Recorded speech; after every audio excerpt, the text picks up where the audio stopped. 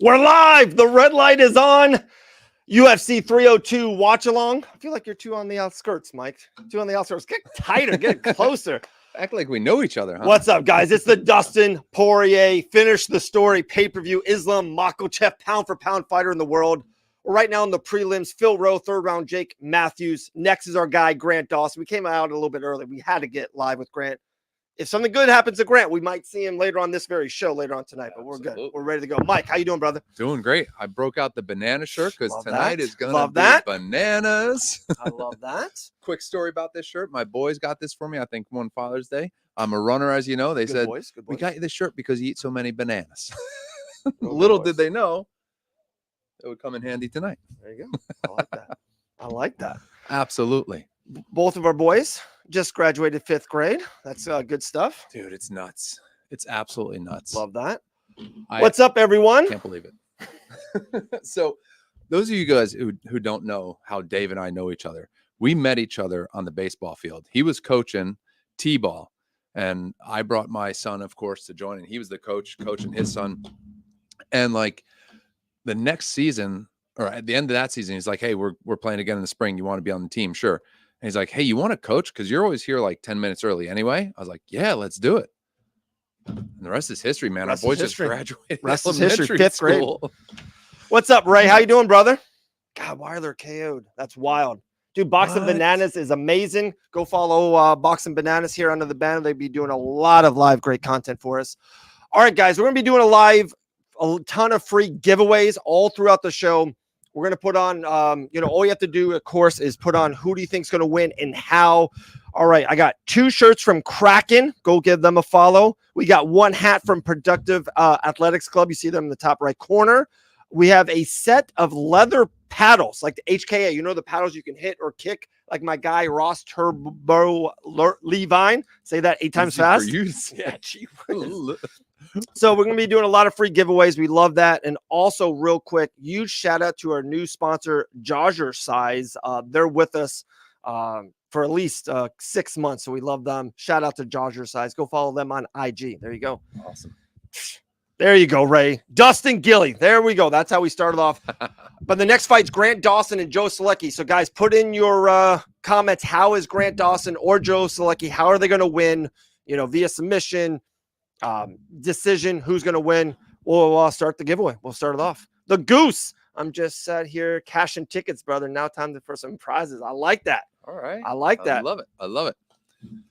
So what have we seen so far? Right now we got Matthews and Rowe. Yeah.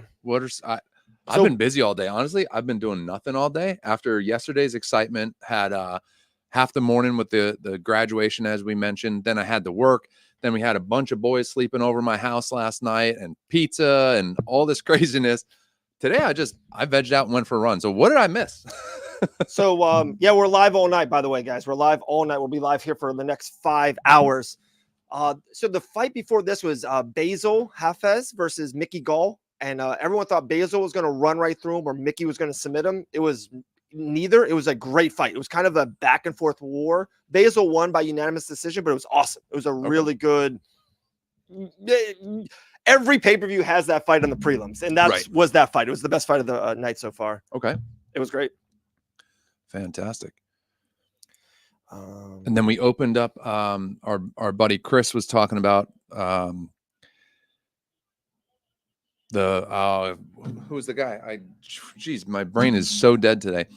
Like 3 eye pokes and a fence grab in 1 round. Yeah. First round of that flyweight and fight. And Herb was like, that's all right. I think Jake Matthews won this fight against Phil Rowe, man. Phil Rowe's an Orlando guy, awesome guy. He's done a lot of good stuff with us with Fight Bananas. He had a good first round. I thought Phil looked really good and sharp, but look at this guy, Mr. Michael Perrin. There he is. What's up, brother? What's up, Mikey? Mikey, man. Shout out to you, Mikey. Shout out to Mikey, man. He's he went out and started his own business, man, and it's love that, dude. Word of mouth. He's doing great work. And he's a stud. Exactly. Works hard, takes care of his clients, and man, I was talking to him the other day about it. He's so happy, and I said to him, "You're working for nobody but yourself now," and he loves it. So happy for him to be able to. have the guts to step out on your Shout own out and to you, start your own Mikey. thing. Yeah, Yeah. man. Awesome work, dude. Proud of you. And he was there too.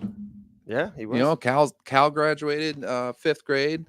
It's like, man, watching all these kids walking across this stage, it's like, man, it was wild. It was wild. Kindergarten, It was wild. 1st grade, little babies, and now they're like, what's up, Doug?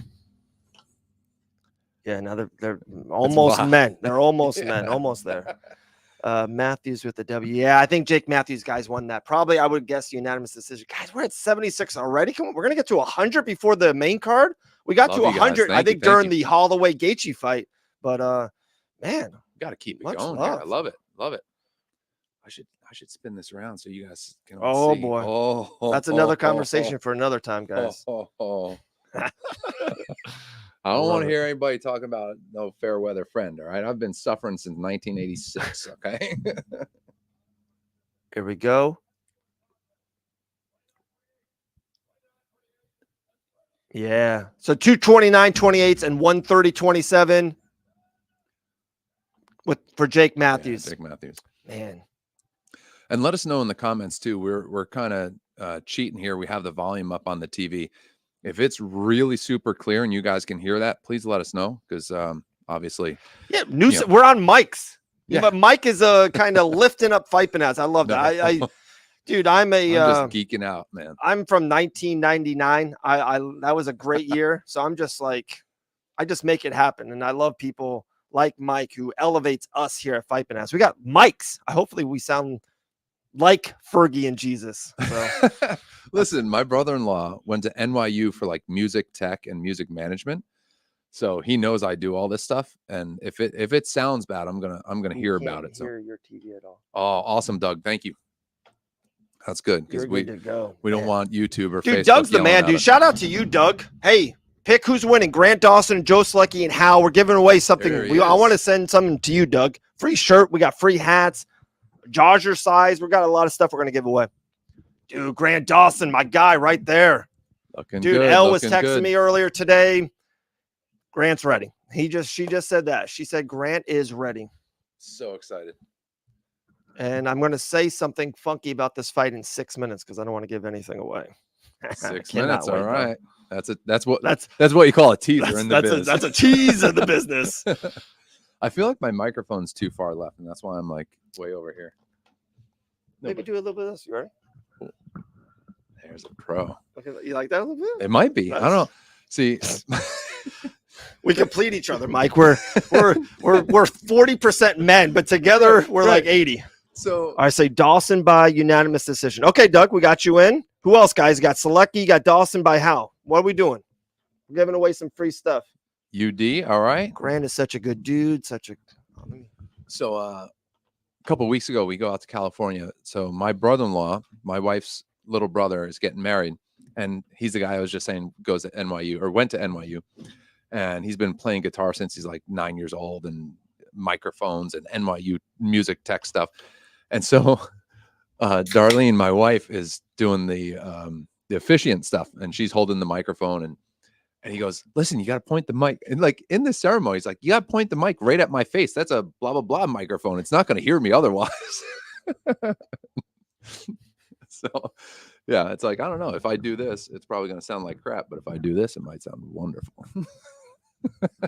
Your mic's good. I love it. And then, love it. Then my brother-in-law, Travis, is going to be like, dude, you're such an idiot. It's the wrong kind of mic for that. See, this is the quality content you get here. This is. We're at 93 right now, guys. Grant Dawson's about to walk. I love it. I love the highlight packages. UFC does such a phenomenal job on everything else. Highlight packages, arena shots. They are the best of the best. They're best. Look, 101 right off the rip. Woo! Let's go, guys. There we go. Shout out to Thank you so much, everybody. Appreciate it. Oh, it dropped down to 98. See, I was going to take a picture. Come on, you three, whoever that was. I was going to take a picture. Man. They were like, oh, man, this guy's being a nerd about microphones. I'm getting out of here. Dude, when the Dustin fight, it's going to be a ton of you guys. I feel you. Dawson by first round KO. I like that, Roger. There's three. There's Grant Dawson second round submission. All right, we got 4 or 5 of you guys in there. Let's go. Free stuff. That's what I think. I think Grant's going to come out fast, and there's going to be like a little feeling out, and then bang. he's just gonna connect. That's what I foresee happening. I have zero information on why that might happen. I'm just okay. Good vibes. I like. Who's this person? Not notified. Good vibes. That's a great handle. We got like Roger in, Swev in, Thomas, Doug, Goose, but good vibes. I like it. Shout out to you. Good name. Good vibes is right, man. It's a great name. Banana shirt on, nothing but good vibes. Dude, Ross Turbo Levine. People think it's a Miami Heat shirt. It is not. I'm a diehard Knicks fan. This is a Ross Levine shirt. Dude, amazing. Friday night, karate combat, knocks out, head kick, second round knockout, retires, great speech. Joe Rogan's trying to show him love. His beautiful wife, Maddie, who does so much stuff here for Fight Bananas for us. Every Tuesday. A Dawson win, my parlay says so. But okay, Thomas, right. How does he win? Throw it in there. Watching from Wales. Let's go. Look at that. We're a worldwide show. Shout out to you, Dallas. Man. If you're from Wales, do you have a favorite football team from Wales? Put that in the comment. What kind of football are you talking about? If they're from Wales. We mean football. The one you play with your hands. Yeah, we mean America. We are white American males. We mean football. Come on. All right, Thomas, second round TKO. Love that. Got a lot in there. Almeida by sub, Dos Santos by knockout. Watching from Nigeria. Let's go. Ubaka? Butchering that name. Ubika? Where is it? Let's see. Right here. Ubaka? Chukwu Ubukwa. Got to put some. Dude, yeah, you absolutely nailed that. It's probably wrong, but you got to put some. I talk for a living, and Michael's like, name. You got to put some love on a name like that, man. Dude, shout out to Nigeria, man. Thank you. Money's on Dustin. I know, guys. My heart and my soul and everything. One of the best interviews we have ever done was with Dustin Poirier a month ago, literally a month ago. Guys, Makhachev is the pound for pound best fighter alive today. I really think that you got to think Makhachev's going to win. We will be rooting for Dustin. If he wins, we will be shouting, jumping on the tables, breaking stuff. But come on, Makhachev has got to be the betting favorite, and he is massive. So this is something, if we want to get into it now, this is something that I wanted to talk about the other day on Tuesday that, we just didn't really get to it. Resume versus resume. He's pound for pound.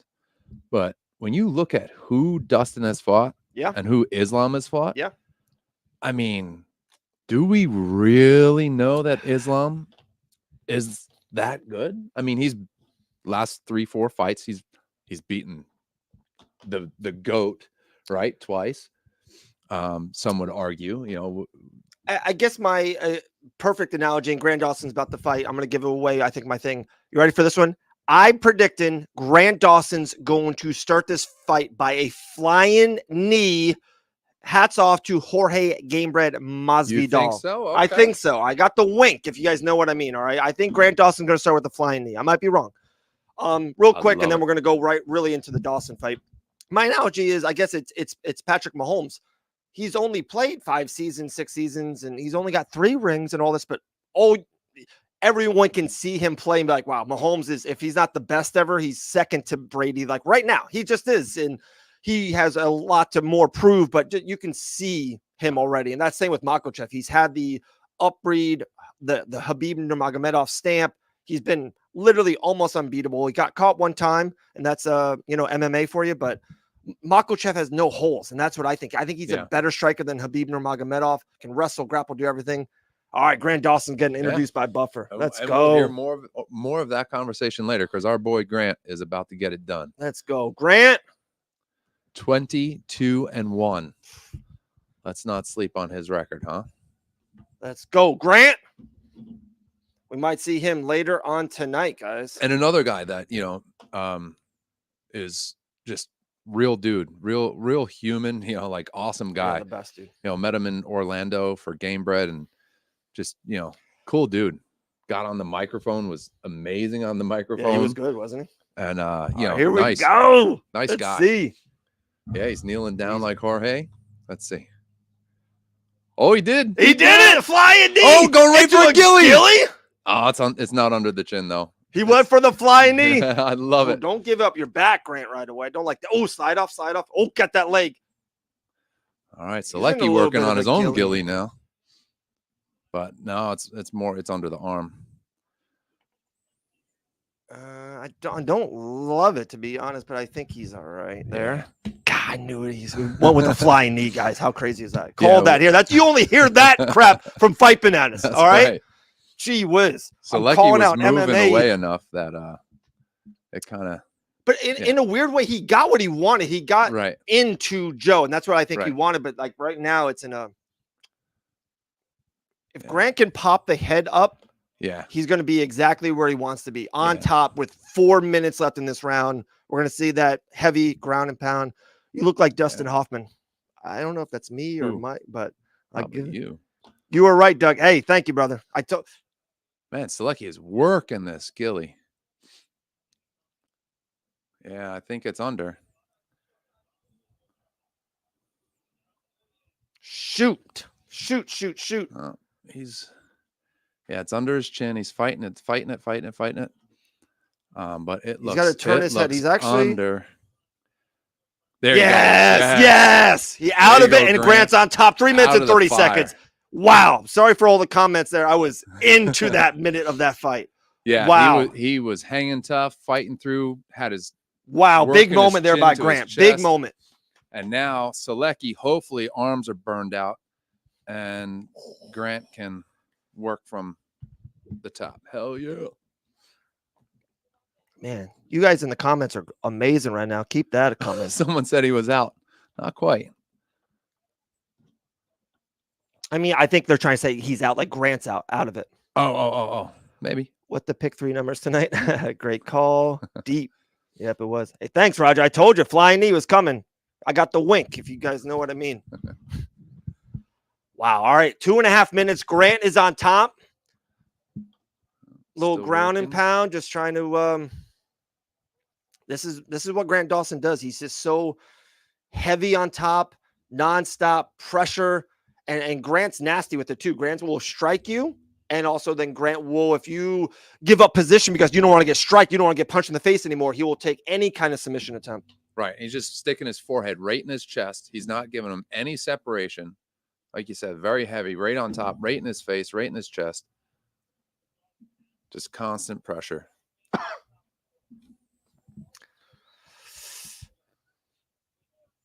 Looks like Grant's kind of going for the back a little bit here. 2 minutes left, round 1.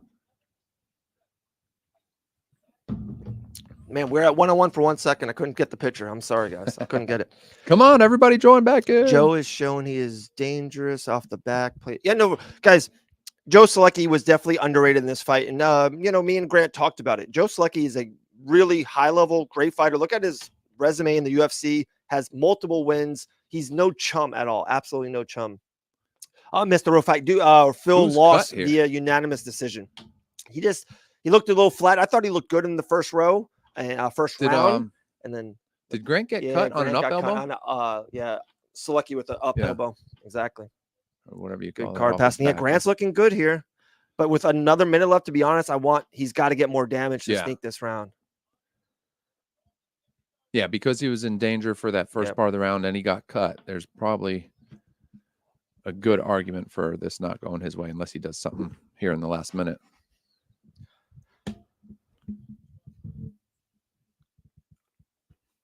But the guillotine with the arms, I bet you the arms are a little loose for Selecki.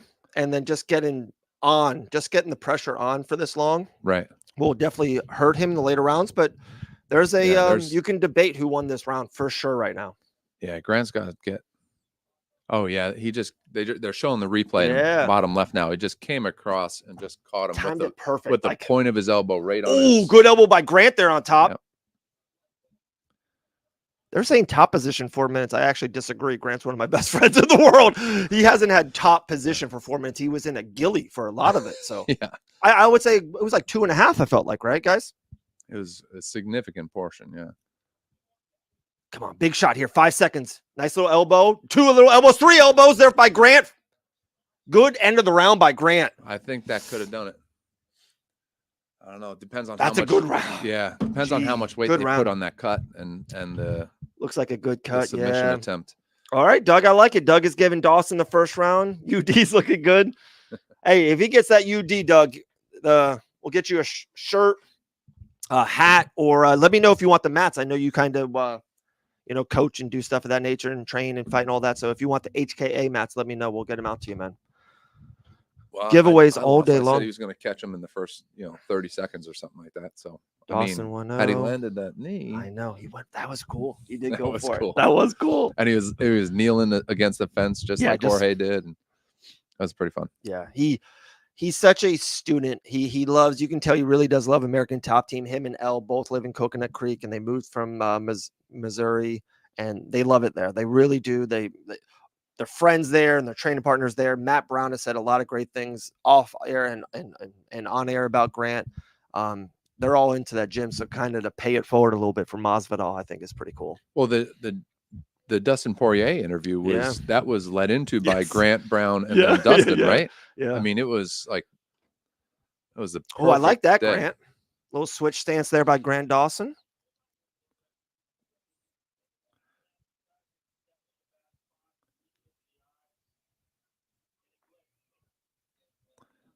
Yeah, so they're saying that the corner was telling him the eye was fine, and Rogan is saying, they lied to him. It's nasty cut in a bad spot. It's leaking into the eye, so something he's just got to fight through. Oh, good takedown by Grant Dawson. Good great trip. takedown. 30 seconds into round number 2. Yeah, and they're saying Selecki cannot stay here. That's on what the man bottom. does, dude. Yep. He is. That was a great takedown. Had him up against the fence and just straight down, baby. I actually like this with Grant, what he was doing there. He had that right elbow in his face, grinding it, and then every kind of 7 seconds lifting it up just to get a little shot in. I like that. I think he really needs to put damage on Selecki this round. Yeah, absolutely. The first round was close, and dude, I'm not gonna lie to you. I'm a Grant Dawson homer. Like Ella's absolute family here at Fight Bananas.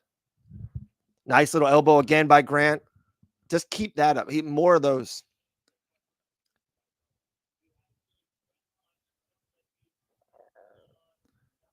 Ooh, okay. Joe Rogan's really praising Grant here. Actually, I like that. Joe Rogan saying like Selecki, and he is right. He's laying on his back. Right. Right. End of the day. He's on his back. He had that nice short elbow, that moment for sure, and kind of got the cut and had the guillotine attempt. But Grant is very dominant 7 minutes into this fight. Right. Multiple ground and pound strikes. Nothing crazy major yet, but he's have another man on top of you. Try to right. Once he got he got his head out of that choke attempt, he controlled where that fight was. Very true. He held him down.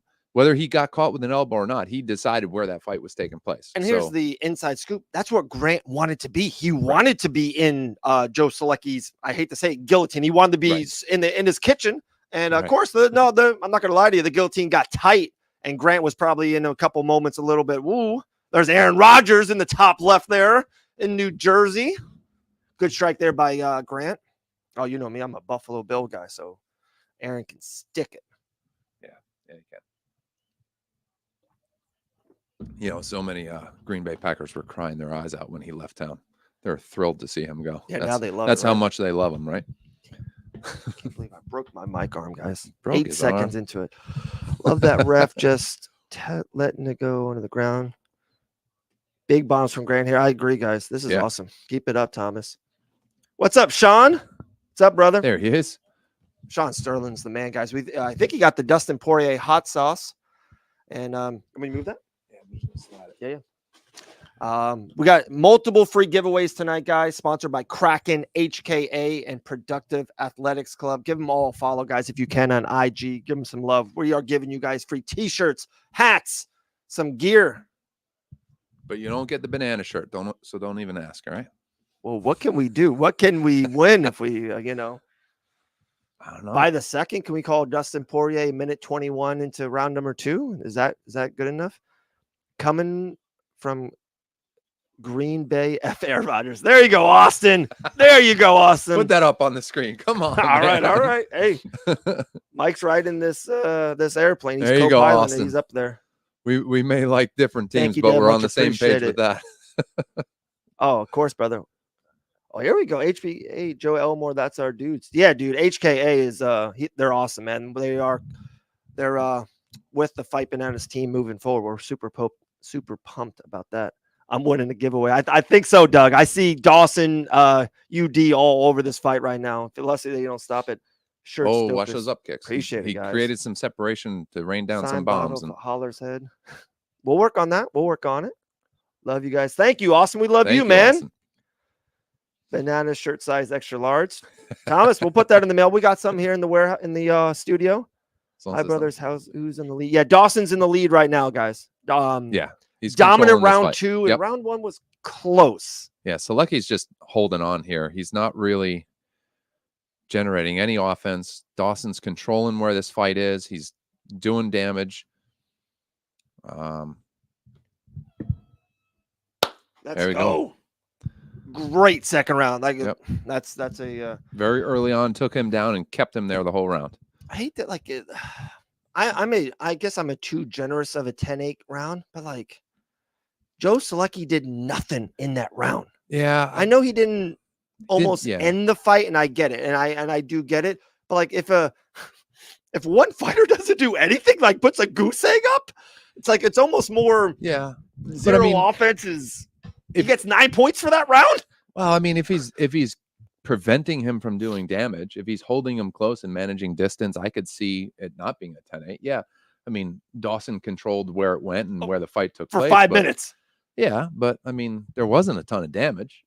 I mean, there wasn't him and you can tell he was in a fight, but it wasn't a major damage point. It wasn't oh, this could be it, and that I agree with, but. If someone is on their back for 4 minutes and 52 seconds and literally throws up 0 offense. Right. I mean, they get a 9 for that. Right. Some of the announcers want more 10-8s. So, I mean. Oh, Queen is in here? Let's go, Queen. What a piece of shit. Dean Thomas says Grant's completely dumb in the fight the whole time. I missed it, guys. He said something? Yeah, I heard them call him in. Oh, they just got a low blow on Dawson. Grant threw another knee there. Selecki grabbed him, and on the separation, he threw a kick that caught Grant. I heard they brought in Din, but I couldn't really see what they said. Oh, yeah, that was a nice, clean shot to the cup. Dawson holding him against the fence. Get on that guillotine, Dawson. Selecki's on the... There he goes. He's on it. He's good. Right. Look, Dawson's out. 4 minutes and 30 seconds. He is head to chest. Oh, he might get it. Looks like he was going for a head and arm there, but didn't quite have it. He had both his hands together, but didn't quite have the position. Classic Doug. Doug, love it. Yeah, Dawson's still on top, controlling the fight, man. This is good. Selecki trying to create some offense now, so he must have gotten some a wake up call from his corner to say, "Hey, if you end up on your back, you got to work." Oh, Dawson with some short elbows there. I want more of those. More of those nice little short elbows. He's going for a head and arm again. It looks like it might just be the positioning, the way he's getting in there. So who else is here? We got to get more people watching here. Tell your friends, tell your grandma, tell her to log in, watch us, Facebook and YouTube. Come on. Yeah, it was a quick 101 for a nice second. I loved it. I'm telling you, during that Dustin fight, we'll get 200. Oh, that was a good elbow from Dawson there. Caught him right across the bridge of the nose. Selecki is not liking it. I love in all MMA. I'm a sucker for specialists. Okay. I really am. I'm being 7 out of 10 or 8 out of 10 of everything. It's good to a certain extent, but like if you go against a 10 grappler, you're going to get your ass kicked. If you go against a 10 kickboxer like Alex Pieta, like, dude, Alex Pieta has bad wrestling. He's bad. Right. Doesn't matter. He knocks out everyone. He run through hell to take him down. And you just can't. Right. No one's ever, he's you know, in the UFC. I know Izzy got him once, but like Izzy's one of the greatest of all time. Right. And it's just like what Grant's doing right now. Yeah, maybe against Justin Gaethje, it would be tough to get in there, of course. But if he gets Gaethje like this, he would absolutely dominate a guy like Justin Gaethje, just like this. Right. My grandma's cooking. Tell her to finish up. I love it. I Hop love on it. YouTube. And I got to say, as a guy who grew up in New Jersey, watching these fights in Newark, there was a guy, a cameraman, who always shows up with his bright red Rutgers hat on. And I didn't think they were allowed to do that. But every show in Newark, I see him there with his red Rutgers. And there's even a New York Mets guy there cage side with a camera too. Yeah, they don't like that. Yeah. They and really don't. I feel like I only ever see it in Newark. The fight is on, guys, right now. It's Grant Dawson versus Joe Selecki. Minute left in round number 3. Dawson's looking very dominant so far. 12 to 13 minutes of ground control time and position. Dominant fight, like almost always with Grant Dawson. So that's where we're at, guys. We got 2 more prelims after this, and then the main card starts. It's going to be awesome. Selecki just Poirier's kicked him going to try to off. finish the story. The co-main event, Strickland and Paulo Costa. How great is that fight going to be? I love that fight. So good. I love that fight. There's no way that fight is born. Just no way. Like one guy won't make like. Back to the Rutgers thing. I love it though. As a Jersey boy, I love it. I love seeing the Rutgers hat cage side. So I hope they never yell at the guy and make him take it off. No, Dawson just had to be very careful there because Selecki kicked him off and then threw a barrage of up kicks, and Dawson did a great job getting through it to get on top. And he was kind of creating space, trying to rain down some blows, but he couldn't quite get him to connect. But again, he's back on top, forehead right in his chest, just controlling this fight the entire time from the open to 5 seconds left in the fight. He is absolutely controlled. Oh, he almost needed downed opponent there. Yeah, but he did get him in the body. Yeah. And I love that. It's actually, people don't do that enough. Yeah. That was a good fight. Yeah. Dawson got it done, man. I don't see how it's anything other than I mean, we've seen some crazy shit. Let's not lie. Let's not pretend like this couldn't.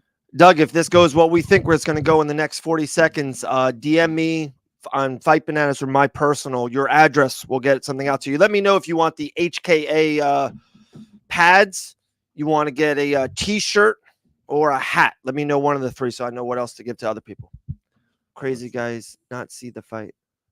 Dawson strike like Nina drama. Come on, Zev. Come on, Zev. Zev, come over and strike with Grant Dawson. Let's see how you do.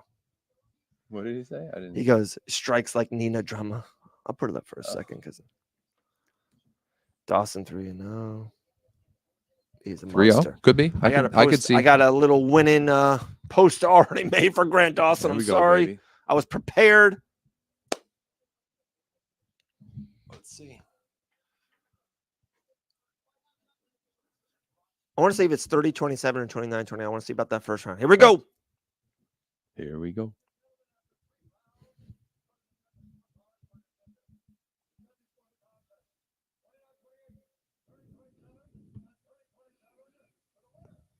Yeah, so 29-28, 30-27, 30-27.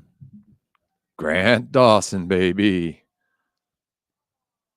Hell yeah. Yeah, and I mean, one judge saw it like we said, that possibly, you know, the control time didn't make up for the damage and the choke. So that's awesome. All right. So another Jersey fact that UFC put up a little video the other day of a bunch of fighters going to an aquarium. Yeah, it was so cool. Dude, Jenkins. Point Pleasant, New Jersey, man. Used to go to that boardwalk all the time. Never really went to Jenkinson's that much, but I mean, that's like where I grew up. That's the place to go. You go to Manasquan for the beach and Point Pleasant for the boardwalk.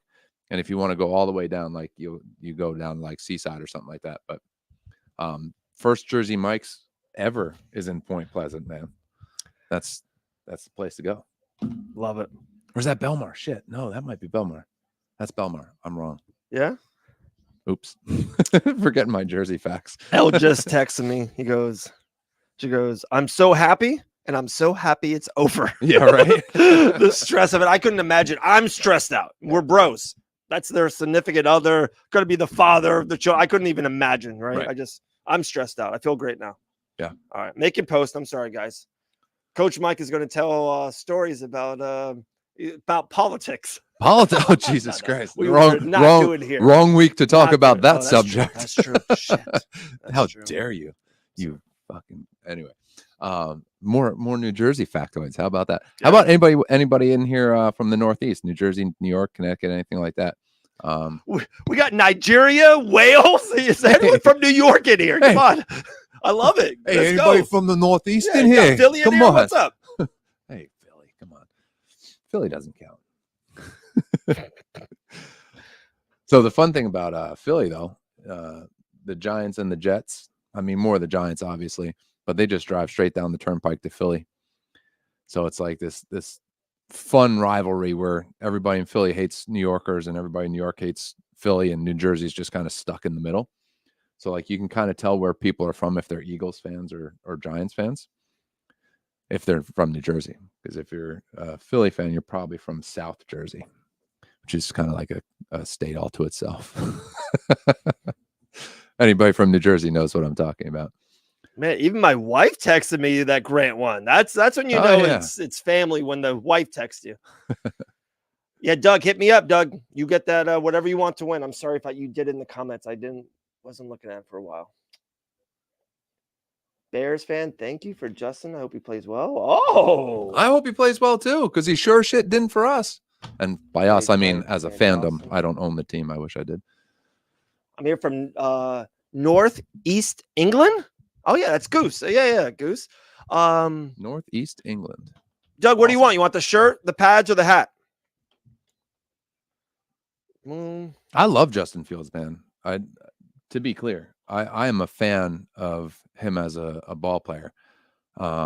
Electrifying, exciting. Just, I don't think he's the full package. I hope he does really well. I don't know if it's a matter of coaching or a matter of the player, but man, you put him on the field, good things can happen real quick. And he is so exciting to watch.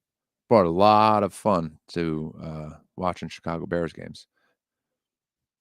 The first game, was it last year? Game in the rain against the Niners? Yeah, against the Niners. Oh, man, what an exciting game. And then he and like 3 or 4 of the linemen go running down at the end as the game in and belly slide into the end zone. That's one of the coolest pictures ever, and it's Justin Fields, man. That was so fun to watch that game and see that picture come out on media afterwards. You got Justin Fields like belly sliding and like this big old number 65 behind him doing the same thing. He was really beloved by the team. That's a big thing. Dude, and the fandom too. You mentioned politics earlier. Justin Fields is like the same thing. Like half of them hated him, gotcha, and half of them loved him. And it didn't seem to be anybody in the middle that was like allowed to be realistic. If like you went into Reddit or the chat or whatever, it was either he was a bum or he was being held back by coaches. There was no in between. But anyway, this is a UFC show. I'm sorry, dude. No, not your. We're talking about Bears and Justin Fields. I'm going to post a little bit tonight. I try not to do on the shows, but on a Grant win, I'm posting, guys. I'm posting. We're tagging new sponsors. Dude, shout out to Jazzercise. What is it? Jazzercise? Joe Rogan loves it. Is it Jazzercise? Like no, the old school? It kind of ties around your thing. You guys know it, guys. Follow it on IG. Yeah. Look at this clean line, guys. Look at that. Yeah. No, shout out to them. They're part of the Piping Ass family, so we're with it. I'm gonna buy 2. Well, I mean, not one. I'm not buying 1. I'm buying 2. Buying 2. I hope you get 50% off the second one. What's the deal? No deal. They are on high demand. It's no deal. It's only $29.99 each. Okay, but guys, go buy 2. Don't buy 1. Hey, you get a pack of Wrigley's for like 75 cents, right? Doesn't that do the same? I go to Target. Oh wait, they're a sponsor. Never mind. Not sorry, yet. sorry, Jaws or Sons. We go to Target. We got like 4 things. It was $102. Yeah. So go get 2 Jaws sizes. Yeah. $60. You'll be happy you did. Keep this. Look at this chin line. Look at this. Look at About to that. be 40 this summer. Still Look got at it. that all right? guy. Well, yeah. I mean, I forget who it was on the Best Rogan show on earth. podcast. Greatest show on earth. and he was talking about how like a lot of the orthodontic issues that we have in modern society is due to the fact that all of our foods are soft. Like back in the day when we were hunter gatherers, you'd be chewing a lot, like all day, whether it would be roots or nuts or whatever, you'd be chewing, and it built up the muscles and your mouth was wider. So when you see these indigenous tribes, they have really wide mouths and beautiful teeth for the most part, because they're chewing all day. And so I bet you the Jaws size is relying on some of that science to say, hey, you gotta work these muscles and strengthen your jaw and thing like that. Boom, dropping fucking knowledge. There you go, Sean. AJ Hawk jawline. That means you just gotta sit here like this, right? Is that AJ Hawk? Yeah, that's AJ Hawk straight ahead. All right, keep on coming, guys. If you want free stuff, shirts and hats, the HKA pads are gone. Doug Rollins got Almeida via sub. I like that a lot. I don't know why. I think this is a decision fight. You think so? Least, yeah, I think this is going 15. I know you don't say that a lot in heavyweights. I think this is going 15. Man, dude. Really? What a weekend for the Fight Bananas family. Ross Levine wins the main event of Karate Combat. Let's go. Keeps his championship, retires. What a great moment. And then Grant Dawson wins unanimous decision fight. We got to watch along. All right. Andrew says Almeida decision. There you go, my man.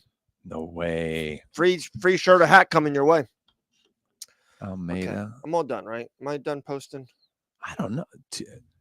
He's 241, and big boy across from is 265. I feel he's going to sit on him a couple rounds. And Almeida's the better so. fighter for sure, but I think Right. Rakhmonov will just be too big. Mania live anyway. I don't know what you mean, Roy. Sean, who do you got, buddy? Tell us who you got. Free stuff. We got shirts and hats I'm given thinking away. the same thing. Go Sean. Pack, go! Wow, dangerous out here. It happens. Nothing but decisions so far. What's up, Chris? This is what I say about the Packers and the Bears all the time. Without each other, it's not as good. Every Batman needs his Joker. That's right. And talking about Joker, Christopher Cage Side with Christopher James back Monday night, live at 8 p.m. Great show. Taurus Finney, Christina Fiera, Bare Knuckle FC World Heavyweight Champion, Kai Stewart, Bare Knuckle FC Heavyweight Championship. But here we go. Round 1, Almeida with a little teep kick to start this. Almeida's already on the leg, already on the hip. Romanov looks huge He's standing next to him. humongous, Mike. Yeah, 265. Almeida goes right through him. Hot knife butter.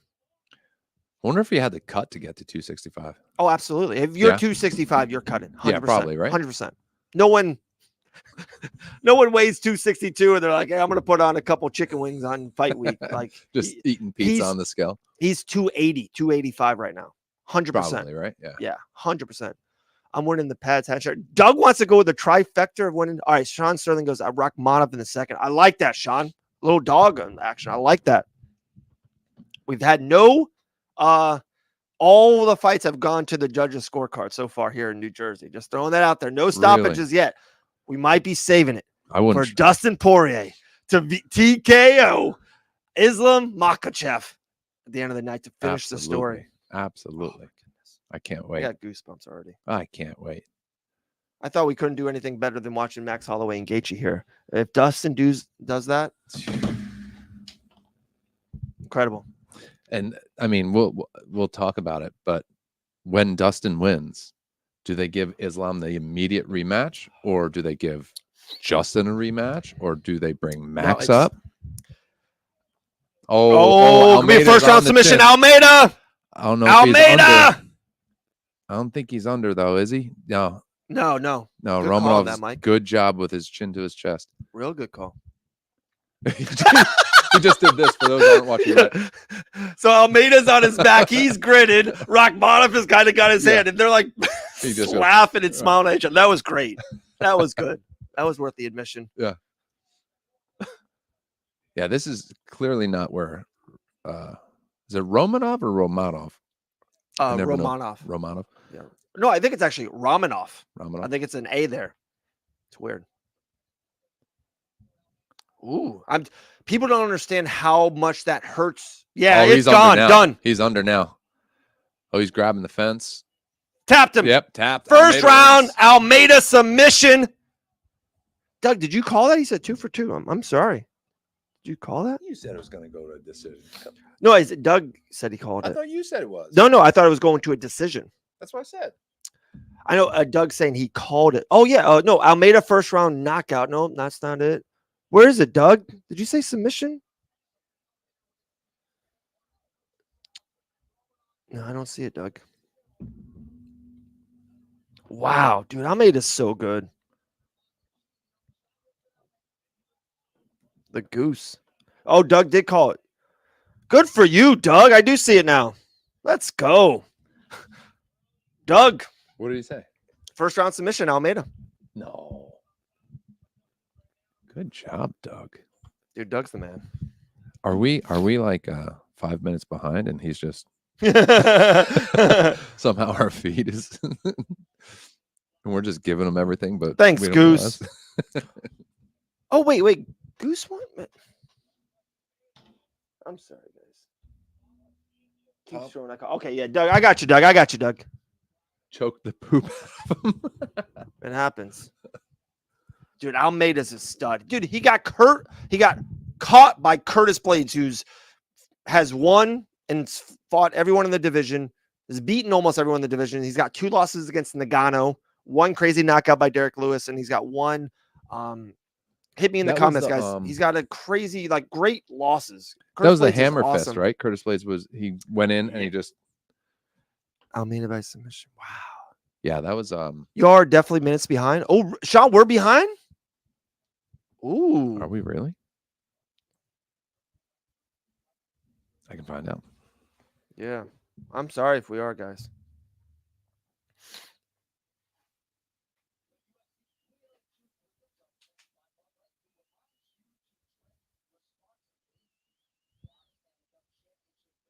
Man, so cool. No, we weren't that far behind. We just skipped the commercial break, so maybe a minute. So yeah, if you're watching along, sorry. Yeah, so we were like a commercial break behind. So if you guys are watching live, yeah, we're probably a minute behind you. But I just caught up, so we should be same time if you're watching live with us. My apologies. That happens sometimes.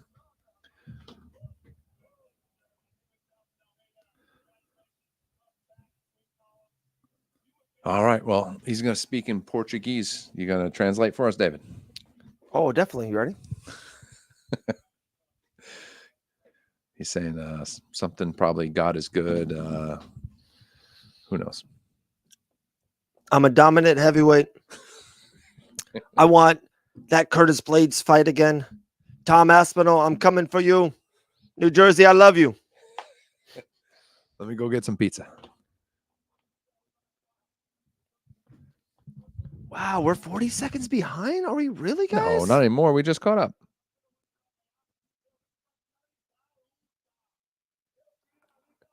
What's up, Roth? Dude, Roth's the man. That's good content. Thanks, Thomas. Come on. That's what we do here at Fight Bananas. He just said, apparently, when I was in the locker room, I thought it was going to be a decision. Everything felt like it was going to be a decision. And then I decided I was going to knock him out. Well, he didn't do that, but that's a good job. So everybody. Dude, Almeida's a problem at heavyweight. He's really fast. He's powerful. Great submission artist. And again, back to my specialist thing I was talking about earlier for Grant. I love guys like this. If Almeida gets you in this kind of, spot in the fight, he's going to finish it. He's a finishing type of fighter as a heavyweight via grappling.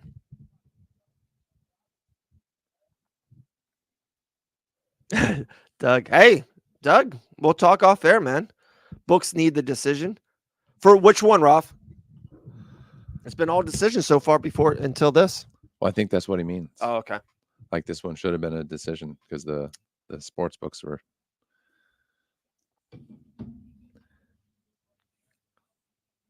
Yeah, exactly, Sean. Let me put that up for everyone. Yeah. Sorry, I'm reading the stream instead of the comments creating is fire is content amazing. for everybody. No, you guys in the comments are awesome. Keep it coming. Yeah, in the heavyweight division, guys, there's just because I would say 80% in the division are just powerful punchers or are strikers. So if you get a grappling guy in the heavyweight division, for one, that can strike like a Tom Aspinall, but at least like Almeida, who can defend the strikes, can move, very good defense, quick. He was in Romanov's hip like that. Almeida just showed off his dancing moves too, man. Wow. Sean says Almeida plus money.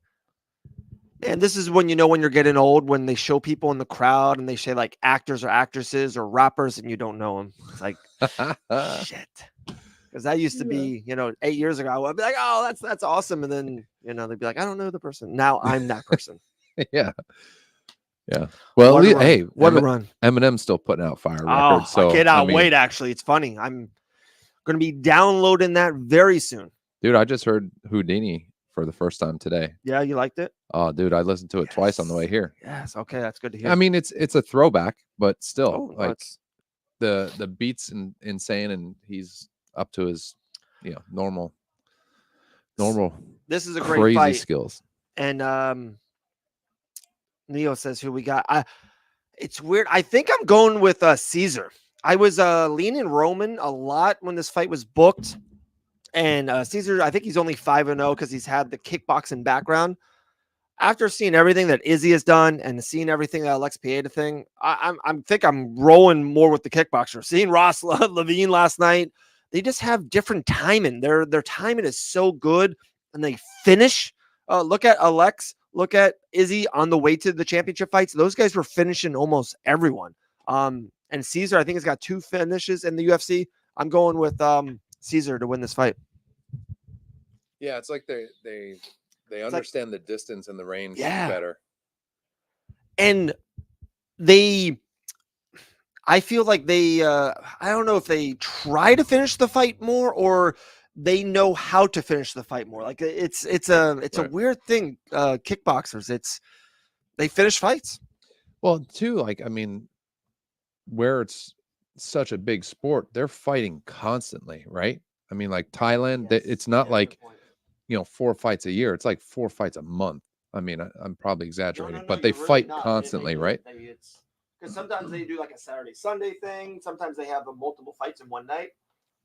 Nothing will prepare you more than experience. Very true.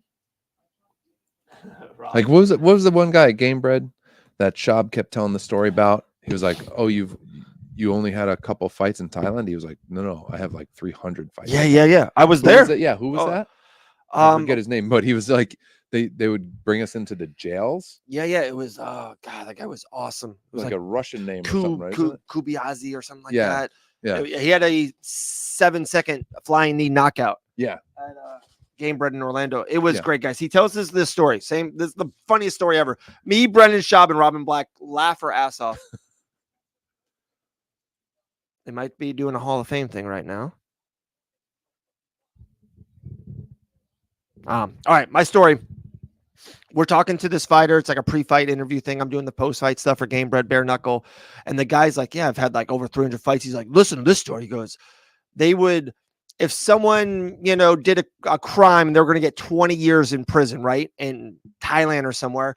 They, after 10 years, instead of having like parole and like judges and stuff, they would fight someone and they would bring someone in from the outside. And if they beat this guy would get out of prison. So of course, me, Brendan, and Robin were like, oh, you let the guy win, right? And he goes, no, my friend. I did not. He did not win. He's back in prison. We grabbed her ass. I'm like, how are you not going to let that man win? I would let him win. Right. You got to let him win. Dude's fighting for his freedom. You're getting paid to be there. Let the motherfucker, take a fall, right? Let him get his freedom. He's like, no, I kick his ass. It was so funny, dude. That's so awesome. But I mean, to my point, like a lot of Romans, 3 Romans in there for the win. Dude has 300 fights. Yeah, over or whatever 300 it is. fights, he said. And he was like mid 30s, like 35, 34. He wasn't like he was 46. Like, I think Charles Bennett's pretty old. He's pretty out there, Charles Felony Bennett. Right. And he's got a lot of fights, but he's, had a ton when he was a kid. Gosh, if Dustin Poirier finishes this story tonight, guys. They're showing a great highlight package of Poirier right now. One of the all-time greats might hang up the gloves, win or lose tonight. This is probably it. This is probably the last dance. Could be. I don't know. I don't think it is. I mean, who knows? Like we said, he has all the money, right? Yeah.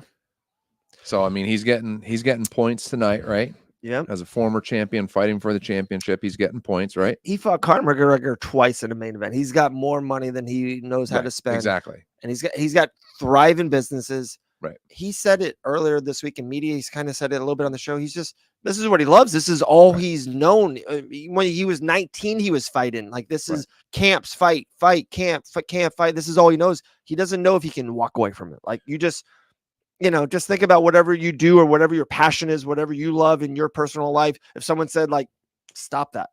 It's tough. Right. And I mean, this is the sport that he credits to saving his life, right? Like, got him off the streets and got him out of trouble and all that, right? I mean, he doesn't have to leave the sport behind if he stops fighting for money. Like, you bring Dustin Poirier into any gym and they'll open the door for him, 22 wins, 15 finishes, 14 performance awards, 1,678 significant strikes, 10th most in UFC history.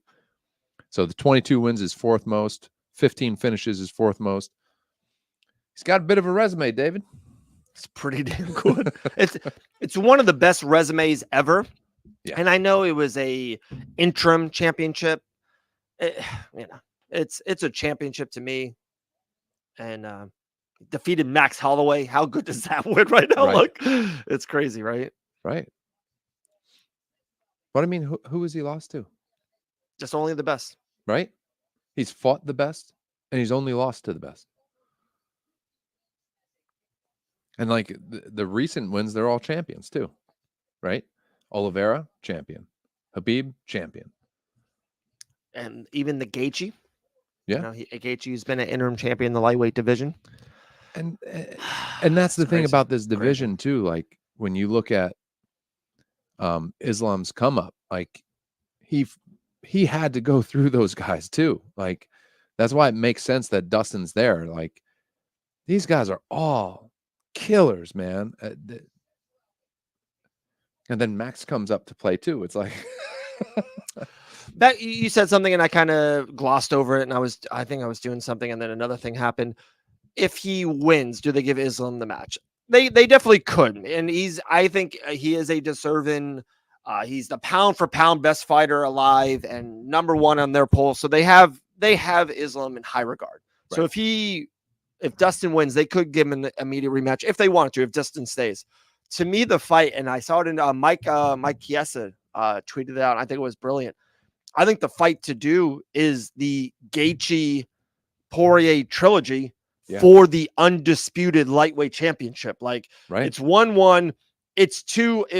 Everyone in this comment section now, all the fans, everyone loves both those guys. How do you know? They're the two maybe most entertaining fighters, and the trilogy. And in a weird way, you ready for this one? I know Gaethje's not rumored about it. He knows he's only got a couple left too. It could be like one of those things, like double retirement. Yeah, double retirement, or definitely the loser retires probably, and the winner, I don't know. I think that's so cool. And then DC said one, of course, and I know people are going to be upset about it. If Dustin wins here, Conor McGregor wins 4 weeks from now at UFC 303, and that's a quadrilogy. It would be if Conor wins, whatever his next fight is going to be the biggest fight in UFC history, because he's coming off an actually win against Chandler. That would be huge too. So yeah, he's got option. And then Max Holloway can move up. They can do a rematch. That. I mean, the Conor question is always there. First of all, I mean, we don't know what Conor we're going to get, but like, you have, I mean, who has he beat recently? Conor doesn't deserve that fight. He could fight Gaethje. Hasn't fought Gaethje, right? He could fight Max again, but he, other than the Conor factor, he doesn't deserve to go straight to the belt, in my opinion. Yeah, But I know Connor, and Yeah, Connor he's- has Dana in his pocket, so you Oh, never know. it's anything of job. Just imagine if you push one button and you're going to get paid Right. 4 times as much. Right. The UFC is a business, Right. and who knows how many fights for one Connor's going to do for the business and how many wins he has left. He's got 1 win in the last 6 years, something as crazy as that. So if Connor actually gets a win, it's like here's a title fight. He can have a welterweight title fight. Like he could have any title fight. It's he's such big box office. He's the biggest star in the history of the company. And it's how much hardball does he want to play with the UFC? Is Dustin then going to go to 170? Is Connor going to be able to cut to 155? Right? There's that aspect of it too. But my brain just completely left me where I was going to go. You don't have to do a fight with Connor for a belt to make money. But will Connor say, I'm not doing it unless a belt is involved? How much hardball does he want to play at the UFC there? Because if he's like, I'm not doing it unless there's a belt, I'm going for Dustin or nothing. Are they going to say, okay, you can fight Dustin because we want money? Like you said, we all love money. So right. You probably would if he plays hardball with him. Right. And of course, I agree. He's Connor's that guy. It's wild. He's bigger than the belt. He's bigger than championships for the UFC.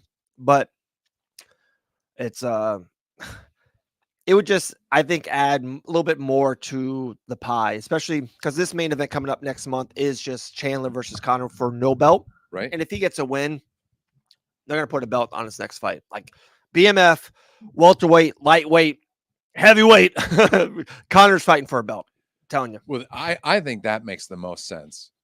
In my opinion, you get Dustin and Justin rematch for the belt. Oh, so good. And you get Connor and Max rematch for the belt. Oh, and you get back-to-back fire fights.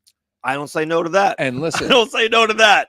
If whoever wins Dustin and Justin, whoever wins Max and Connor, too. You can't keep Islam on the sideline forever. He has to get a rematch for the belt. Yeah, but that's true. That's an area where you could go, okay, suddenly Connor beats Max or Max beats Connor. Let's go for the belt that way, but that's what I mean. Is Connor going to say yes to a BMF bout with Max? Because I'd buy that fight every fucking day of the week. What I mean, he probably would. Right. Yeah, they probably would because they would want that fight is. You can argue right now that fight would be even bigger than Dustin and Gaethje for the lightweight championship. After what Max just did, and if Connor comes off a win, like buys, just have big like ESPN, like it's humongous. Yeah. If Connor wins whatever his next fight is, it's the biggest fight in UFC history. Yeah. It's just Max, Leon Edwards, Bilal right. Muhammad. Like I'm telling you. All right, here we go. Yep. Roman outside leg kick. Almeida body kick. Another body kick.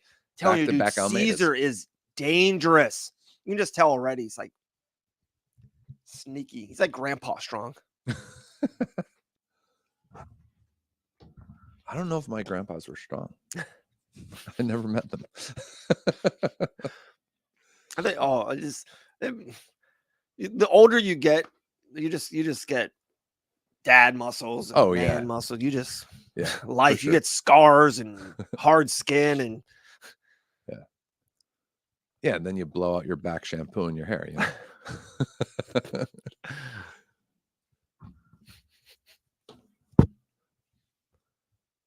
Ooh, big bet.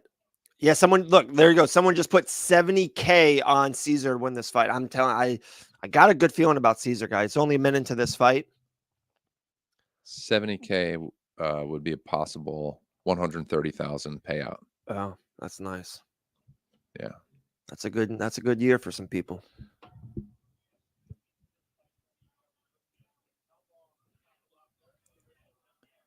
Yeah. Wow. So that's a big thing. This is how this fight's gonna be amazing. Almeida kind of slipped, grappled Roman off. Kyle off. Roman could have been on top. Says no. Stand up. This is gonna be a 15-minute war. This is awesome. This is gonna be a 15-minute kickboxing fight. Oh, Kopylov just caught him. Monster hit. Yeah, like an overhand left, it looked like. I was kind of looking away when he caught him. Is this the last fight before the main? Yep, Yep, we're here. Which is funny. Some of these prelims are actually better than some of the first fight on the main card. I know Randy Brown's on it. I like the Kevin Holland fights being kind of underrated because everyone's talking about Dustin in the co-main. Right. It's a good card. Yeah. And it's horrible to say, but it's so true because we just went through it at UFC 300. We just went through it with UFC 301, the Brazil card, because the Brazil card, the co-main event with the return of Jose Aldo and the other 3 fights, it was a good pay-per-view card. It was just a horrific main event. Yeah. And this card, like 2 through 5, UFC 301 is better than UFC 302, or it's pretty damn close. But you have Dustin and Islam as the main event, and everything just feels so good to trickle down. And that one was Usyk versus Pantoja. Right. It's such a bad feeling. Yeah, and just one fight makes all the difference. One fight, right? I was thinking about that today when I was just thinking of 300. Like when that card first got announced, we were like, "Oh, Kopylov just dropped Almeida with a left hand. Now he's on top." And he's telling him stand up again. He doesn't want to hang down there with Almeida. Wow. Maybe he Beautiful does. Straight left. Right down the pike. Oh, yeah. Coming up. He's letting him stand up. Wow. Roma. Knocked down 5 opponents after the last 8 UFC fights. Wow. And I don't know. I'm such a stickler on this, and I will be it to the day I die. If you just dropped a man kind of almost unconscious for a second, how can you not jump on top? And then he takes him down. Ground and pound, strikes. Right. How can you not jump on top and especially try to end it? I never got that. Well, that's the thing. I was thinking, okay, so clearly this guy's afraid of Almeida's ground game, but then he just double legs him and takes him down. So that's not the case. And he's working side control, but Almeida looks still kind of.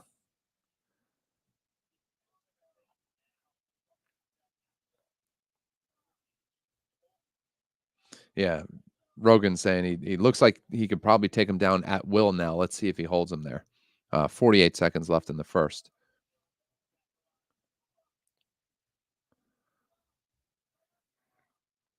Yeah, but he dropped, and that was a nice left hand, man. That guy blinked.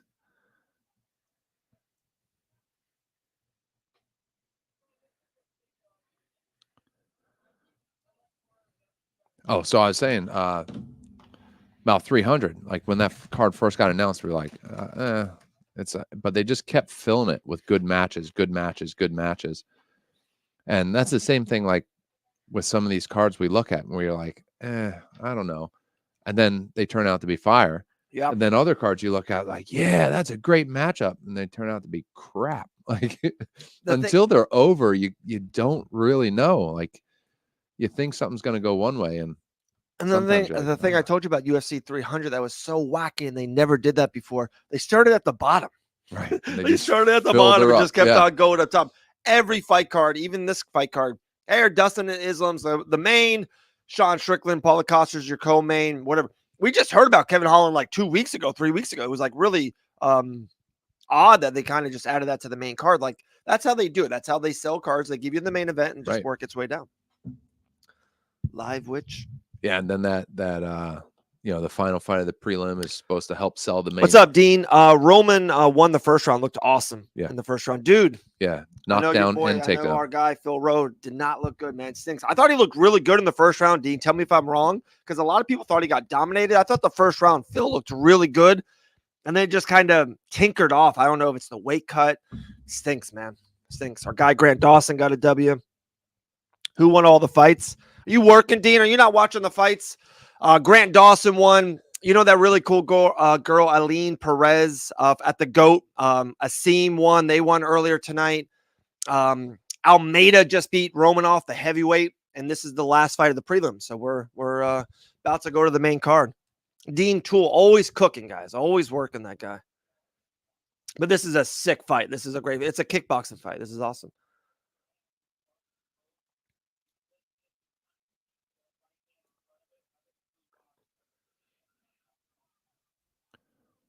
Who's that? That's Almeida's eye, he's saying? Yeah. Rogan is saying Almeida's eye is partially closed. He's keeping his guard up really Yeah, high. look at the yeah, right yeah, eye. yeah. It's like he's not even. Yeah. And that's bad. He's not going to see that left coming down the pike. Right. Right. I assume that was the left that caught him. Yeah. Yeah, Kopylov is winning. Good Dean. right hand. Yeah. Really good. Maybe even a 10-8 type of first round, like a massive, could have been the ending of the fight. Yeah, he had a knockdown and a takedown. Stood him back up and then took him down anyway. Caesar's still in this thing. Caesar's kind of leg kicking here, kind of getting that and level change. Uh-oh. Getting some good texts. Nice. Ooh, good combo from Kopylov. I love that combo. Oh, nice. Caesar with the comeback. Oh, I love that uppercut. Yep. Kopylov level changed and Almeida caught him. But Almeida's still like reaching shovel. behind. Yeah.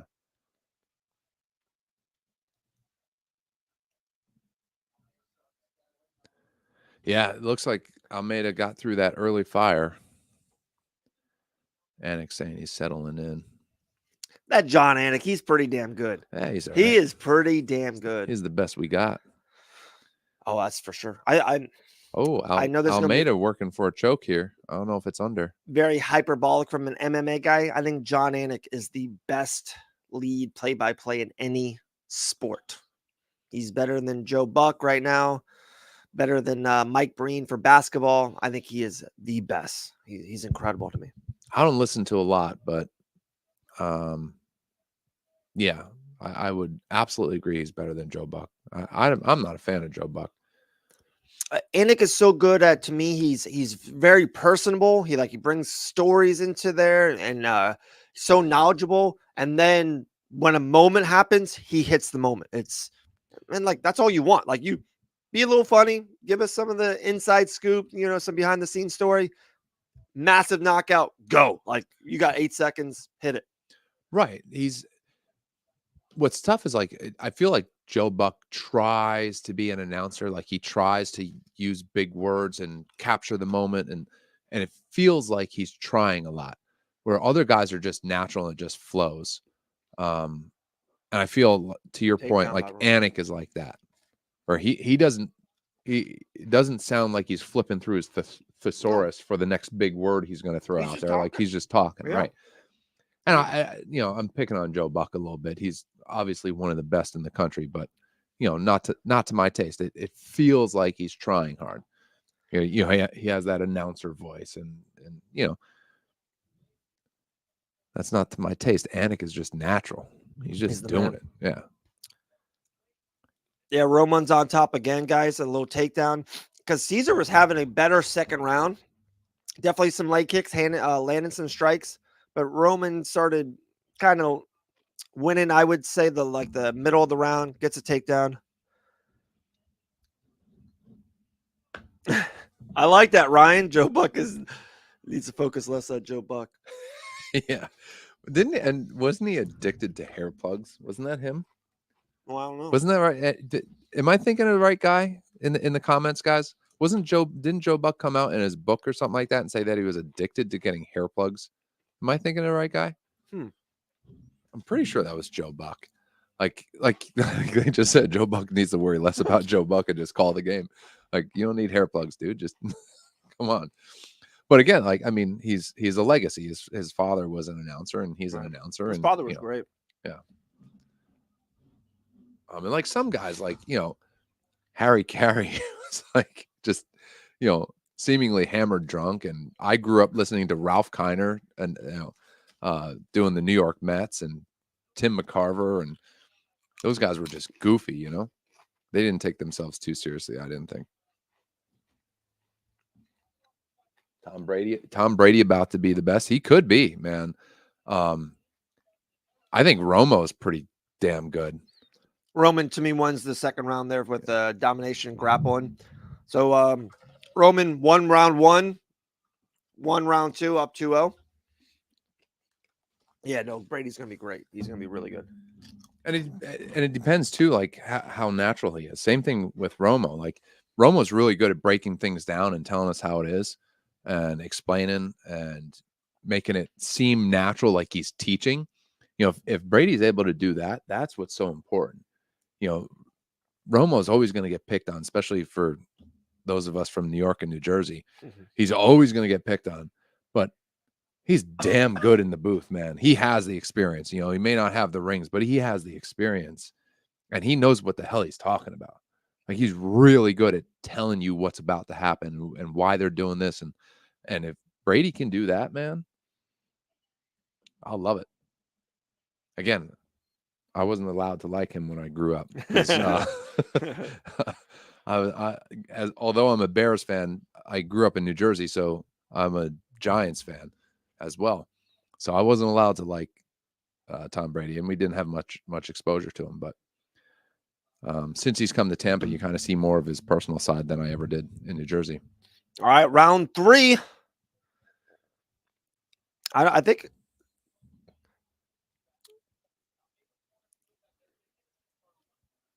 You think what? Ooh, I was trying to think because I remember a lot of people had Roman winning round 1 or round 2. I don't think anyone really had decision on this one.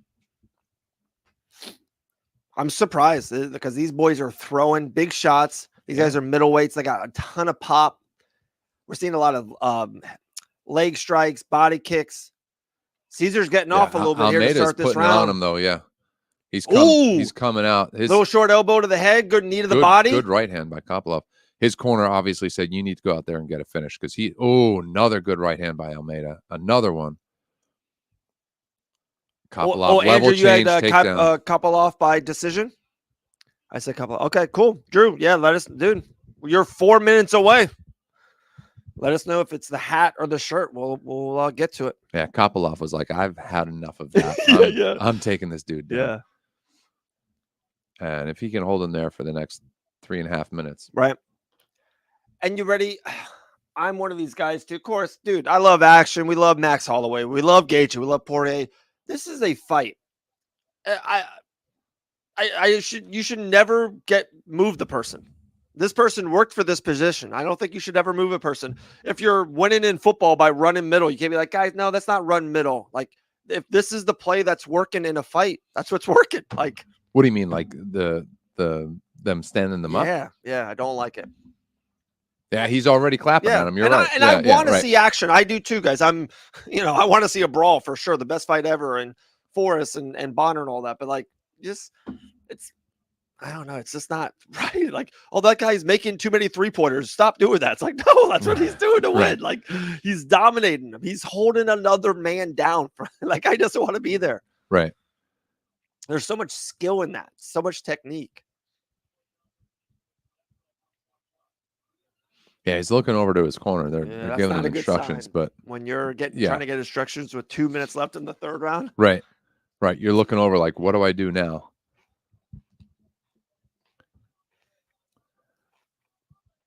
Yeah, I'm not a big fan, especially when they stand him up quick. Like, I know nothing about jiu-jitsu and wrestling, but like, I know not every move comes instantly.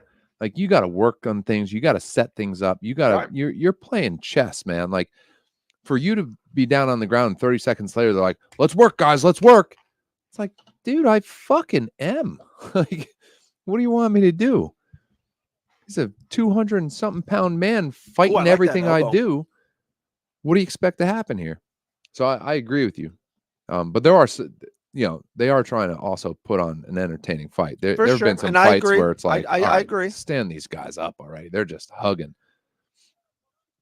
But even Herb standing him up, and he's usually not so quick. I mean, that's what 2.5 minutes on the ground. He's like, stand up. He's throwing elbows and shit. Like, what do you want? Ooh. Ooh. Big strikes here by Caesar. Yeah, if Almeida wins this fight because Herb stood him up. Back down. Roman goes. Yeah. Roman's a Dagestanian wrestler here in the third round. Yeah.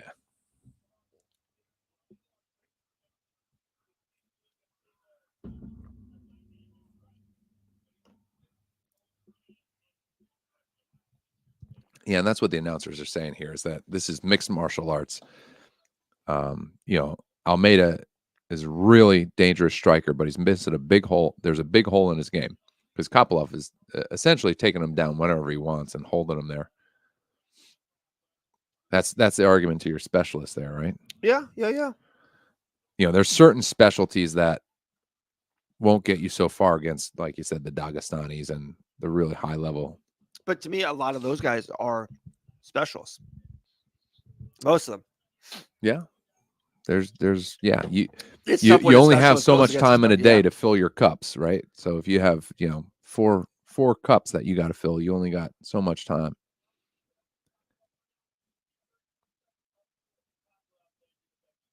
Three seconds left. I think we know who won this one, David. Kopylov is going to win it. To me, all day, 30-27. So, Drew, DM us, Fight Bananas on Facebook or Instagram, or send us your address. We got you. Let us know if you want the hat or the shirt. Hat or shirt. Do we have those here? No. The company doesn't want to send them here. Then we got to resend them. So we're just cutting a little shipping out. We're saving money here at Fight Bananas. I like it. I like it. We're not millionaires just yet. Soon. Oh, Thomas, what was your parlay? I see you said Roman was on my parlay. What else you got? I love hearing people's parlays. Are you guys doing movies? Nell and Chenta, are you guys doing movies? What do you mean by that? I want some swag. Dude, Rolf, we got you. Same thing. Rolf, send us your address, brother. We got you. I would love to be in movies. If that's what you're asking. I don't think I quite have the face for it, though.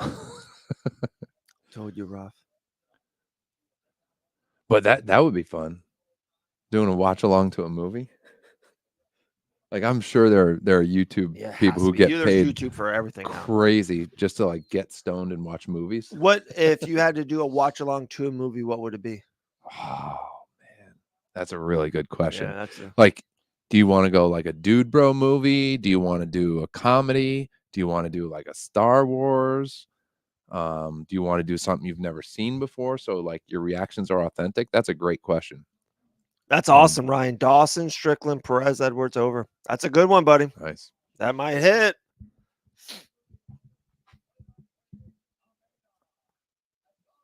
Split decision.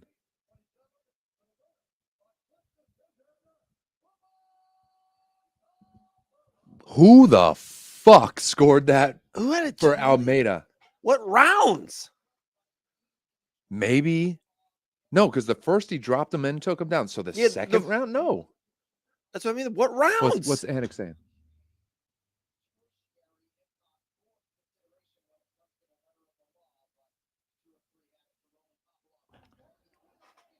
Oh, Joey Diaz.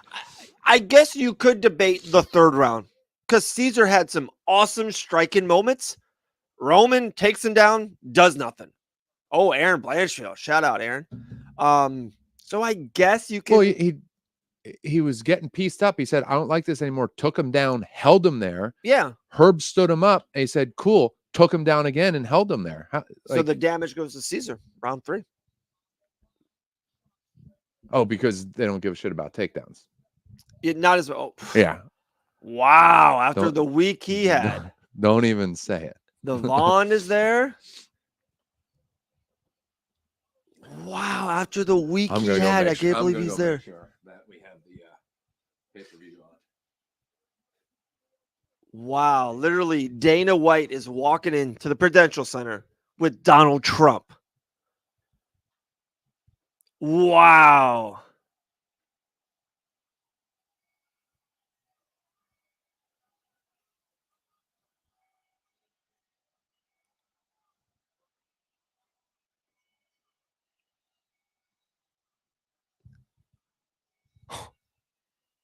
Wow.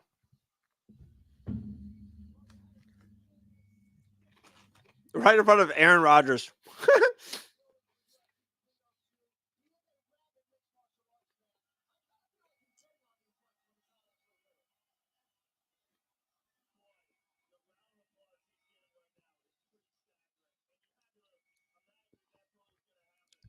John Anders just gets a big handshake. He gets Rogan.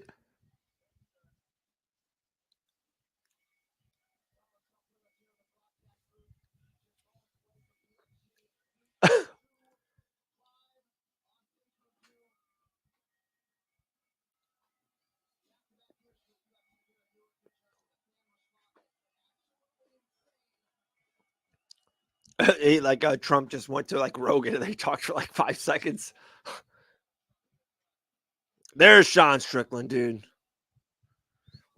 Wow. All right, guys. Pay-per-view time. Let's go. I'm so pumped.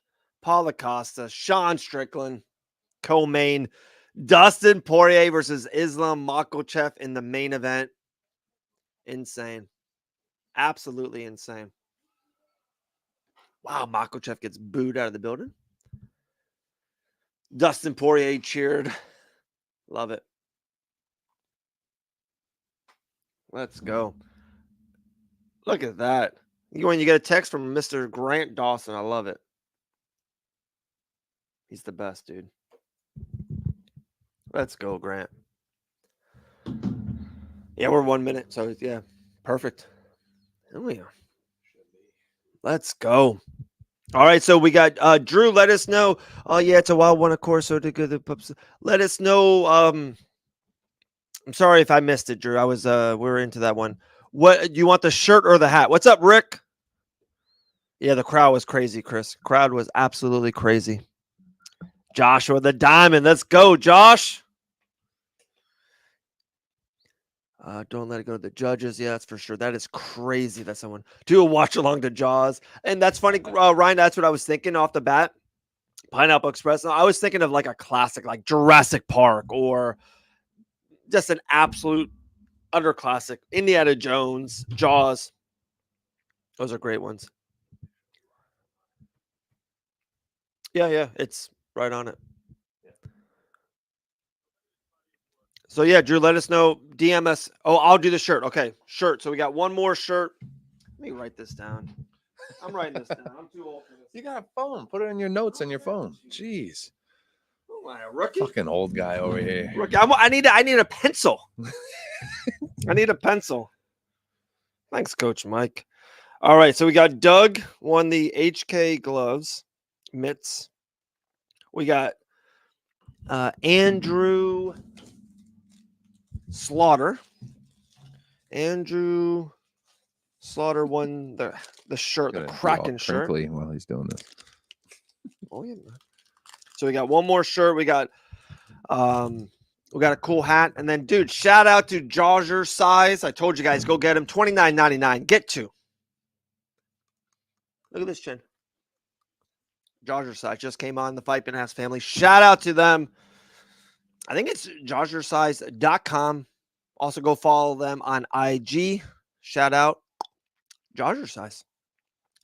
Let's go, Dustin. Just get yourself a really dense protein bar. My address is sent to. Awesome, Andrew. Thanks, brother. What fight is going to be on right now? The first fight, I believe, is Randy Brown versus Ezekiel. He has 3 names, something Santos, I believe, or is it maybe Dos Santos? So Randy Brown's the first fight of the night. Man, they're showing Dustin highlights, guys. Sorry. Speaking of Randy, how good was Randy Costa the other day? Ooh, big news coming out of the Randy Costa life. I love it. Oh yeah, he said he got what? An opponent? Brandon Michael Davis. A place? And he's just waiting for a time, right? Biloxi, Mississippi. Could be middle to late August, I'm hearing. Pretty exciting. Cannot wait. Cannot wait for that. Guys, if you've never been to a Game Bred Bare Knuckle MMA event, or if you've never watched a Game Bred Bare Knuckle MMA event, first of all, you're going to see your boy in the cage. So that's awesome. Secondly, it's insane. It's so much fun. The action's insane. It's just, the show is flying by. Usually anywhere between 9 to 11 fights, so not too many, not too low. It's amazing. Game Bred Bare Knuckle MMA. Hats off. And they pace it so well. Yeah, I don't know if Dean is still in here, but their fights are paced so well. You know, it's just, you're ready immediately. You're like, holy crap, that fight just ended, and they're walking out the next guys already. Like, holy crap, we're just gonna rock this entire arena from the second we start to the second we end. There's gonna be few delays, few downtime, just bam, bam, bam, bam. And it's just, I mean, the atmosphere is great. it's just I was lucky enough to go to the See show in celebs Orlando. in the Yeah, crowd all the time. yeah, Like you got Hall of Famer Devin Hester in the building. dude, it was wild. Always celebs there. Absolutely. And yeah, it's Wow, here we paced go. really well. The production is really good. Like you said, this man's gonna be in the cage interviewing people. Well,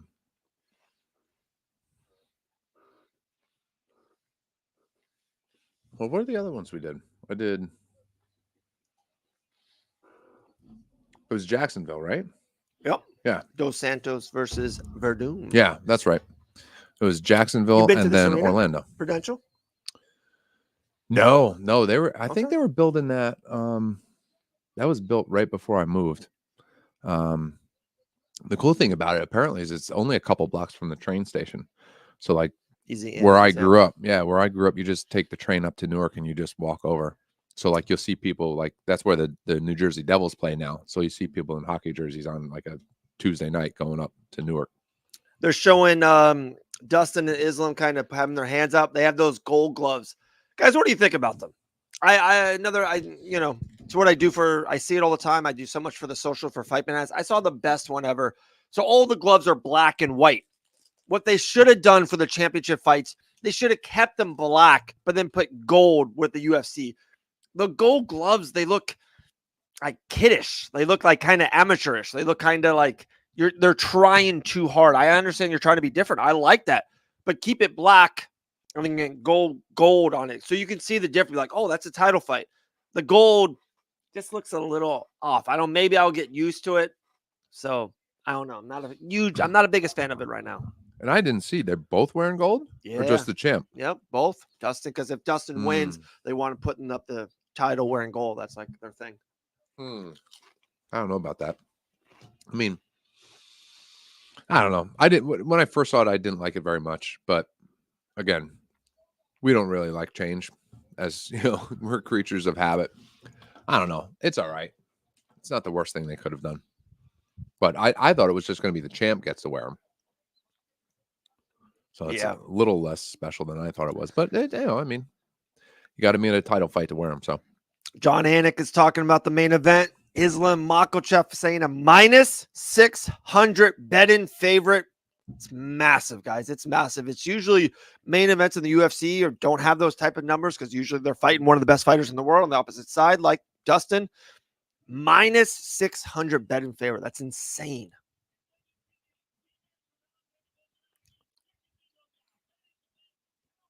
Yeah, I know he's good. I know he's the pound for pound, but man, that seems so disrespectful to Dustin.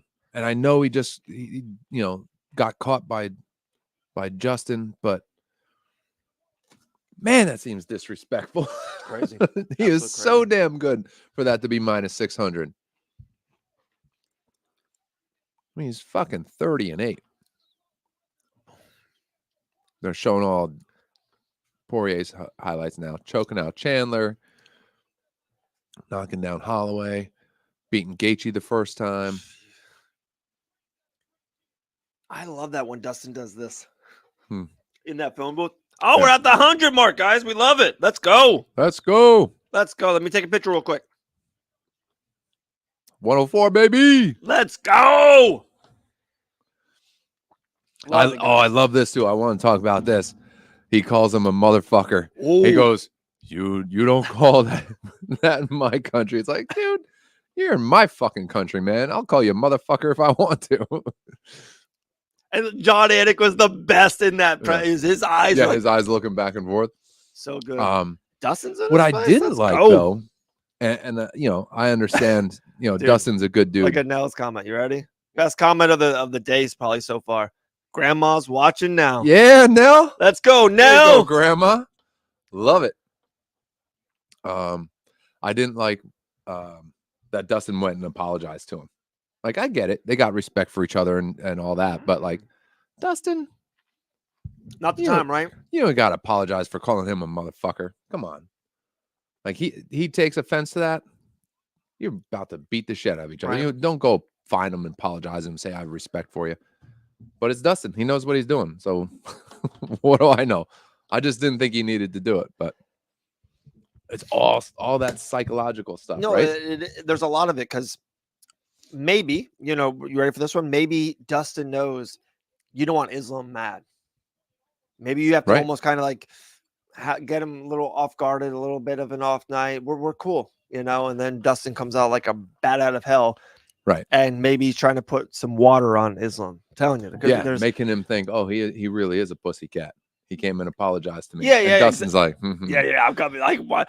Yeah. You thought Dawson's getting like trying to do the Jorge thing? Well, Dustin does the same thing. Like, yeah, right. Islam's he's gonna wrestle. If you run after Islam, he will do this. Right. That's his instinct. That's his core. That's why what Ben Askren did. If a man runs after a wrestler / grappler, you are going to go down to wrestle or grapple when someone gets close to you.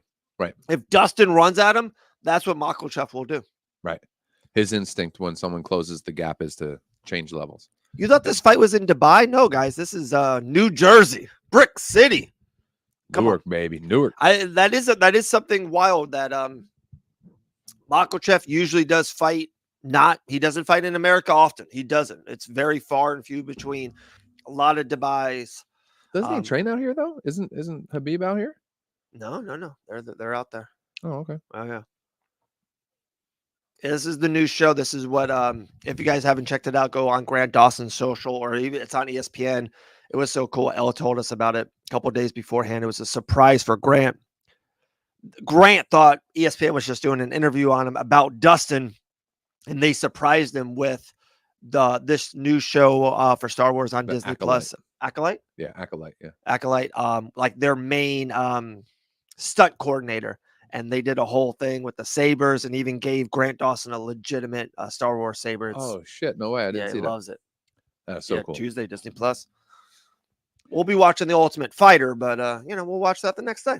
It's the summer. We got plenty of time. What are your thoughts? And we're gonna nerd out a little bit. What are your thoughts on the oversaturation of Star Wars content? Oh, it's too much. Yeah, too much, right? Yeah, I can't keep up with it. Exactly. I love a lot of things, right? And in football and basketball, and of course, we're watching UFCs. And there's definitely some big shows or a big Disney movie or Marvel movie. But when you just give too much of it and it's not great or special anymore, it's just another thing. It's just another one. Right. There's that movie Marvels that came out like 8 months ago. Never saw it. When they were in its prime, when it was like Iron Man 2 and Captain America, and then it was Gallagher. There was no way we didn't miss it. We went to the theater. Right. Now it's like it's another one, and there's just shows. It's too much. It is. I agree. Excuse me. Theo Vaughn in the house, of course. Vaughn's so awesome. Another Louisiana boy. There's that guy who used to play for the team up north. It's just too damn much, man. Just way too damn much. I mean, you got so many characters they're trying to build entire series around, and it's just like, all right, too much, man. Like I feel like the Mandalorian was cool. Yeah, no, but then you get great. like the House of Fett or whatever it was, and then you get Ahsoka, and now you're getting the Acolyte. It's like, God, man, too much. No, Sean, come on, dude. I told you the Celtics were going to win, man. But Dallas is tough, Sean. You might be worried. All right, they're showing the first highlight package. Randy Brown. It was Dos Santos. I was right on that one. Nailed that one. This guy is good too, guys. He probably not a lot of people know him. Zaleski Dos Santos. Good, but I like Randy Brown. I'm a Randy Brown guy. I think I'm leaning Brown here. Okay. Put in the comments who's going to win, how there's going to win. We got one more T-shirt. We got a hat to give away, and maybe we're going to give away a Jaw-exercise. Ooh, exercise that jaw. Speaking of other sports, Rangers are currently losing to the Panthers end of the second period. If they lose tonight, they are not going to the Stanley Cup Finals. In case anyone cares. We watch the Rangers from time to time, and every time we do, they look like shit. It's like, this team is in the Eastern Conference Final, and Darlene, my wife, and I turn on the game, and it's like, anyway. So for all of you Rangers fans out there, I apologize. I dared to turn on the game the other night. It's my fault they lost. All right, the Goose has got Randy Brown via decision.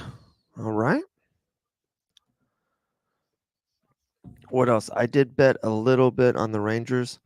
All right. What else we got, guys? Randy Brown or Dos Santos here? And how? Oh, there we go, Andrew. I like that. Someone in the comments saying Star Wars is too much now, but the games are fun. Yeah. Dos Santos round 2 knockout. Like that. My sons, of course, play Lego Star Wars and all kinds of stuff on their Switch, cool. and yeah, the games are really cool. They're absolutely awesome. Dos Santos round 2, Randy Brown second round. A little bit of everything here. I like that. Yeah. Randy Brown. Yeah, I don't know these guys too well, so I don't know. One thing you all probably know about me already is I'm not up on every single fighter. So the Goose has a crush on Megan. All right, we got you, Goose. On who? Megan Olivo. Oh yeah, I mean, how can you not? She's a national treasure.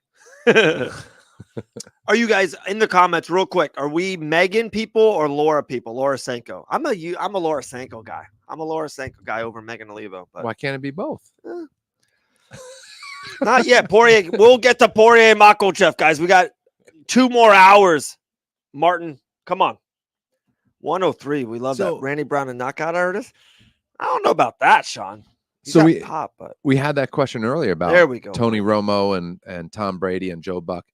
Who's the female DC that they're going to bring in? Like, is there anybody currently fighting, or half in, half out, that you could see jump into the booth? Is there anyone that you know of that has interest in that?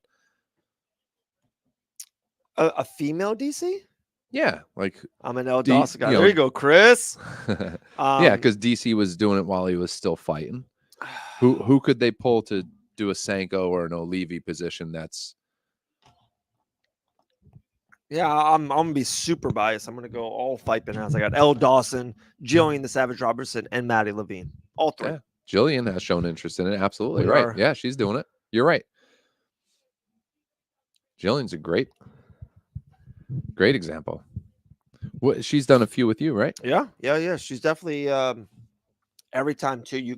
She gets better and better exponentially every time she does a commentary gig, and it's just something I can't express it enough. If you've never done it, like just try it. Almost like have no sound and just talk it out. It's so much harder than what people think. It's tough. It really is. Well, even doing this, it's hard to eliminate dead spots. You're talking, you're thinking, you're doing something like you're getting paid to keep the action going. Yeah, so I can only imagine it's not easy. And you can't drop MFers like we do. So. No. And it's can't go on Star Wars tangents. And like you said, like about to the Anik thing, it's you can't be in your phone. You can't be like, oh, he's 19-3 because I saw the note on my phone. It has to just come organically. You can't talk via notes. It just doesn't work. Right. I tried it, and all you can do is read your notes and study your notes on the fighter, have everything, all the knowledge you have on Randy Brown, and then just go. You just can't have the notes. It doesn't work. Doesn't work. I've done it. Right. And you can tell, especially when you have a good team sitting next to you, and obviously when you have a good production team, when they get corrected or they correct each other, you have to be humble and be like, oh yeah, that's right. That was Randy Brown, that fight. Yeah. And you just, So you're, like you said, you can tell sometimes that they're pulling from memory or from the notes they read the night before. And if you have a good team around you, it still seems natural. Unless you're some guy that's like constantly getting it wrong. Like, no, Chris, you can have notes for sure. And I do, but you can't read the notes unorganically. You can't, you have to have your information like, hey, so Randy Brown's on back-to-back wins. You can't be like, when it's not called for, like, oh, Randy Brown has back-to-back wins. It just doesn't work. Like it'll be so obvious to the, to the booth and to like us listening. you say it organically when it's the right time. Oh, Randy Brown's looking good, looking great again, and he's coming off of back-to-back wins. Like there's different ways, and at least I hear it. Right. He's a Florida boy coming, trained at Sanford MMA down there in South Florida. Yeah, I'm telling you, this is a underrated fight right here, I think. This could be a barb burner. Yeah, I definitely know Randy Brown. As soon as he walked out, I recognized him. Yeah, like, he's good. Oh, yeah, I know this guy. 4 inches taller, same weight, obviously, and 5-inch reach advantage for Randy Brown. That's pretty cool. They if a guy has a 5-inch reach advantage, there's 60% to win. Wow. Good little note there. Little nugget. A little nugget that you can't pull out unorganically.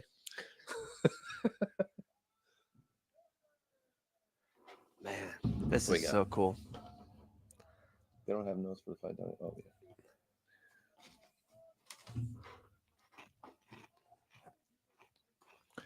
This is going to be fun.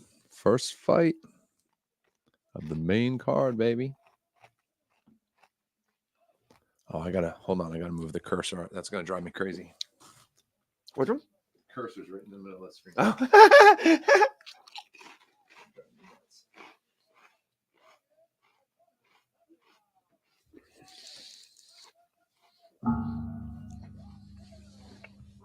I'm back. Don't worry, everybody.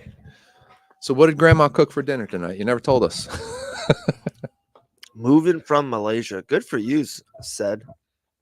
Dude, we've had Nigeria, Malaysia, Wales. Morning from Malaysia, Syed. Nice to meet you. Let's go. Crazy. What a small world. Grandma is dancing good. I love it. That's the thread of this show, Grandma. I love it. Tell your grandma, your grandpa, your aunt, your uncle. Why does the cursor keep going back in the middle of the screen? Yeah, that's not even the mouse, that one. No. Oh, well. Oh, there it goes. Maybe that was their mouse. Haiti? That's awesome, Haiti. dude. So Haiti, there's a lot of there's only correct me if I'm second wrong. tonight, just There's the boys. a big Haitian population in Louisiana, right? Yeah, Sean, the Creole language, right? I want that look of people in there when we pop in another person or two. It's so funny. Like 4 people messaged me an hour before the show, like, hey, I can come on, no problem. And I might do that later. We actually might have Grant. God forbid, we might have Dustin if we stay up that late. But I just wanted to do it in the house and just kind of that one camera shot. And yeah, I'm trying something new, Sean. You know what I mean? We're always adapting and adjusting here in Fight Bananas Land. Got Papua New Guinea in the house. Got That's New Orleans awesome. in the house. Let's go. Grandma's gonna buy a beanbag if Poirier wins. Go Poirier. Dude, Randy Brown looks sharp already.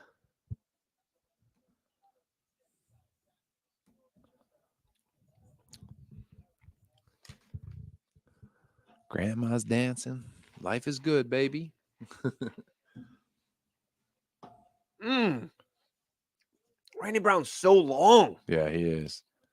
He threw like a teep kick, guys, and got like halfway through the kick. Yeah, and it was what 6? What did I read? 6'3" to 5'11", or 6'4" to 5'11". But he looks much bigger than that. Massive. Yeah, it might just be Dos Santos's stance, but he looks. What's up, so Anthony? much bigger. Seattle love. I like it. Seattle, baby. My brother-in-law I was talking about earlier, he lived in Seattle. Randy Brown's got the jab popping, guys. Definitely got those teep kicks. He's just really keeping Dos Santos away, just using that reach.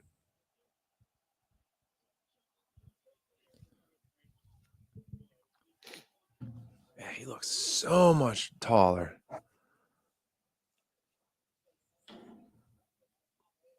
Oh, Brown 6'3". Thanks, Sean. Yeah, Brown 6'3". 6'3". So it's 4 inches taller, but he looks like it's Much taller than that.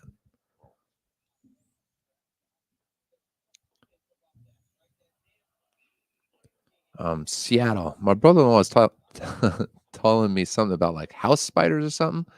There's like these giant ass spiders in the Pacific Northwest that like you can hear crawling across your ceiling in the middle of the night. You ever hear about this? I don't know if it's a real thing. I don't know if he was pulling my leg or not.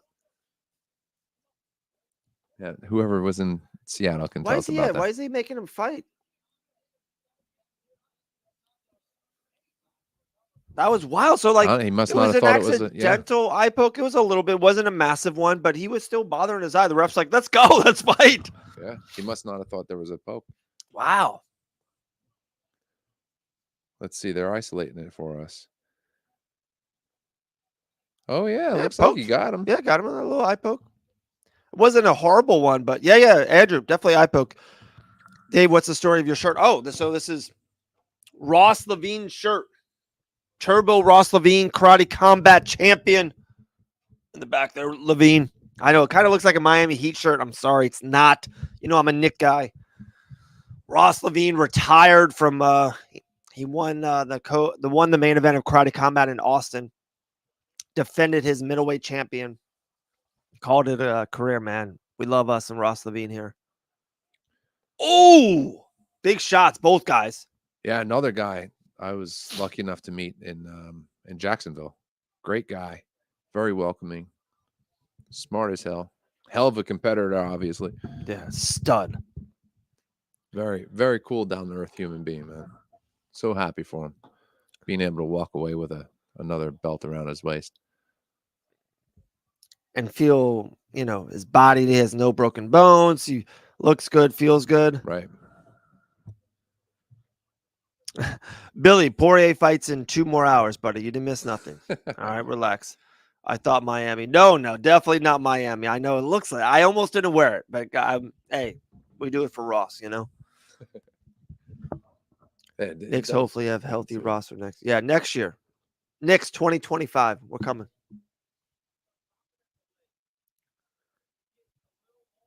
Ooh. I don't know. This is a tough one to score, huh? Probably Brown, right? Yeah. I thought Brown had a good round. Dos Santos is he's good. I'm telling you, he's so tough. But this is a Brown round. Yeah, right. Oh, massive knee by Randy Brown. Throw knee right up the center, caught him. Dos Santos was trying to get in, leaned in too far. Pop. Massive knee. Probably the best strike of the fight so far. Yeah. Yeah, he said he got poked twice in the eye. Yeah. That was bad roughing. It really was.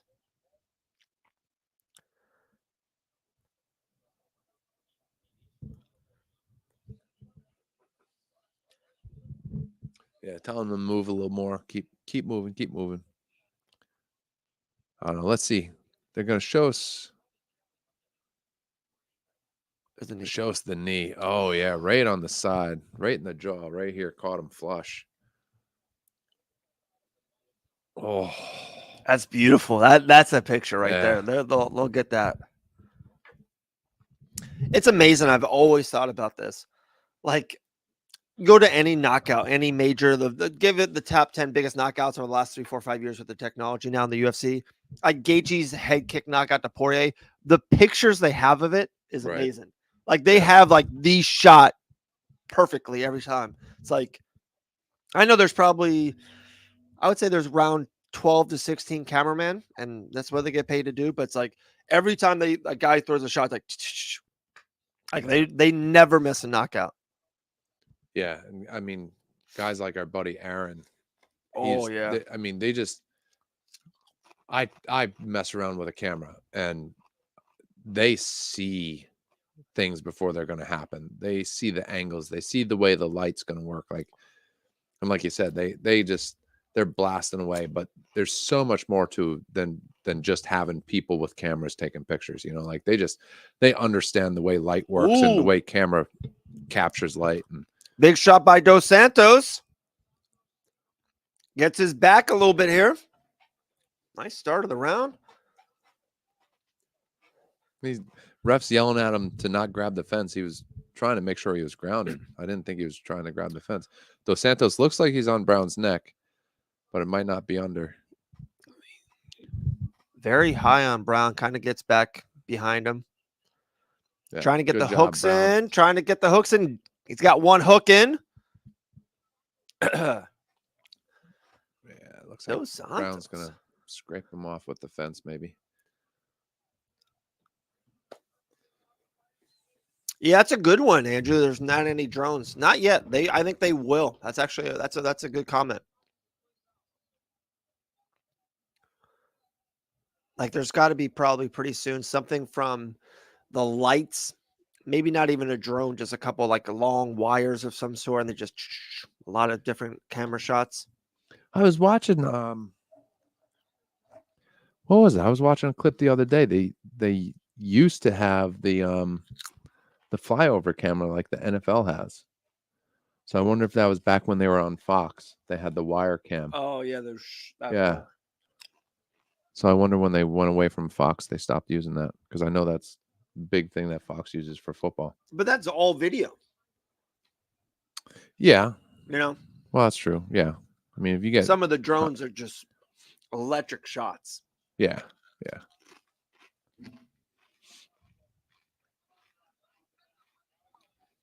Yeah, 2.5 minutes left, and he is locked in on Brown, and he just has time to work. He's got a neck crank. It's on the chin, not below it, but he's working. Might have it.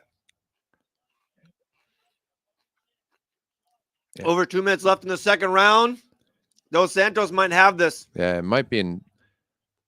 Yeah, because he's squeezing the side of his head too. So, wow, Randy Brown's kind of like punching back. Oh, yeah, but that looks every like time it's tight he does now, it, guys. yeah, every time he moves, still on the chin though, not under it. Oh, and he turned. Nice, got out of it. Good Nice defense job, by Randy Randy Brown. right now. Nice job, Randy Brown.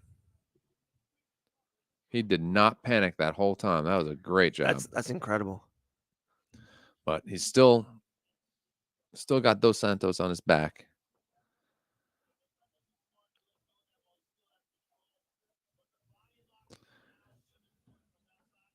There you go.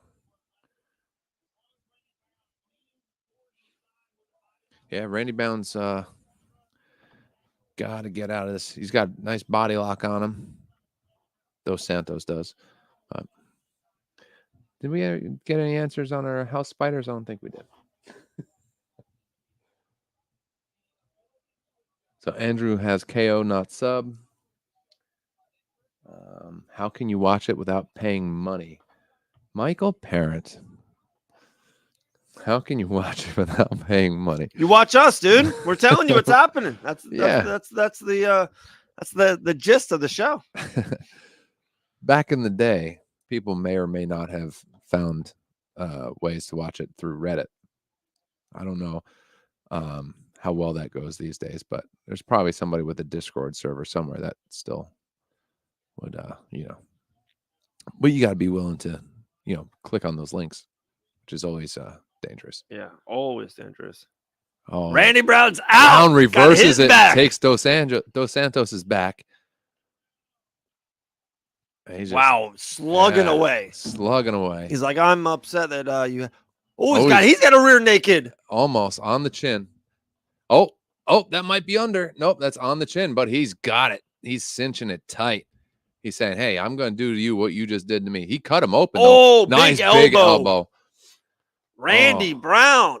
Randy Brown just turned this round around. Am I Dr. Seuss? The hell? Wow. How badly cut is he? Always such a tough round to score now. Because I feel like the best moment was Randy Brown's, but Dos Santos was winning 3-4 minutes of that round? Oh, easily. That's a close one. Yeah, Sean, what a turnaround. Yeah, I think Holland will get the job done. His opponent's definitely underrated. It's so funny. I think almost everyone I've talked to, especially a lot of people in the media stuff, everyone almost has Sean. I think I'm leaning Paul Acosta. It's a gut feeling. Can't even put my finger on it. Don't even have a great explanation. It's just a gut feeling. I think Costa gets him TKO like it's like a Pieta shot. Man, yeah, yeah. It's so possible that that's exactly what happens. Man, I don't know. I love Sean Strickland. Yep. He's such a knucklehead. Yep. And like, you kind of ask yourself, like, okay, he got a lucky shot to get the title. Then he wins the title. Amazing fight. I just feel like he hasn't fought the best guys. He's fought, I don't know. I think Costa's better than him. Like Costa's, like we said the other day, like he's fought a ton of absolute studs. And I don't feel like Strickland has. And correct me if I'm wrong in the chat. I feel, again, resume to resume, I think Costa has him a little bit. Ooh. Or better way to say it, strength of schedule, right? High poke again, Randy. It's Another like 3 poke. times, brother. Yeah, I agree with Dos Santos. And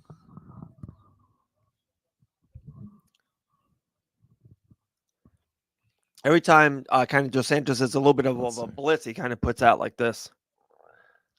Yeah. I mean, he had his hand like this and it came down on his eye. So it wasn't his fingers weren't forward. His hands were up and it pulled down. So they restarted it. I think that was the right call. Good inside leg kick there by Dos Santos. This is a big 4 minutes, guys. This is a close fight. Big 4 minutes.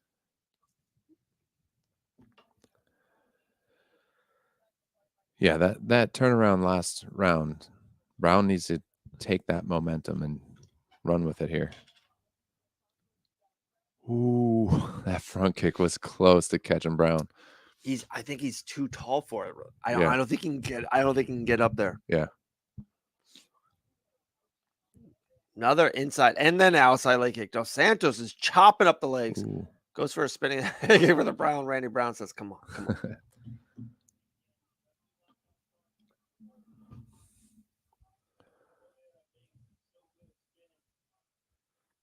Beautiful inside leg kick again for Dos Santos.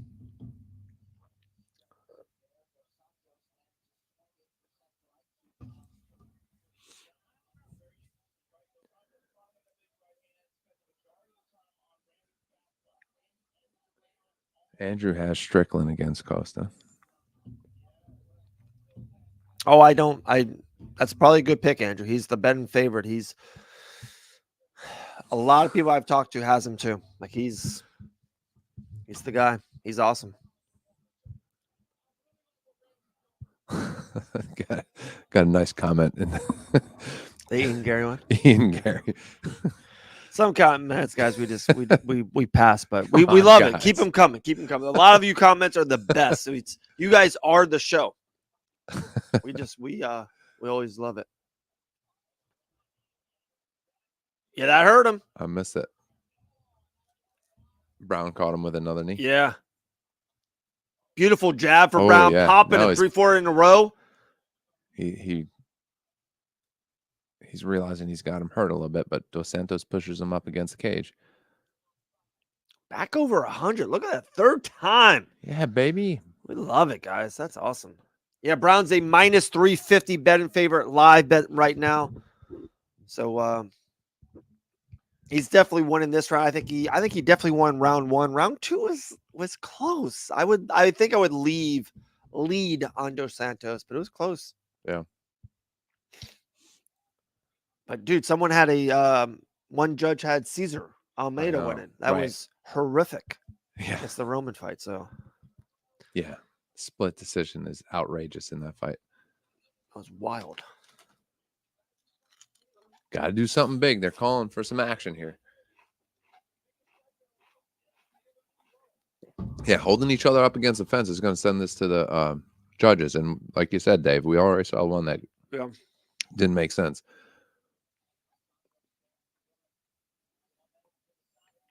I mean, it's not like these guys are trying to send it to the judges, but you got to realize there's less than a minute left in round 3.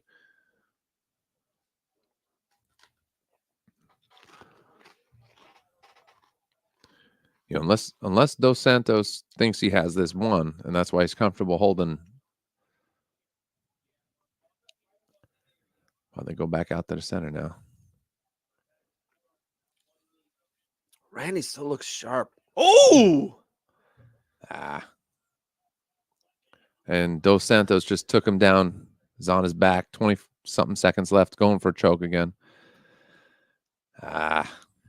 Andrew, I don't think it's his ear. I think it's above it. I think it's like a, the hairline kind of a piece. I think that's what Rogan said too. Could be wrong. I'm chopping down the table. Yeah, jeez, man. Dude, good fight. I kind of what I expected. Yeah. I was hoping for a little bit more. A little bit more juice. A little less leaning on the cage, but they're both fighters got put up by their coaches. I love that. They're both doing this. What movie was that? The Patrick Swayze, Time of My Life. But oh my God, nobody puts baby in a corner. What the hell movie is that? Yeah, Dirty Dancing. Dirty Dancing. Both fighters did the Dirty Dancing move with their coach. That's funny. Who was the dad in that? Wasn't it the guy who ended up on Law and Order? Never seen the movie. Oh, I never saw it either, but I know that wasn't it Jerry Orbach played the dad, and Jennifer Grey was the love interest, right? She was the girl in that movie before she fixed her nose. Oh, look at you, right? Michael Garrett. And Coach Mike's got the inside scoop. I don't mean fix her nose. Jobs. I mean she had a honker in that movie, and then like later she didn't. Yeah, Goose. I think you're going to win this one, dude. Jerry Orbach is correct. Thank you, Christopher. Chris. See, Jerry Orbach was the best in Law and Order, wasn't he? With his one-liners, he was the best.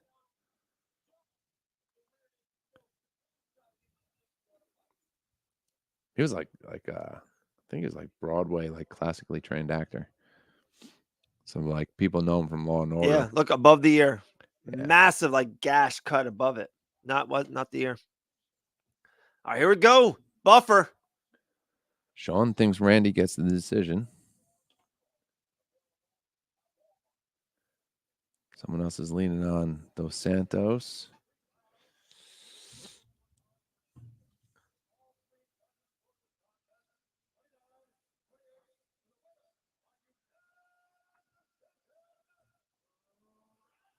Randy Brown, 29-28 times 3. Wow. Good for him. Making a post real quick, guys. He's going to make a post, and we're going to talk more about Jerry Orbach.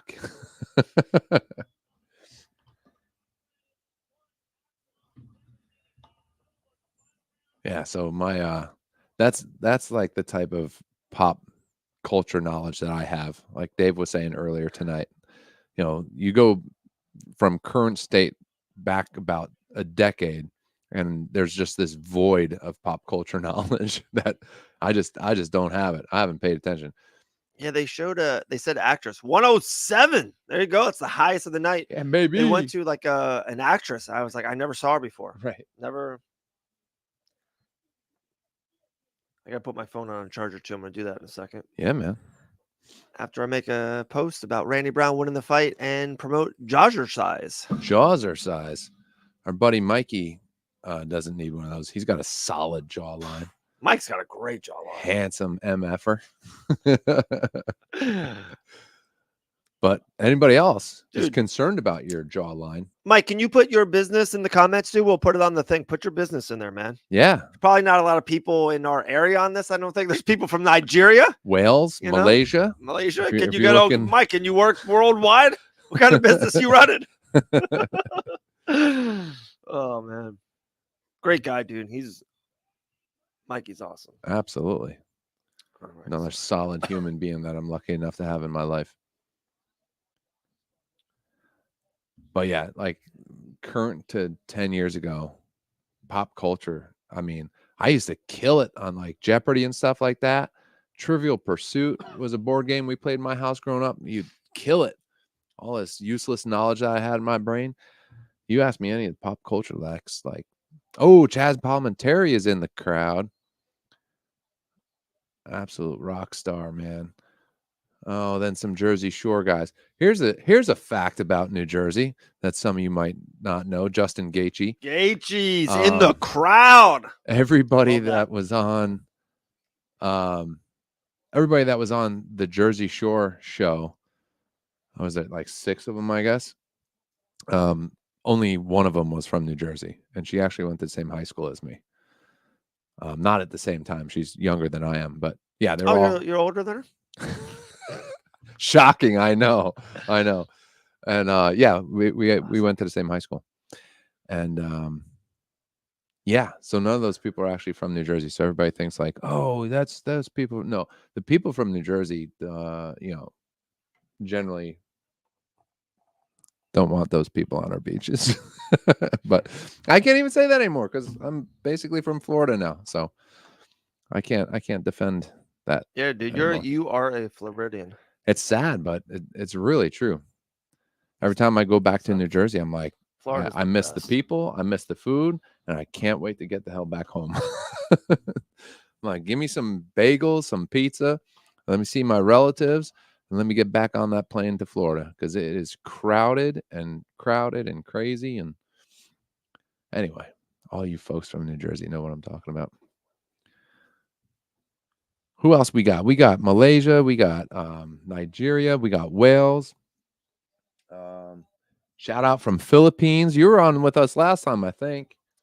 We had someone from the Philippines last time. Okay.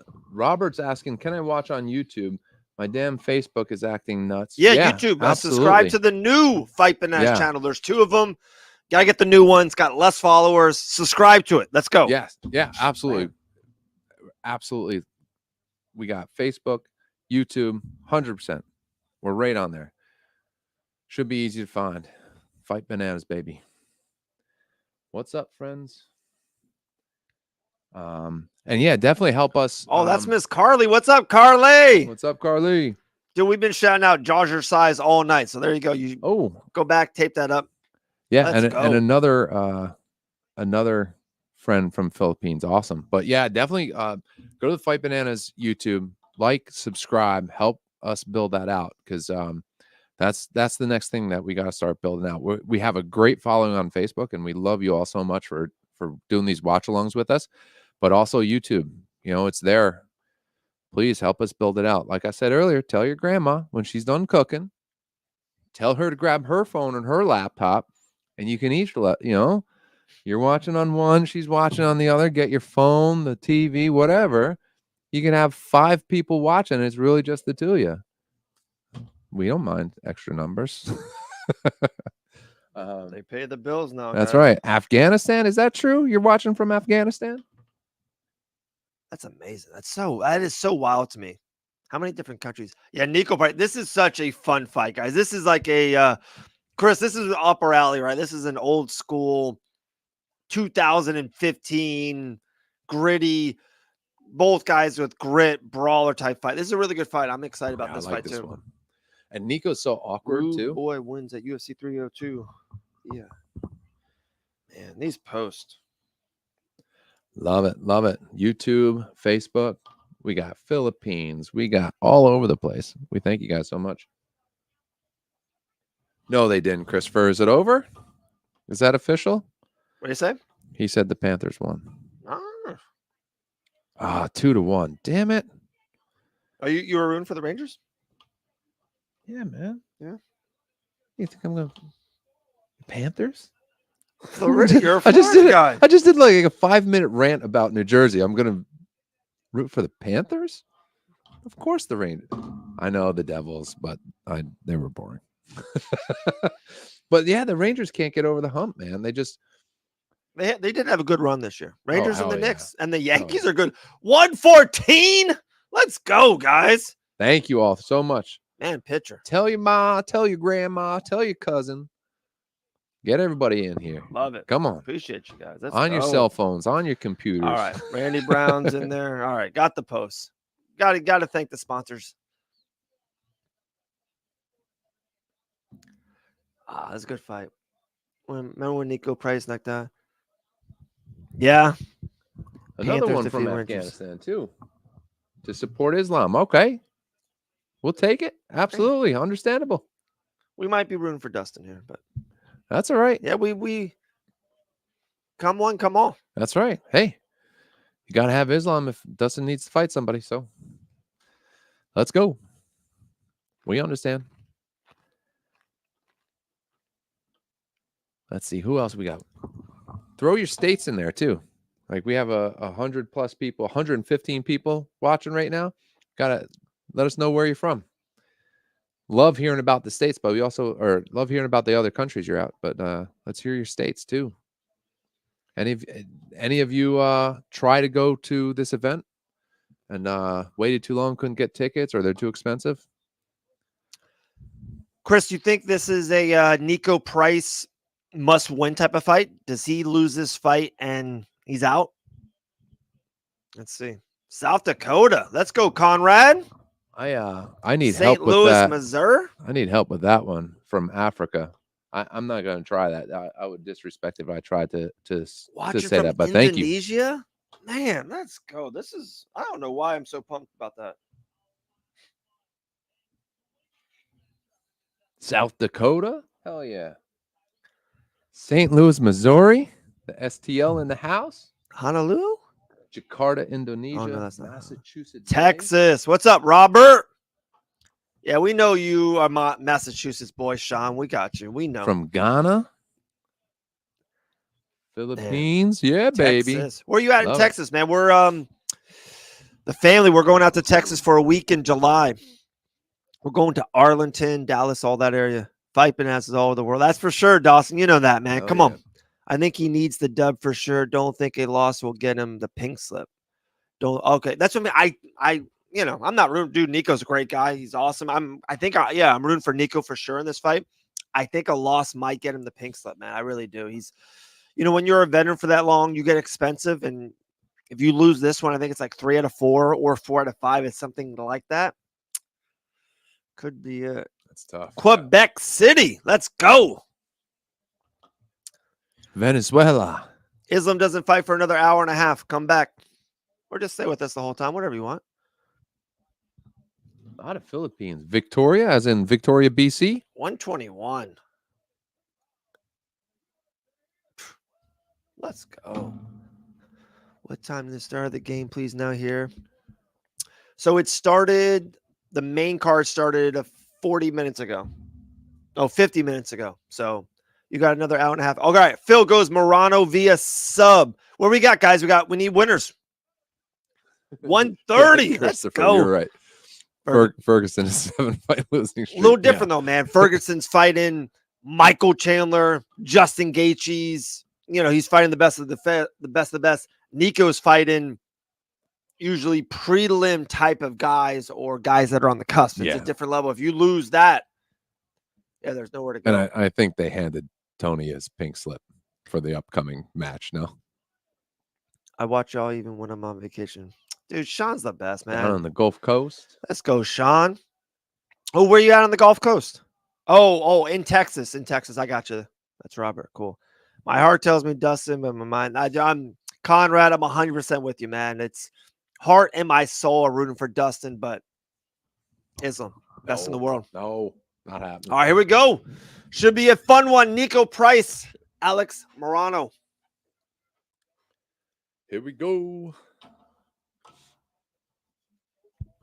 Welterweight division, 2 big boys. Man, Nico looks humongous. Great outside leg kick to start the fight by Alex.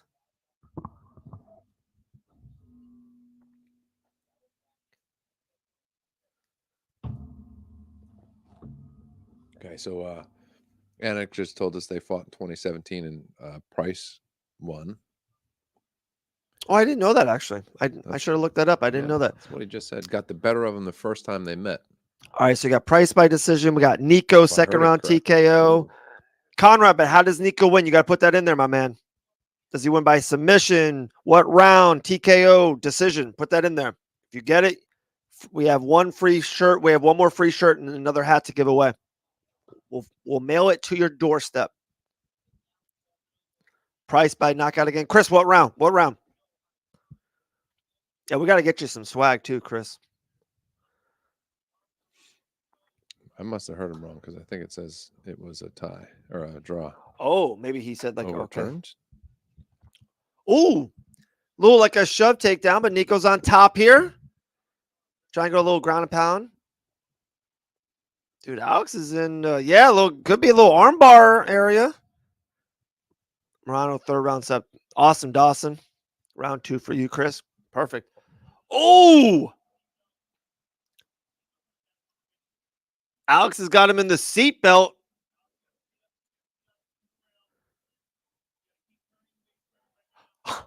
Wow! This is fun. Yeah, that's weird that submission. Really awkward. I'm thinking TKO. Oh, got his arm out. Got his one arm out. Oh, now he's on top. Wow, that was fun. Yeah, if he didn't rip Alex every is ligament trying to in go his for his shoulder. back. Got his back.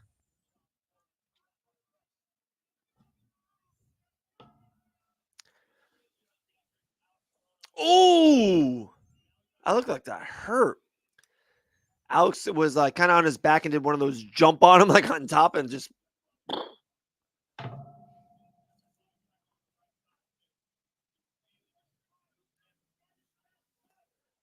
Wow, I did not think we were going to see a ton of grappling in this fight. I was wrong. Good job by Nico Price reversing, and Nico's on top here. 2.5 minutes. Kind of brings him to the cage. So the first fight was Price by KO overturned due to marijuana. Oh, so he did one. Bullshit. Yeah. 100% one. That fight, that's not overturned. Yeah. Wow. Yeah. What's up, Joseph? Come on. You like that logo in the top Price right corner, my man? Like Price just caught him. And Moreno did not like it. Yeah, man. Those guys are awesome. Productive Athletics Club. I love what they had a nice little pod earlier today. I was in it. Ooh. I like it. Nico. Oh, nice jab by Nico. Great jab. Ooh. Nice overhand right by Alex. Coming back, yeah. Oh, that kind of like a spinning heel kick by Alex. A couple more strikes. Now we're going. Moreno's hands look so slow, don't they? Am I seeing that right? It kind of looks like he's just like plodding. Yeah, no, a little bit. I think he's a tad off from that jab, or he's tired. A little bit of both. Productive team for sure, dude. You guys are awesome. I know. I cannot wait. I would have been wearing your shirt tonight, man. I would have if it was here. Ooh. I wanted to give my boy Ross Levine some love. I cannot wait to wear that lightning bolt, man.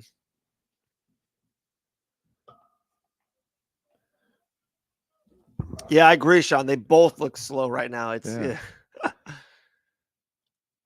But you know what happens when they're like this? You'll see a crazy knockout because they're just kind of a little sloppy. Yeah, they're definitely catching each other. Oh, Alex with a nice shot on Nico. Oh, body shot. Didn't feel good. Never does. We got Ross some stuff too. Also, hell yeah, dude. Ross is the man. This is his shirt. Ross Levine, Karate Combat Champion, retired Friday night. So happy for him. Ooh. Moreno's throwing a lot of spinning stuff. For a guy that's tired, he's throwing a lot of high energy stuff. They say you do that. It's like another spinning back fist. It's like what, like desperation or yeah, something? Yeah, exactly. A little bit. Exactly. I'm gonna give me a little update. Oh, I'm on a lag. Give me an update. No, it's at the end of the round. They're in their corner right now. I'm surprised they look like this at the end of round 1. Yeah, I'm a green shot. That's what I mean. I'm telling you, I think this is a loser leaves match. This is like the WWE fight. Yeah, it's not like super high level stuff right now.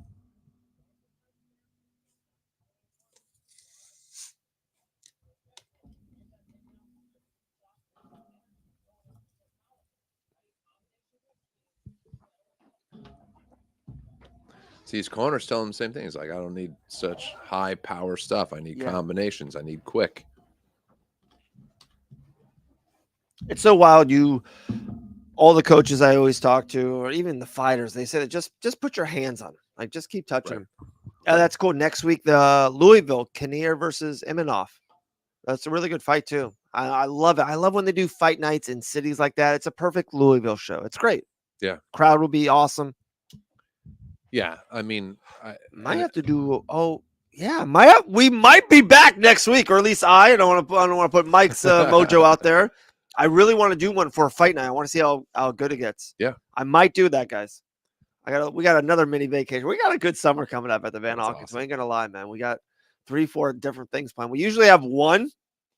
We got like 3 or 4 this year. That's so awesome. Yeah. Gonna go meet our new nephew in Virginia Beach. Nice. Yeah, nice. taking Nice. a mid-June trip. You guys going out west at all? Or you guys just did that? We a just couple months ago? we just That you came done? back. So yeah. Nice. Yeah. Ooh, Sean, you like Imanoff in that fight. Okay. Dave, we got you the most stuff. Hey, I appreciate it, Joseph, man. I really do. You guys know that we'll absolutely I'll be wearing it. We got a big show on Tuesday. We got MMA Weekly Roundup back. L's been gone with Grant out here. I cannot wait to record a lot of stuff with L. And not that I got 2. I think I told this to Mike. I'll tell you guys. You guys are, we're all on the same side here. I got 2 more gigs, 2 more commentating gigs, 2 new MMA organizations. First time. I love that, working for new shows and kind of getting out there. One's Charlotte, North Carolina. It's pretty cool. Pretty cool. It's exciting, man. It's so exciting. Ooh. So are you able to say who that is yet or not? Not yet. Just location wise? One I can say, the other I don't yet, or I want to get the check a little bit, if that makes sense. Yeah. But one's Fight for It.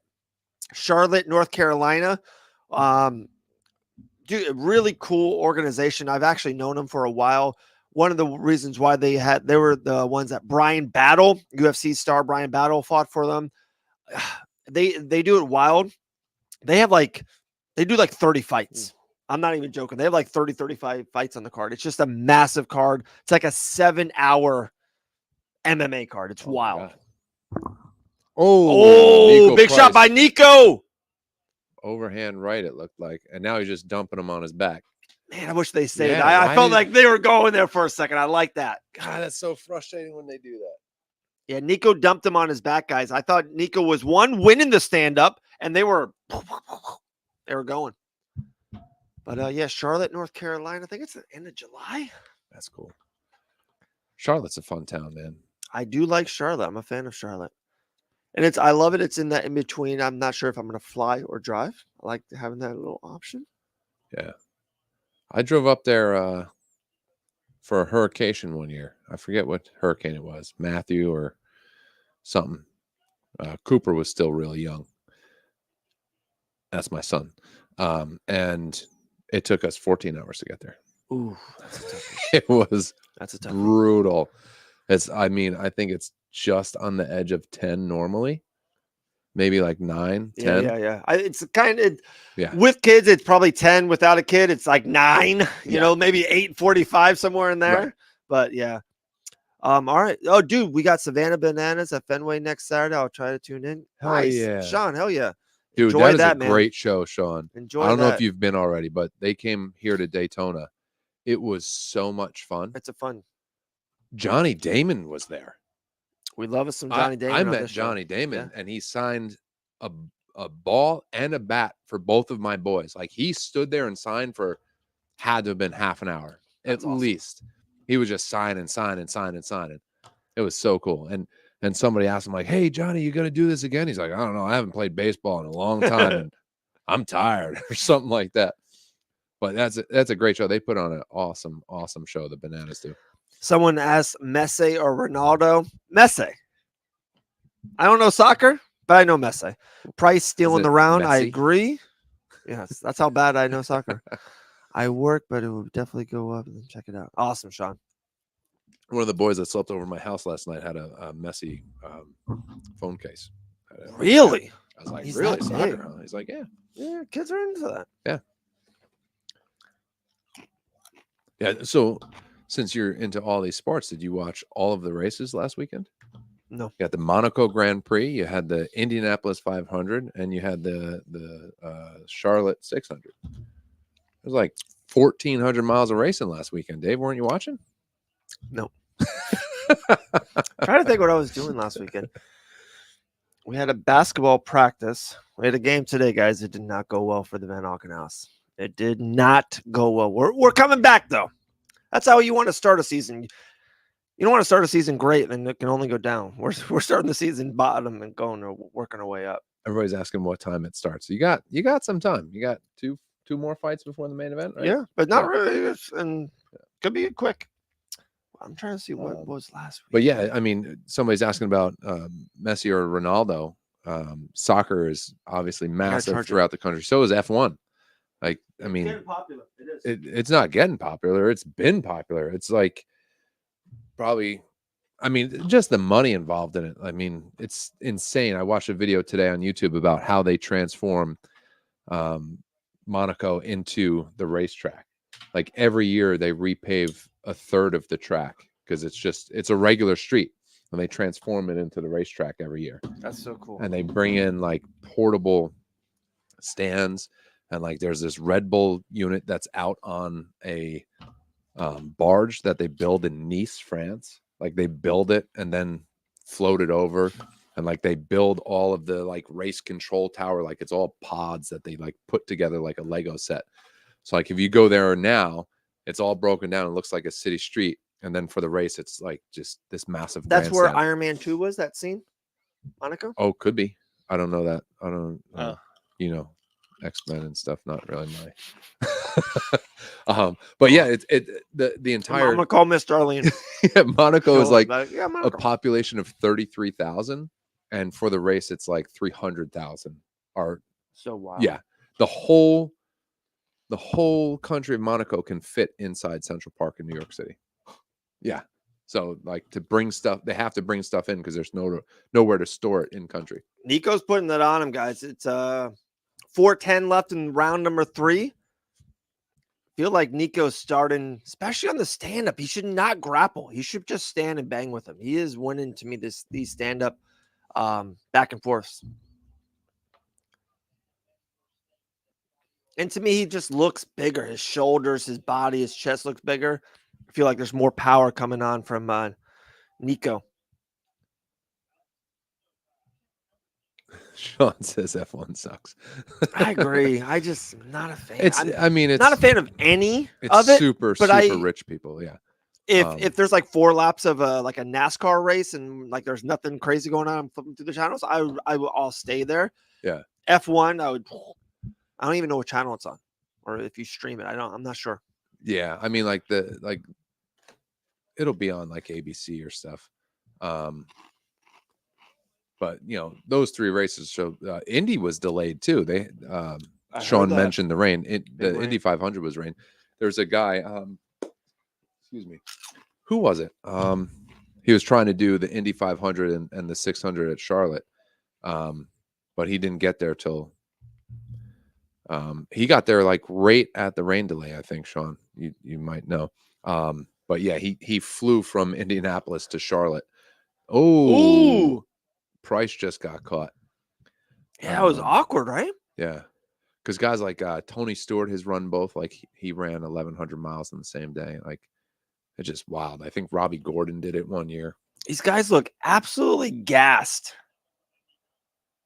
Kyle Larson, thank you, Sean. Yeah, that's exactly right. He ran the 500, finished 14th, and then flew to Charlotte. Nico's on top. I don't know why he grapples with Morano.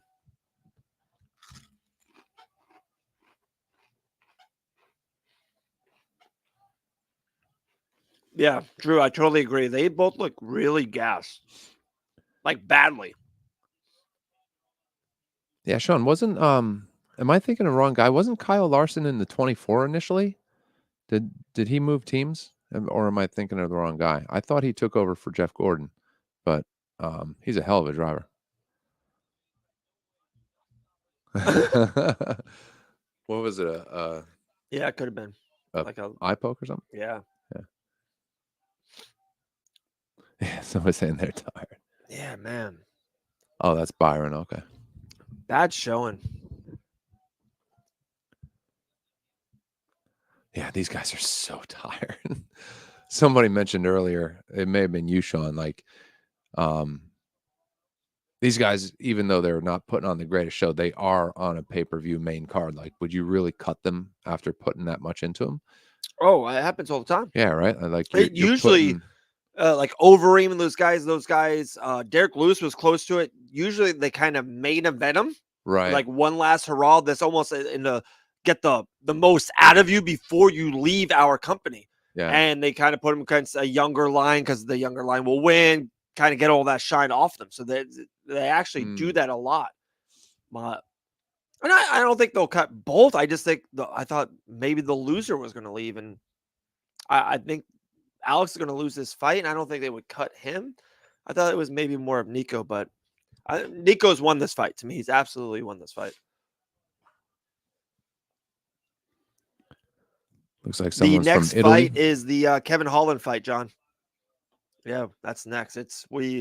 There's no slowing down now. After this, there's 3 monster fights. Yeah, there is no young lion in this fight. Oh, again with the spinning back elbow. Yeah. Morono's just trying to catch him. 10 seconds left, round 3. We're talking F1. We're talking NASCAR. These guys are trying to punch each other in the face. And they're missing a lot right now. Good way into the fight. Big hug. Nico just screamed and big hug. And it's crazy, guys. This is what no one thinks about and worst fight ever, Luke. It wasn't a great fight. I don't know about the worst fight ever. It wasn't a great fight. A guy like Nico, and I'm not going to get into particular, but let's just throw out a number. He makes $50,000 to show. So as soon as, he made weight, he made $50K. Then he makes another $50,000 because he won that fight. Think about that, how difference of a year is. Just any of us like, hey, if we make 100,000 that year, and just imagine you make 50 like that, and just to make another 50 because you won the fight. What a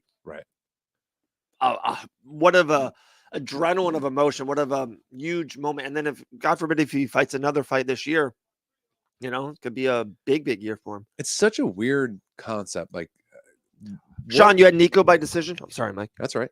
Like, what else does that? What other industry is like, we're going to pay you just to get here?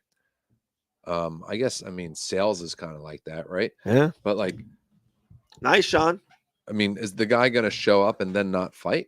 Like, I don't know. Seems weird. Because they save money on the loser. That's what they do. Because now Alex, if Nico was 50-50, Alex 40-40, they pay Nico 100, and now Alex only gets 40,000. Right. 29-28, all 3. Nico prize. Nice, good win. I think that's right. Yeah. Yeah, Sean. I know you gave me your address. If you can just give me again, I get so many texts and DMs and stuff. Send it over and let me know if you want the shirt or the hat. All right, guys, we're down to one last free giveaway. Just one. Let me see. I'm going to try to. I got a message. Joshua tries to. Dude, Njoku's at all these events. He's always at every Game Red event. Always. Carly Lloyd. Oh, I know Carly Lloyd. National soccer team. Okay. Brandon Moreno. Oh, Marab's behind him. Marab behind him, yeah. Frankie's there. Of course, Frankie's there. He's from New Jersey, baby. What a legend. From the Jersey Shore. Kayla's there. Alex Pieda's there. Pieda's in Sean Strickland's corner. There you go. And Habib Nurmagomedov will be in Islam's corner. Crazy. Now, Kayla was in that video of them going to the aquarium the other day. Yeah. I haven't seen her on screen yet.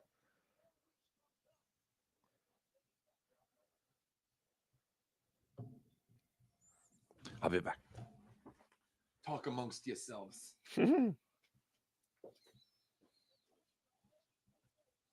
Wow, they're showing a Conor McGregor UFC 303 hype video.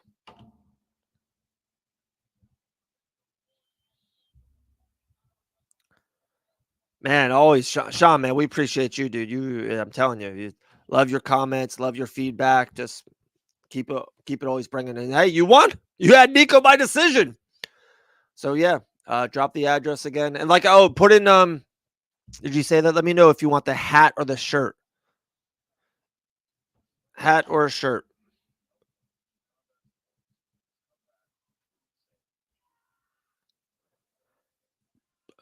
Man, they're showing the injury. It's gruesome by McGregor. Still is.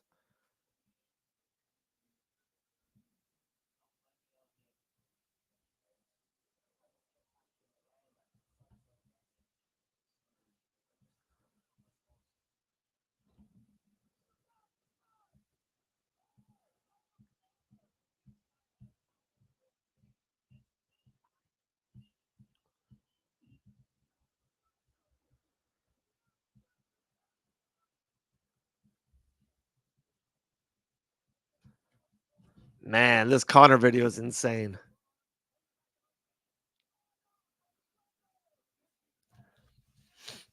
He's fighting Michael Chandler. Not even showing him. There's a little Chandler. In Missouri, we can't bet on sports, so this will make it fun. I also appreciate this. Awesome, Andrew, man. Appreciate it, brother. That's awesome. That's crazy. They're not betting. Like, you can't bet in this state. It makes no sense. What state? Missouri. Andrew's in Missouri saying he can't bet. Oh yeah. Makes no sense. Like, so. Yeah. I don't know. I mean, Florida just got it. I don't know. Wow, they're saying it's the biggest fight in combat sports history. They just put at the end of that one. I don't know about what, McGregor Chandler? Yeah. I don't know about Wow. that. I don't know about that. There's nothing on the line other than Connor's career.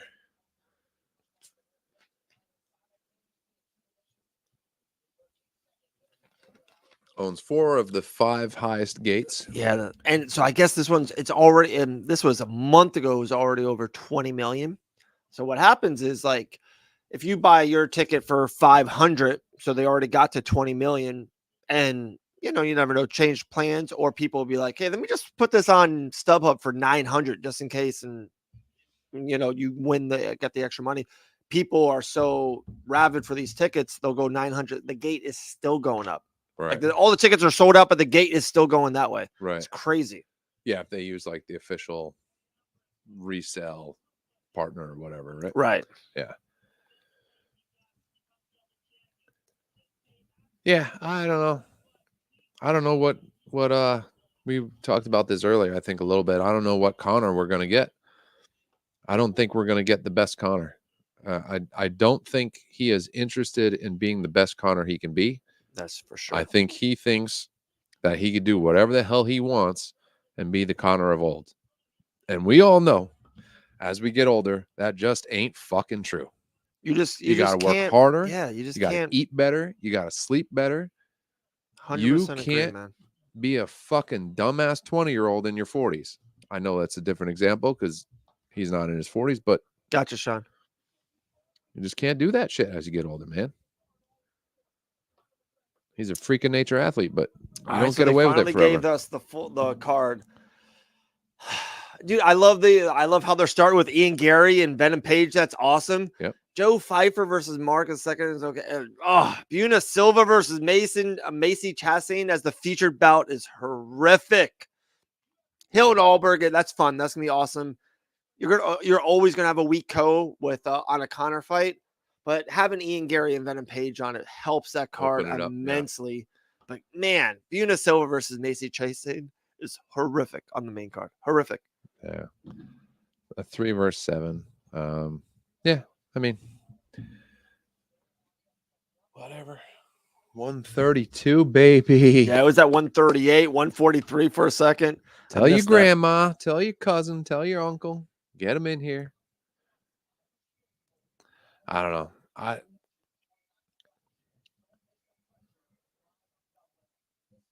don't know.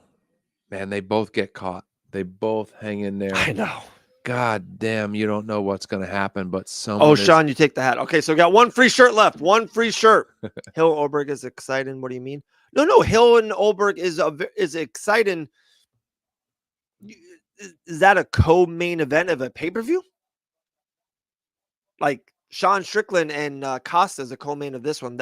This fight is way bigger, way better. The winner probably fights for the championship next. Like, I just think it's It's a lean co-main event for a pay-per-view.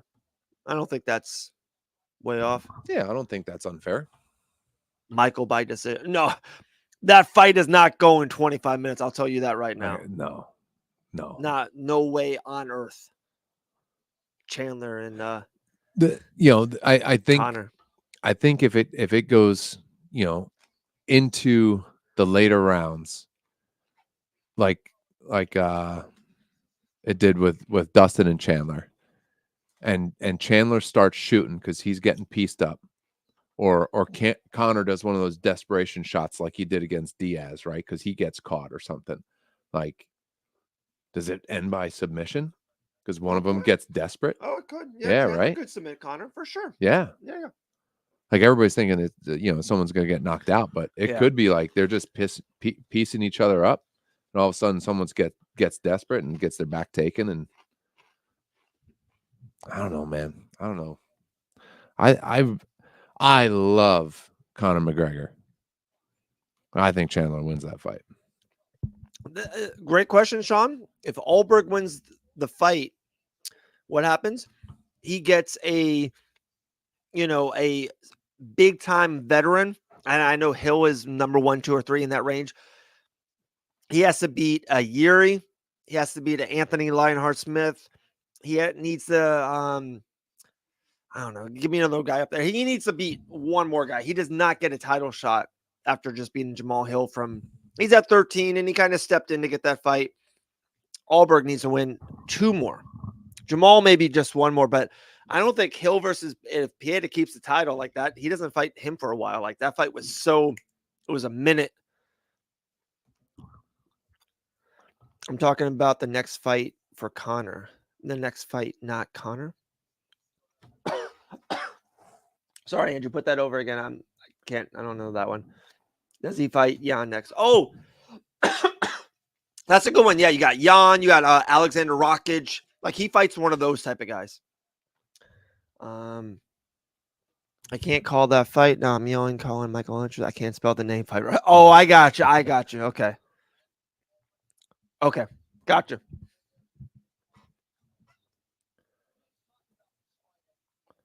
Michael Oleksiejczuk.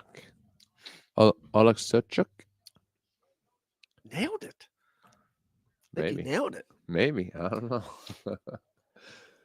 Oleksiejczuk? I don't know. It's so funny. Kevin Holland is like, he's so important to the company, and he will never be their world champion. And I think he knows that. I think the company knows that, but always puts on a fun fight, always there for the crowd, always there for the fans. You can kind of slide him into any card of any time. I don't know. Important guy. Oscar says it's not that hard and then spells it with like 75 consonants. Yeah. there's 4 U's. Yeah. I'm just not used to saying names like that. So I'm sure it's not hard, but it's not in my wheelhouse. I fudge up David Robinson sometimes, Anthony Smith. Yeah. Is it Anthony or he said Smythe? It's Smythe. Yeah, no, I'm sure it's not. My apologies to those. I went to elementary school with a girl who had a very difficult name starting with an O, and it was Olakowicz. And same thing, ended WICZ and had more consonants in it than people were used to, and like without hesitation, whether it was like a substitute teacher or the first day of school, the teacher would be reading the name, and they'd get down to her name, and they'd go, Shannon, and she'd just go, that's me. It's Olakowicz. Yeah. So that's the way it goes. What's up, Mike? Mike Davis. There he is. Living legend right there, dude. I love us some Mike Davis, man. Dude, you guys got to check out Mike Davis's Instagram, man. He is posting a lot of training footage. We need him streaming on Fight Banana. Yeah, we got to get him on here. A lot of awesome inside footage of him training.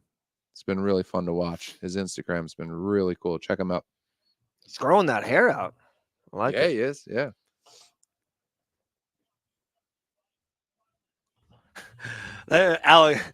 Mike, you got fans in the chat. He goes, bro, he's the shit. Hell yeah.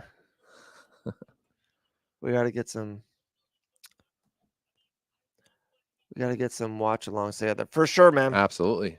Mike, it's so funny. I was actually going to talk to you about that off air. I was actually about to cut it off. There you go. I feel you, Mike. I feel you, man. Yeah. It's summer in Florida. I got you, brother. Dude, I'm driving around today with my windows down. I'm like, man, this weather's gorgeous. It's about to get fucking hot. Yeah, like this is going to be the last weekend where I'm enjoying the windows down. So yeah, Mike, I'm with you. It's about to get blazing in this state. Mike, we just did a little deal with Jogger Size, and so maybe we'll have to do like they have to, get you here. We'll drive you here, in the old school Daytona Beach, and then we'll get you back home and stuff. Maybe Jogger Size will sponsor it for you, brother. Ooh. Have you ever done that before, Mike? Let me know if you have, like that. I'm doing it without it, of course. I'm acting. I don't want to speak for you, but he bites down on a mouthpiece. Here we go. I know them. I worked with them on their very first release. Nice. Does it really help? Does it? I heard it's like phenomenal. Jogger Size. Very first. Hell yeah, man. Oh yeah. Cool, dude. That's awesome. Yeah, we did a little negotiation back and forth, but we got a little 6-month deal. Hell yeah. And since they already know Mike, should be an easy conversation, right? Yeah, it's good. Okay. Thank you, Mike. It's good. You need the strongest one as a fighter, though. For sure. Okay, cool. Sean, what does it take to win a Jogger Size? Dude, it's so funny. I just been messaging them about it. Oh, geez. This fucking rookie over here. Can't even keep his microphone plugged in. All right, I'm back. I'm sorry, guys. I'm back. I'm trying to message Jogger Size. I'm trying to get one. If not, we'll get one. We will get one. And Sean, we'll do it next week or next month. I think we're gonna go live for UFC 303. I want to go live for like 7 hours again. All right, Kevin Holland and Michael just start. Ooh, Michael with a nice overhand left. Kevin is trying to stay long with him. Beautiful pike, right straight right down the pike for Kevin Holland. Body shot. And Mike is going forward. Awesome, Sean. We'll talk about. We'll get it out or joggersize.com, $29.99. Man, these boys are throwing.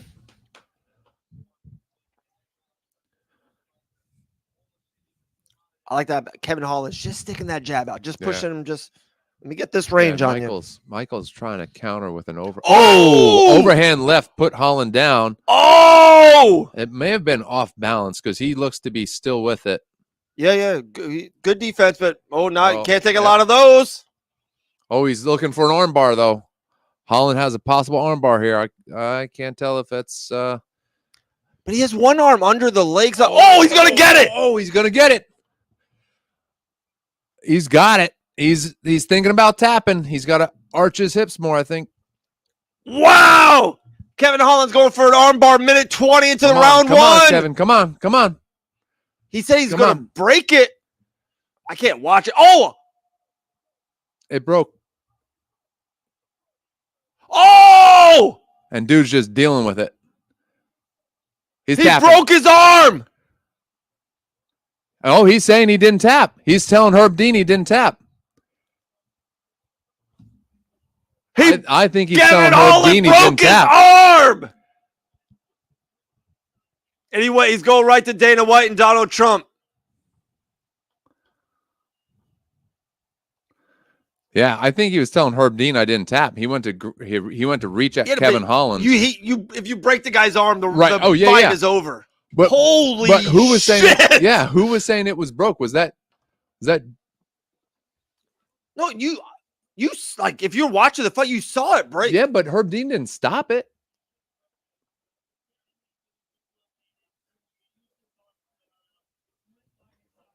Yeah, it's limp by his side right now, Rogan's saying. Yeah. Like I saw it pop. You saw it pop. Yeah. That's wild. Holland was looking at him like, you going to tap or no? You going to tap or no? What? And he wasn't going to tap, so he just leaned into it more, and it clearly was not working. What a finish. This is fun. He's holding it by his side, like he's putting it up on his hips. Wow. Yeah, he kind of looked at him like, dude, if you don't tap, this is going to... God, that was nasty. Yeah, he lands it. He lands it. That was a knockdown by Michael. Yeah, that was good left hand that put Holland on his back. And then Holland is like, oh, I got my... Yeah, left it way in there. Wow. That was wild. Oh, that's insane. Well, yeah, he was locked in on that. Watch, you ready? It pops. No, it didn't pop. It is hyperextended, but it didn't pop. And he was reaching for his arm to pull it off. He didn't tap. Look, it's limp. It's dead.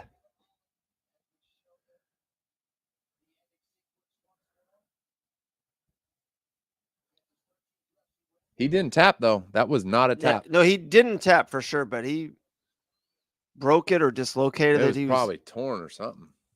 I don't know. Wow, but dude. You know, like when like Frank Mir, was it Frank Mir popped all those arms? It would be like that sudden jolt. You didn't see that with this. So it might have, I don't know. Just saying, right before this fight started, like Kevin Holland is that guy. You need him around. He's such a stud. Yeah. Wow. Sean is saying it definitely broke. I didn't see it actually like. Yeah, I agree, Chris. Herb stopped at no tap. Broke or dislocated. Either way, it popped.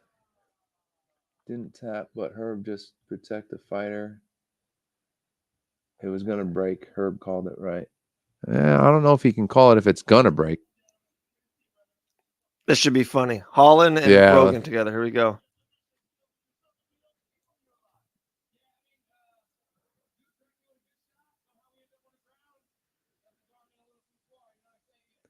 Said, cracked me with a good shot. Ended up on the ground. Left his arm in a little too far, so I got it.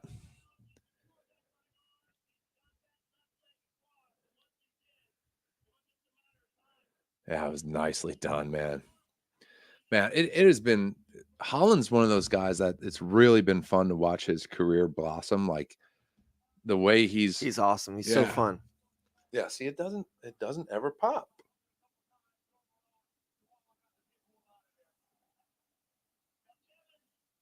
No, it never pops.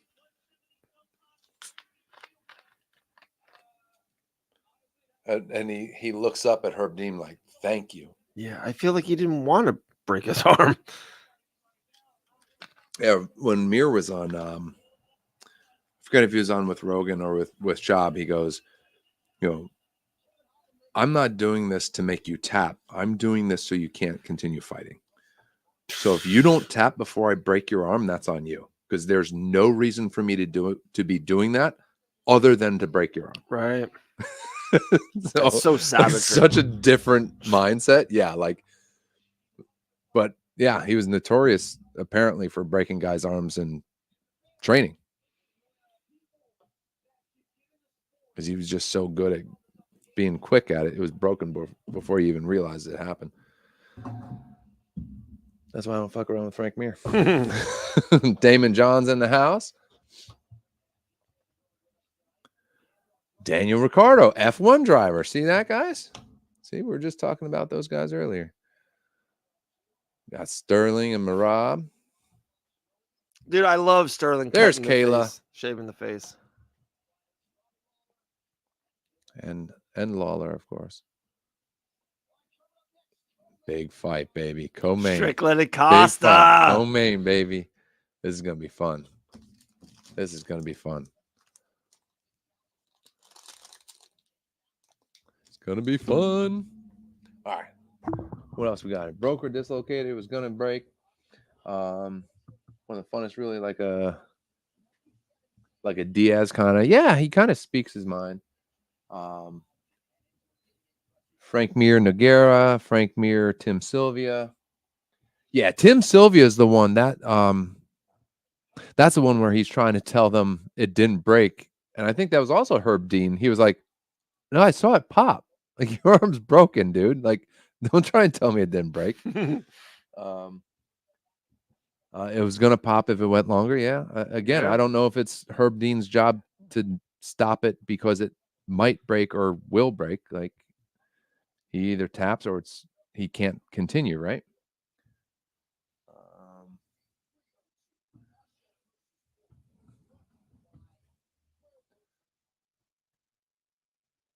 Robbie was just in someone's corner. Now he's in the crowd sitting next to Kayla. Not a bad person to be sitting next to. She's pretty cool too. Another person I was lucky enough to meet. Dude, you're such a star, dude. Well, she hugged you. Kayla. She barely looked at me. No, she's awesome. She is really She's like, cool. "Dave, how are you?" And she looks at me like, "So anyway, Dave." I'm like, "Yeah, hi." Just gonna stand over here by myself. Now, those are always fun too. Us doing some of the PFL events we did was awesome. Yeah, man. I mean, man, 2 fights left, guys. Strickland and Costa. So exciting. I'm so and then excited Dustin for this fight. Poirier and Islam Makhachev. It's this. We've talked about it. We talked about it on the Tuesday show, Yep. Mike. It's guys. I know I heard Bisping. I heard a couple others. I don't know if Dustin Poirier wins tonight. I think it's the greatest MMA story ever. I really do. I just think the career, how popular he is, the dad, there's just something about it. Never win the championship, being close a couple times, him fighting for world championship, not once, but twice, and losing, submitting both times. I just think that like comeback story. Then also too, Bisping won the title against Luke Rockhold. Nothing against Luke Rockhold. Good fighter. He was a champion, but like, he's not a top 10 middleweight ever. Like right now, everyone on, top 10 list and Islam is the pound for pound voted fighter by the MMA media and the UFC. And I don't think they mess around with that. He's not the biggest draw. He doesn't talk English. He's not really fun or popular. He's that good. And if he beats Islam for the championship, I think it's the best story ever. Well, I know we had this conversation a couple shows ago about gatekeepers, but like when you look at that division, there are so many guys that you have to fight through just to get to a championship. And Dustin Poirier is one of those guys. Right. Justin Gaethje's one of those guys. Right. When he's not the champ, Oliveira's one of those guys. Like there is a murderer's row of lightweights, and Dustin Poirier has been in that conversation for a very long time. And 10 years. And you can't pick apart his resume and find weak points. Like who has he said no to? Oh, he doesn't. He again Right. recently started saying no to the younger guys because he knows he had a couple fights left and didn't make sense. Sure. And then he did it. Like the Benoit Saint Denis, no one wanted the fight. He was this undefeated badass. I think he was like a Navy SEAL type of guy. He was literally the god of war. He was just that type of dude, and right, fights him and knocks him out. Yeah, French Special Forces. Yeah, it was incredible. He's just, I don't know, man. And then also how they built this up, and like they're not. The UFC has done a good job telling this story and kind of putting it out there. If he gets this job done, and especially too, I think everyone thinks it. I don't think he can beat Islam in a decision. There needs to be a crazy moment, if it's a crazy submission or a crazy knockout. And if he does, it's I don't know. We're gonna be jumping on the table. It's gonna be wild. Yeah, it's.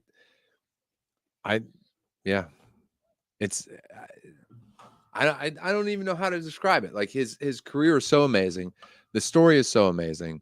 The resume is so amazing. and the upset would be so amazing. Yeah, it's a perfect. I mean, it's that someone said that in the chat. Like, what the story is great, but what about the upset? The odds makers say he basically saying he can't get it done. And that's a lot of the conversation. He can get it done. He's really fucking good. Islam might be the greatest, but we don't know that yet. Dustin is one of the greatest. We do know that because we can look at his resume over how many years and see who he's fought and who he's beat. Islam doesn't have that yet. So is his win over Oliveira makes him the greatest of all time? His win over, like, oh, maybe if he continues to beat all comers, Dustin can beat him. He's one of the best to do it. Hands down. You can't question that he's not. Or you can't say that he's not. He definitely can. It's so crazy. It's exciting. It's super exciting. It really is. It's just a perfect match of everything, like you said, too. If he was fighting a guy that he was the betting favorite on, or just a slightly betting underdog, like it would be a little bit different. He's just such a big underdog in this, and that's what kind of adds to it too. It's like it's literally Rocky Balboa versus Drago. It's in front of us in real life fighting form. I love it. It's insane. Such a cool thing. But next is Costa and Strickland, co-main event. Yeah, no one had Kevin Holland via first round submission. So, guys, we still got one more free T-shirt to give away. We're trying to give this away to you guys. Bhutan City, Philippines in the chat. What's up? Let us know, Costa or Strickland, who's going to win, how are they going to win it, and when they're going to win it. We got 2 fights left. I meant Volk by autocorrect. Does Dustin have more power than a Volkswagen, though? No, he meant Volk, like Volkanovski. No, he definitely has more power than Volkanovski. Just the body type. Poirier's 180 pounds, fighting at 155. Volk is 145. I know he can kind of balloon up there, but that's bad 180. Volk is probably a 160-pound guy, 170-pound guy. Yeah, Strickland third round knockout. Strickland 2 Strickland third rounds in a row. I love it. Strickland with the win. How's Strickland going to win, Denam?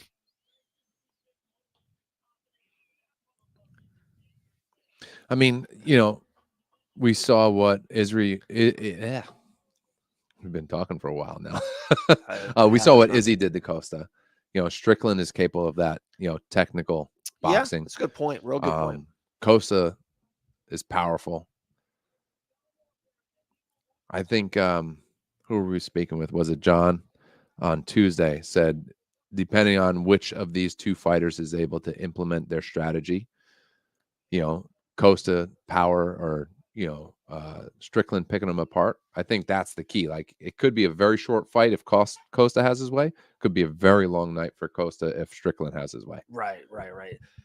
Strickland has such a he usually in the DDP fight was actually close, and that's kind of like the anomaly. Right. Strickland is one of those guys. He looks amazing and makes the other guy look bad, or he looks bad because Alex Pieta catches him and he just looks bad. So there's not a lot of middle ground in this Sean Strickland fight because he's jab and he's so elusive and he's such that boxer guy in and out, in and out. Oh, Mike Parent, first round Costa. I like it, Parent. I like it. There you go. It's very possible. Kevin, Manny Pacquiao in the UFC versus McGregor. Strickland will smash. Don't think so, Kevin. Costa. Don't think so, my man. So yeah, it's this. But Costa's got so much power. Man, that head kick to Robert Whittaker was insane. Insane. If there was 20 more seconds left in that round, he probably beats him. He finishes them in that first round. Oh, what a good song. If that hand of Strickland touches his jaw, it's over. Could be. That's what he plans on doing for sure. After he throws his shirt in the crowd or no? No.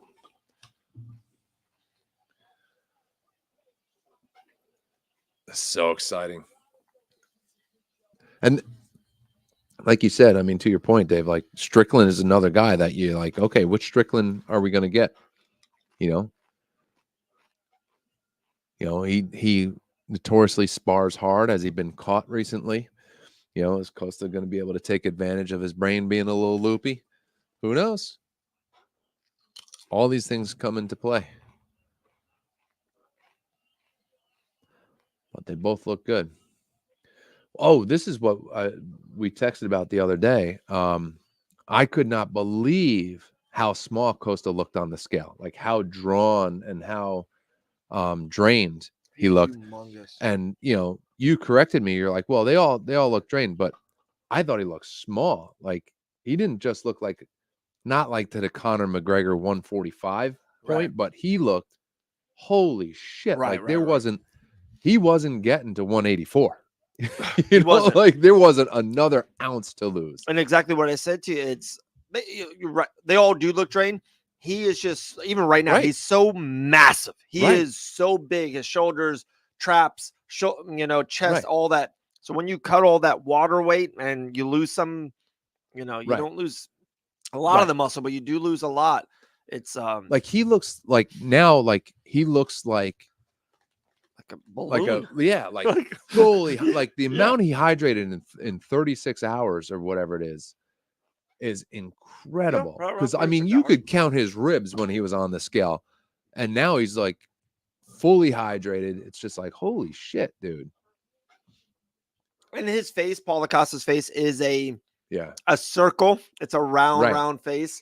And when he was sucked out of making the weight, it was like, whew. Yeah. He did not need Jawser size. No, actually, you all need to get Jawser size. Go to jawsersize.com and get yours today. $29.99. The heavy duty one, right? The full strength. Yeah, Michael Beast Boy Davis said Jawser size. Hats off to him, was great stuff. But he's like, for an MMA fighter, you get the real tough one. If you're a talker for a living like me, just get the small one. Get the baby kids version or the female version, and maybe that's all I need. So Dave doesn't like big things in his mouth. It was so one comment about so easy. Who was that fighter? I forgot, it was UFC. Jalen Turner. There was one comment about Jalen Turner 3 months ago. Doesn't give it up. Yeah, I mean, Costa looks huge. Massive. I mean, do we know what he walks around at? It's probably what, 210?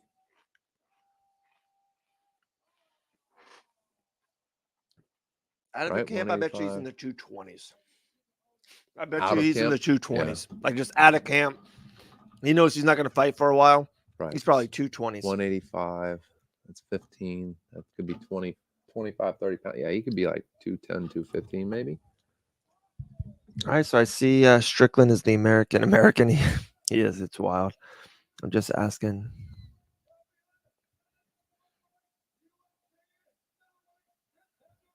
Eating content? I don't know. And guys, remember, this is a 5-round co-main. I don't know. I like this. You're paying for the pay-per-view. We're here all night. It's especially a really high-level fight like this. Give us 5 rounds. Let's see if it gets it. I love Kevin's question in the chat about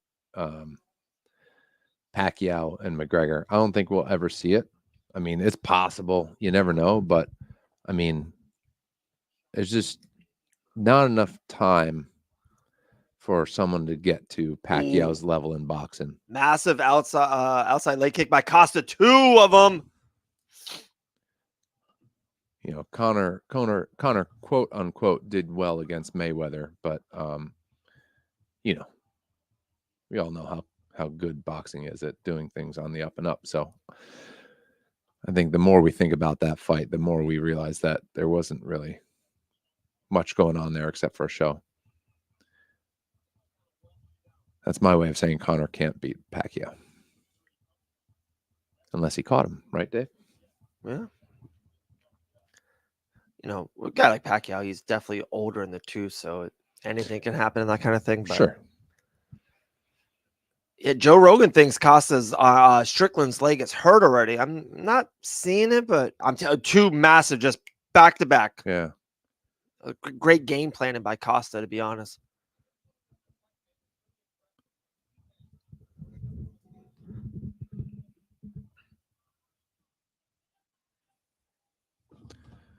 Yeah, Strickland doesn't look small next to Costa, other than physique-wise.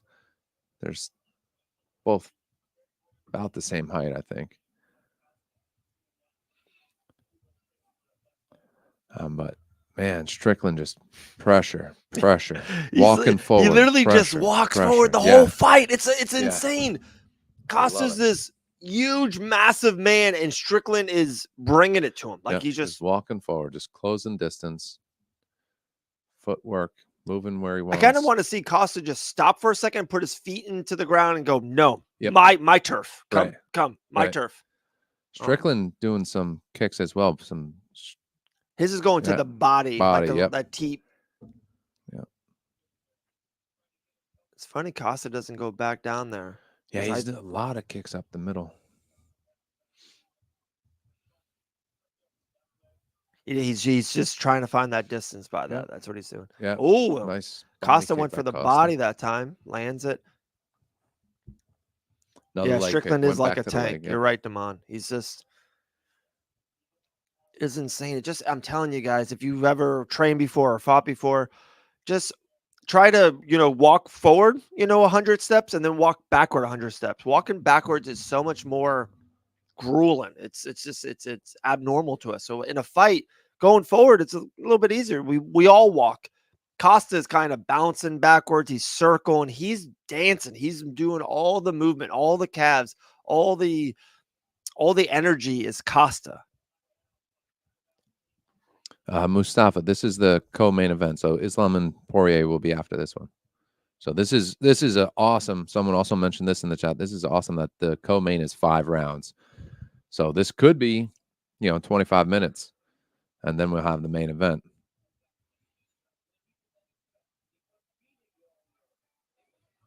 But again, just Strickland walking forward. I feel like we talked, like Ooh. Costa's 7, but he probably should be higher if not for his inactivity. Yeah, I agree with that as well too. To me, there's not, with the champion, there's not 8 better middleweights than Paulo Costa. I do not agree with that assessment.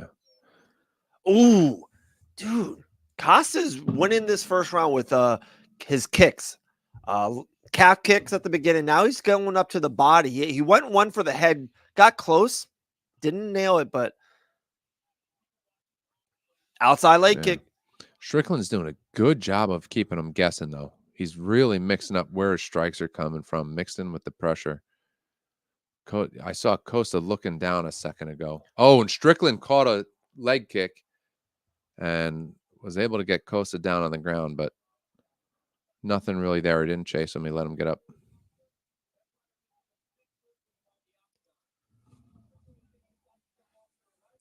Yeah, I agree, Sean. I know it's Sean's gathering a lot of data for sure, but hey, on a 5-round fight, round 1 is Costa round.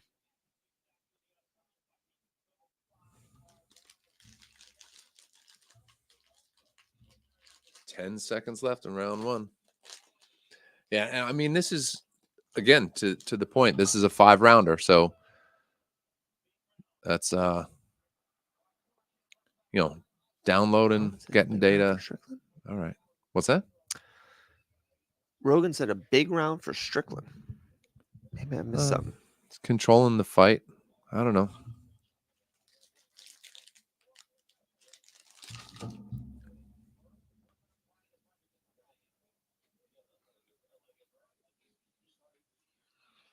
Wow, Strickland did. He outstruck him 24-19. Mm-hmm. I missed it a little bit there. Oh, Strickland's ready to go already. No sit down. Yeah, no stool, no ice.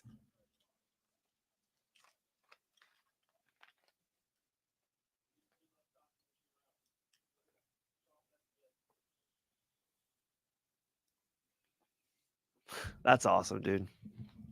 Strickland is ready, man. Ready to put that pressure on.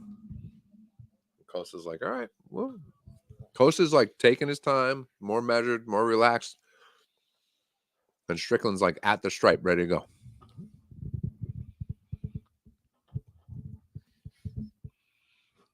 Costa just kicked up the middle again.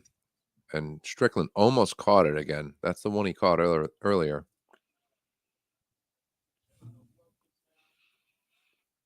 Ooh, Heavy. Nice outside leg kick again for Costa.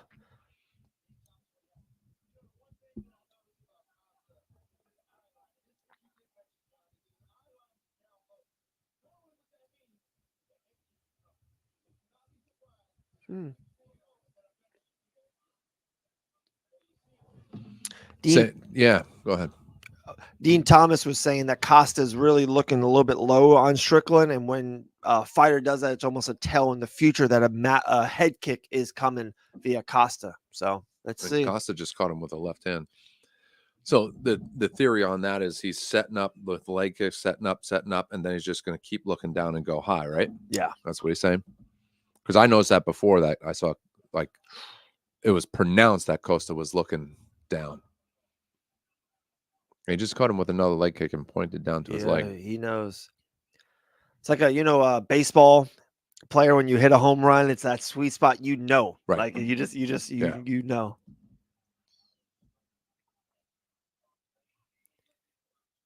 Oh, another one. Wow.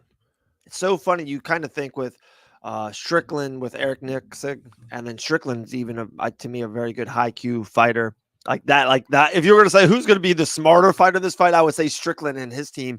Costa's got a great game plan, guys. He's massive leg kicks. That lead leg is Strickland's that boxing type, and he's really going for it.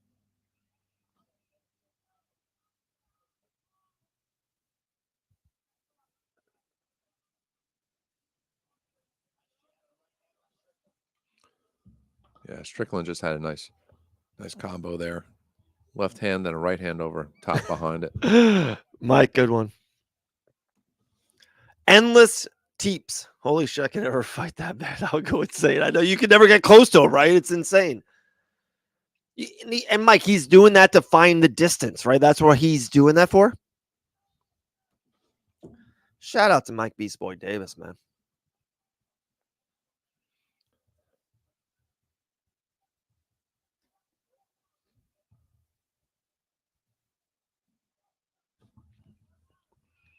Oh, Costa looked like he wanted a level change on that. That kick up the middle. Oh, another low kick. Okay. Oh, Costa, did he just hurt his own leg?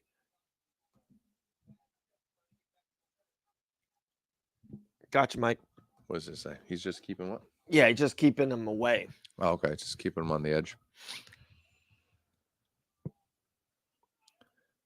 Oh, good left hand. Paulo Costa is starting to. I have a hard time saying his name for some reason. Costa is looking like very uncomfortable now. I don't know if it's just, but Sean Strickland looks exactly the same as he did at the beginning of the fight, and Costa looks kind of like, okay, this is starting to get annoying now. It's got to you.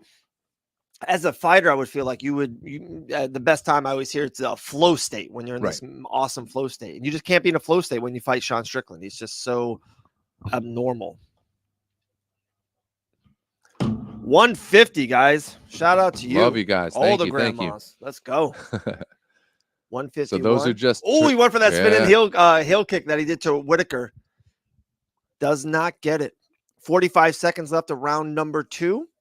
The Strickland Costa co-main event, and the story so far is just the pressure from Strickland, pressure, and the leg kicks from Costa.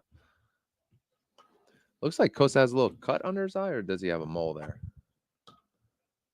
Oh! Strickland caught him with a left hand down the pike by Strickland. And Costa did his patented stick his tongue out at his opponent, and Strickland has him up against the fence now.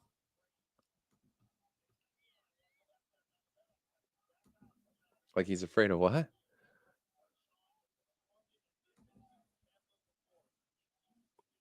Let's blow these men up. Awesome energy. Yeah, I can't tell if that's a cut. Does he have a mole right there? No, that's a cut. Yeah, a little contusion right under his left eye. Yeah, that was a good left hand by Strickland. Just boop. And come behind it with a right hand that just missed. Just outside his reach with that right hand. And that's what his corner is telling him. Right hand down the fucking pipe.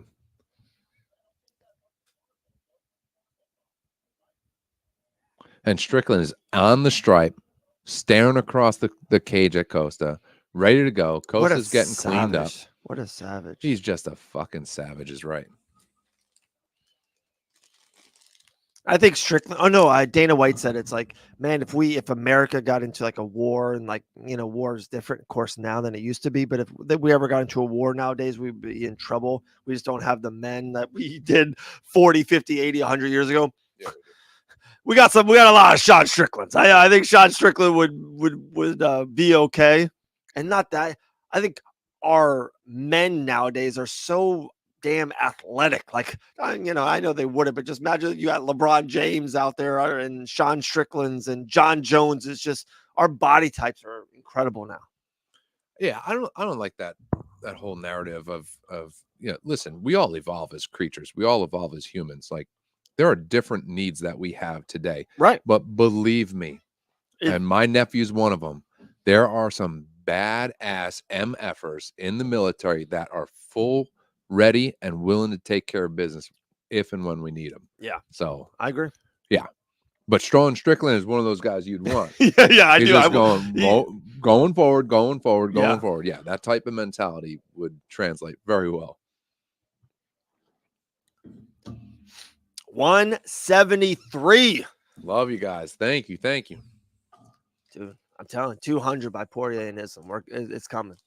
Tell you, Grandma. No more cooking, Grandma.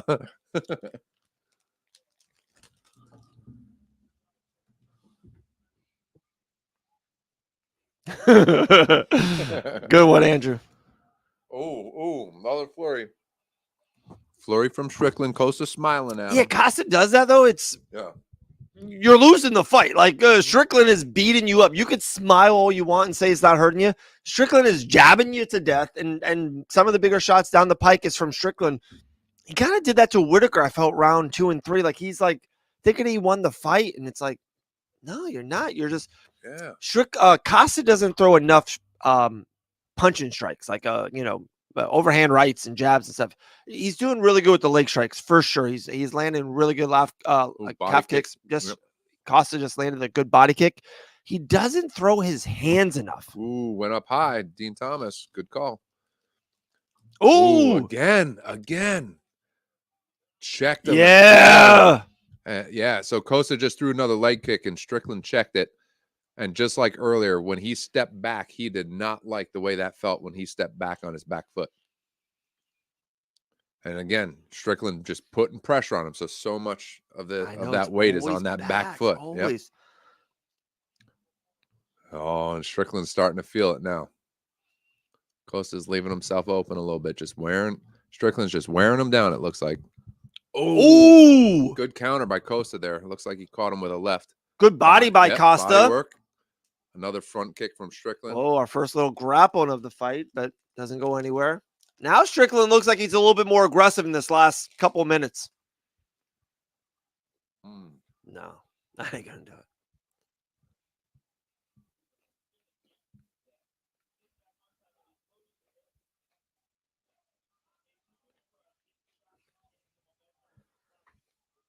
I know, but like,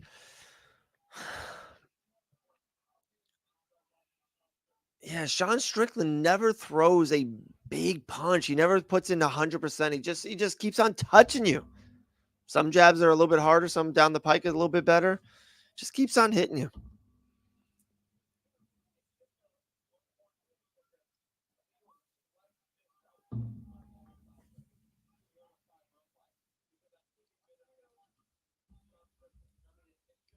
$180. Let's go. 185, baby. That's a good one. See, Grandma told her friends down at church. Got Agnes and Muriel. That's a good pull right there. Agnes is a good pull. Agnes and Muriel. Got Mildred hopping on. Mildred. Love it. Thank you. Althena? Sylvia. Those my grandmas were Mildred and Sylvia. She with Althena. 5-round favorite shot. Oh, I 100% agree, Sean. 5 rounds was a bad call by Costa for sure. Because and I think he's losing this fight, but I think it's close because I think Costa won the first round. At least I did, but maybe not. This momentum, is definitely going into Strickland's just favor. had a combo that caught Strickland a little bit there. 200. We did it. Yeah, Let's baby. go. Love you all. Thank you. That's Mildred Sylvia right there. Thank you, guys. We're halfway through Costa's Strickland thrown, and Costa. Next is Dustin Poirier versus Islam Makhachev. Strickland's looking good, guys. Momentum's in his way. That's probably right. What's up? 2-1 Strickland. I think that's probably right. Yeah. 2-1, and I would even if you said 3-0, I wouldn't fight you on it. I wouldn't. Yeah, I agree. Yeah, I mean,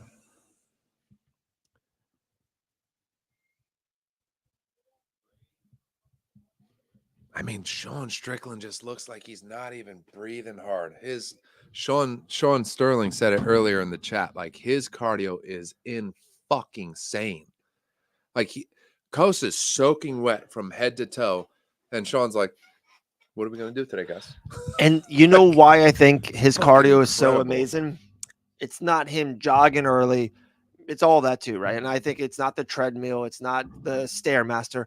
I think he does this. Yeah, I think he spars all the freaking time. So he sparred 5 rounds, 5 days a week for 6 straight months. Right. I just think when you do what you're going to actually do, what you're training to do for real, these bright lights are nothing to him. I think that kind of goes with his psyche too. He's just one of those type of guys. He doesn't give a shit about these lights.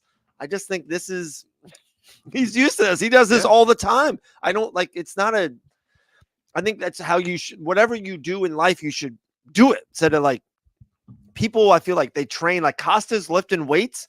Sean Strickland's sparring. He's in the cage with another man. Maybe not 100%, but he's throwing jabs. He's all the time. He's checking leg kicks. This is what he does. Right. I watch this guy.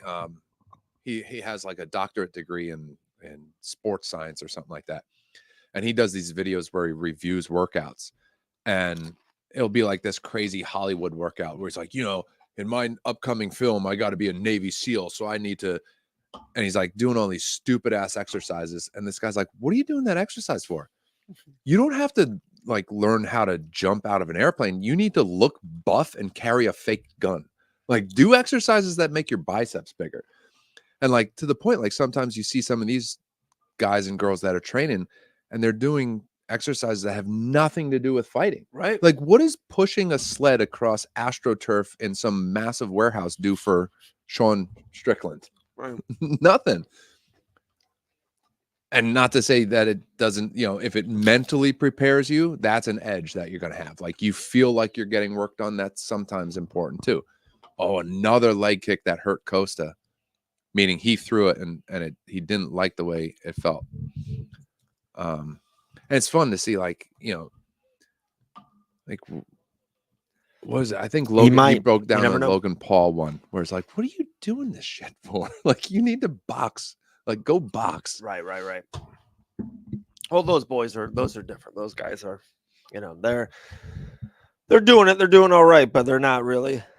Well, and again, too, that workout video is making them money because they're monetized on YouTube. So it doesn't matter what you do. They're doing it for views. And Janice and Margaret. Yes. It's like 208, man. We're just rolling, boys. We're doing all right. Janice, bring it in. I checked it because I was making a post about this was in the Kevin Holland fight. We were in the a little bit over 1, sometimes 80, don't matter. But it was a Kevin Holland fight, and I had to go to my personal socials, and this already it was like at 31,000 views. Love you total guys. Thank views you already. So now it's going to skyrocket. This is probably the biggest thing we've ever done in Fight Bananas history tonight. This is it. Love it. Crazy, man. Love it. So I'm leaning on next week. I don't want to guarantee it. I got to do some hard work. We got to talk to the family a little bit. But next week, I really want to try to do it. We'll do another fight, watch along on that Jared Cannonier, Imanoff fight, UFC Louisville. Costa getting a little more active and holding his ground now. He a needs little more to. finally. Yeah. Yeah. Stop. Put your feet in the cement and say, come. Yeah. He had Strickland up against the fence very briefly there. and he's kind of trying to hold the center of the cage. Not working perfectly for him, but thanks, Mike. Appreciate it, brother.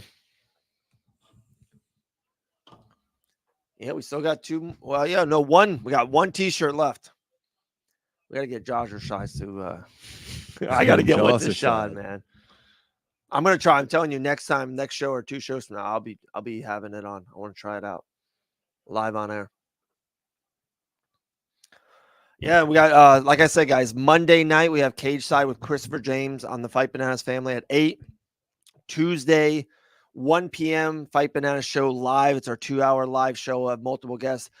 I don't want to throw it out there, but I am assuming Grant Dawson will be on that show. I'm assuming Ross Levine will be on that show. Jillian the Savage Robertson will be back on Tuesday. Myself, Elle, and Maddie are all back. So that's going to be awesome. Good left from Strickland there. We got Boxing Bananas. Another lower kick. We got Ben and Bananas back on Wednesday night. When is Boxing Bananas? Thursdays? No, they did Tuesday night. Tuesday. And then they actually came back and they did it on Thursday night. And the Thursday night show was massive. They had a massive audience on Thursday nights. So with Deontay Wilder just got knocked out, I bet you they'll be back soon. It's Ray Roberts and John Radford doing some great boxing content. Awesome.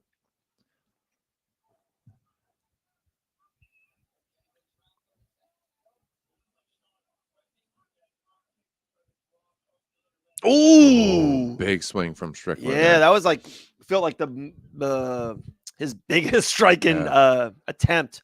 Oh, he's putting it together now. He's a lot of combos. Led the significant strikes all 4 rounds. Yeah. First round was the closest. Oh. I love that lean left by Strickland. Because he's not you know who did it earlier? It was against Randy Brown. Randy Brown got it back with the knee. Strickland does it smartly enough that Costa is so far away, and it's like he's going to hit him leaning left, or it's going to be a total miss, and he's not going to get hit back. Yeah. What Dos Santos did wrong, he was so far leaning into him that he almost got him, or he missed him, and then he was up for the counter back for Randy Brown. Strickland doesn't get countered on that big lean overhand left. Right. Yeah, Sean, I agree. Strickland clearly ahead.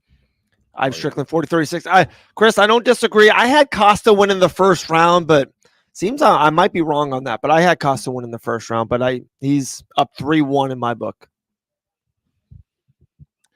Yeah, I feel like Costa was winning with the kicks and felt like it was the most damageable things in round 1. But Strickland was controlling the entire fight. Yeah, I know. I agree. I agree. Like you said, I'm not going to fight a 4-0.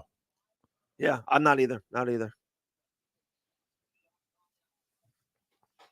But again, Costa looks wet from head to toe. Got cut under his eyes, cut on his bridge. Yeah, he's gasping for air. Yeah. Sean Strickland calmly walks to the middle of the cage and be like, "All right, one more, right?" Sean's like, "You want to do 5 more?" Like, he probably could too. Oh yeah, without a doubt. And Hazmat Chimaev put that out there on his social media. Is like, Dane, I want the first 10-round main event. Out of all guys, Chimaev is not the guy. I really think Sean Strickland is the guy. You know what was great about that Hamzat thing is someone in the comments of that thread said, "Well, boxing does 12." Like, yeah, that's 36 minutes of fighting. 10 UFC rounds would be 50 fucking minutes of fighting.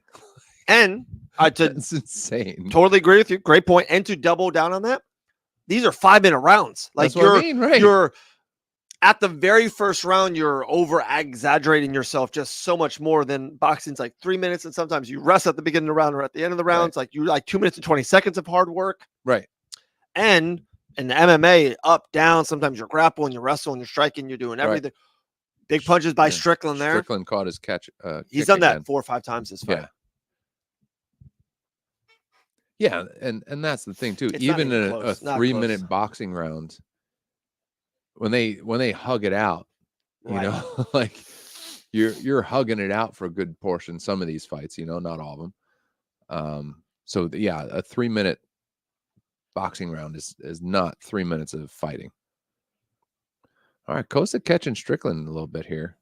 Wow, Sean Strickland on the live betting odds right now, guys, is a minus 2,100 betting favorite. Yeah, Costa plus 1,000. Insane.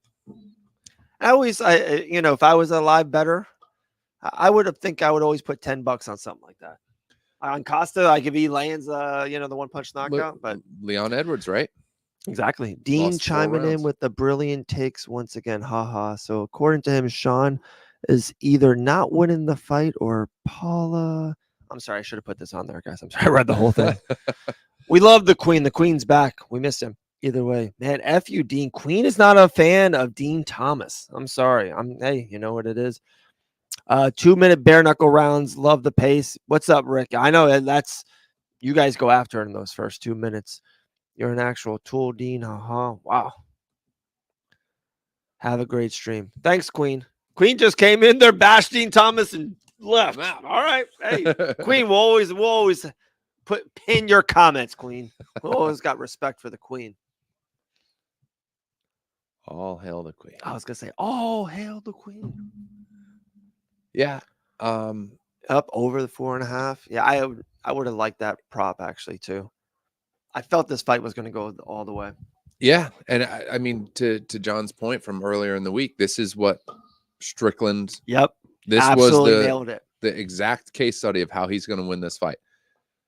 Is he's going to put it on you, he's going to pressure you, and he's going to own the fight for 5 rounds, hoping you'll make a mistake and he can get you out of there. But if not, he's going to just point you to death. Whereas Costa's needed the big shot, and he's never been able to get to it. Yeah. He was setting him up and has never been able to really get to him.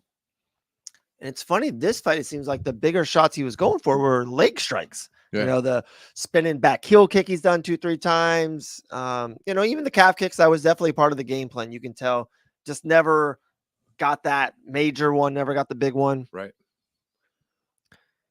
Got that Diaz cardio. No, dude, I think Sean Strickland has better cardio than Nate or Nick Diaz in their prime. I really does. And they don't get touched as much as Diaz. Right. Exactly. Diaz had crazy. Dave, crazy we need to cardio stream with the drunk face. version of you. Yeah, that was good. That was Gold Bar whiskey that day. They sponsored one show, and that was a day show. And I'm like, hey, I'm gonna have some Gold Bar whiskey during the day. That was a horrible idea. Horrible.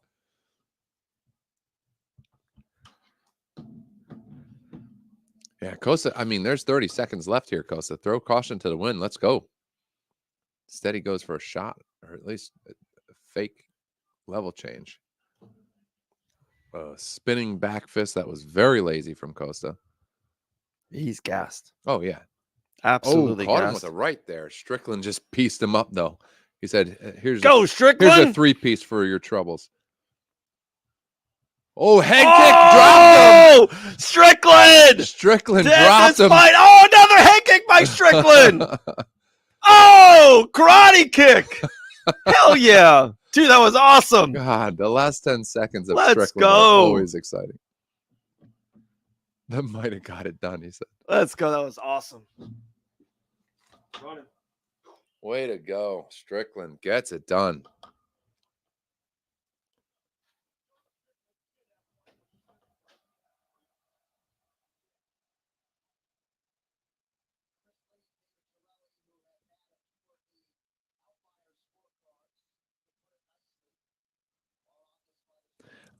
I mean, the announcers are talking like they're not sure. I guess because that one funky scorecard, they're saying Strickland should have won the fight.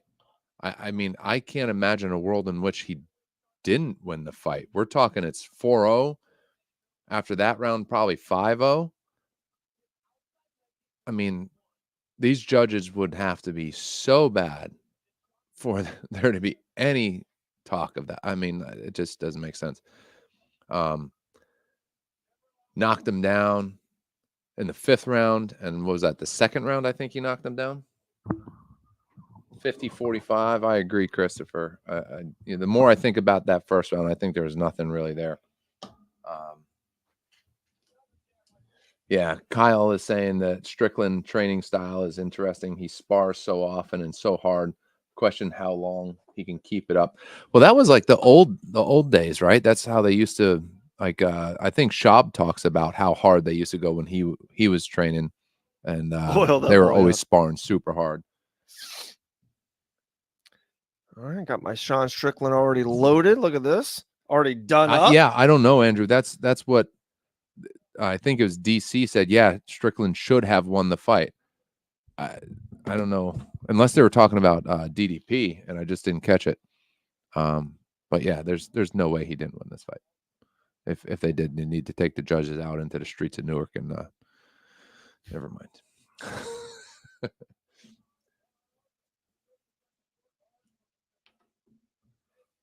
Sean has it 4-1 Strickland. That's fine. 49-46. 50-45 Strickland. 49-46. Sean Strickland. That was a split decision. One judge had a 49-46 Costa. 49-46 Costa. That's horrific. That judge. You know Sean's coming to Donald Trump right of course. now. Yeah. That judge should be taken into the street of Newark and just left there.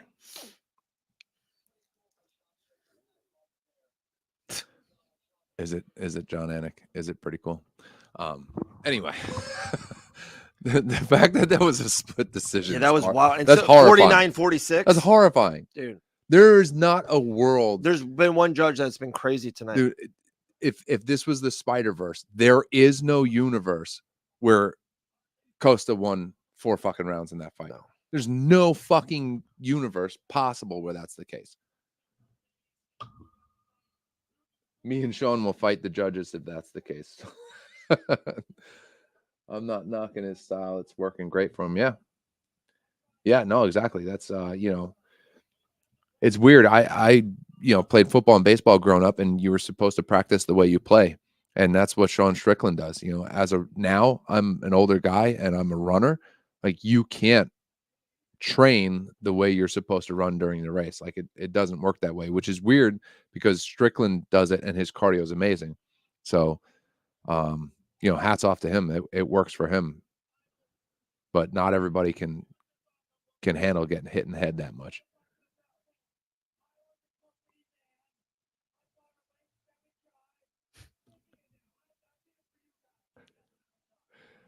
Strickland saying, "Hey, I was a company guy. I fought a seventh ranked guy. Let me get a shot now."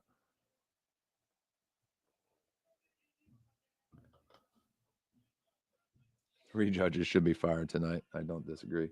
Yeah, that was crazy. I cannot believe that was a split decision. I don't think it was Sal D'Amato.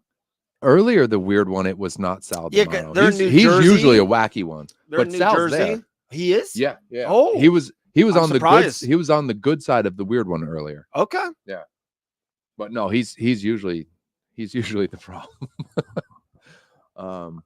Whoever had it for Costa. Yeah, it's crazy, guys. Does Sean get his rematch? I think he gets a shot at the belt. They're playing Springsteen. Joanna is there. More people that we're we too don't old know. to know who it is. I guess they're. Oh, the UConn coach. I know him. Danny Hurley. Alex Pieda. Dude, he's main evented UFC 300. Like, that guy can do anything. When is beginning of Armand's fight? Which there. one? Ooh. It's going to be on in less than 5 minutes, probably.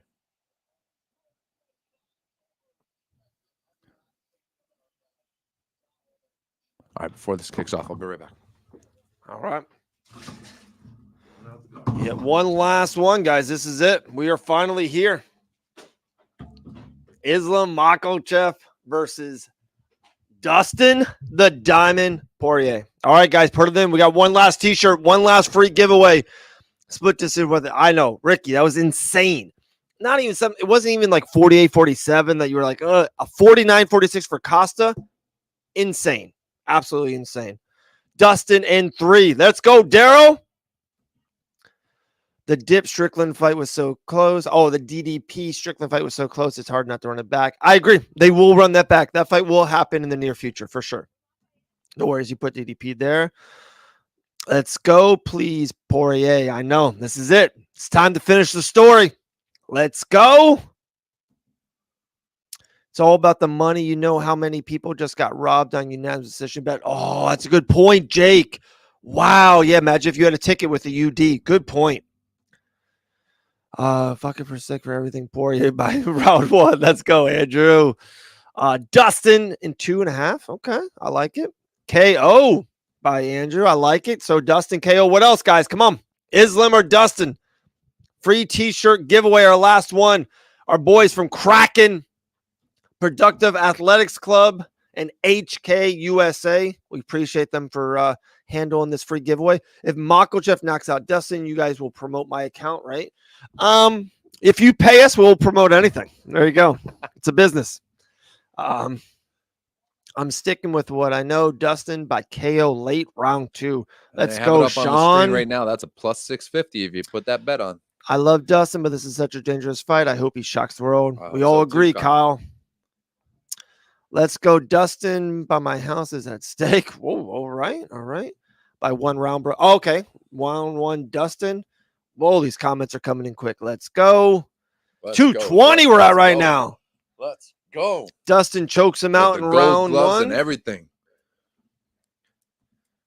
Send it up, baby. You are incredible together. Thanks, Mike. We appreciate it, brother. Yeah, man. Dustin KO round 2. All right. Let's see. Islam will win in round 2. You might be right. Islam, I will pay you. Hey, you pay us, we will promote your brand. No problem. Or you, whatever you want. If anyone is going to go with Dustin, give me Islam round 1 sub. Wow. I hope not, Sean. Holy shit, it's about to happen. I'm nervous, brothers. We are too. This is crazy. And when he walks out, we're going to be quiet. I just want to hear the song. Diamonds probably by a weird split decision. Let's go. Better not be another fucking split decision. Dustin by 3rd round knockout. A lot of funnies. Insane, guys. Insane. Let's go. Islam sub round 4. That might be a good one. That might be right. Better not be right. We want the diamond. Yeah, this is crazy. This could Shine be it, bright guys. like a diamond. This could be it.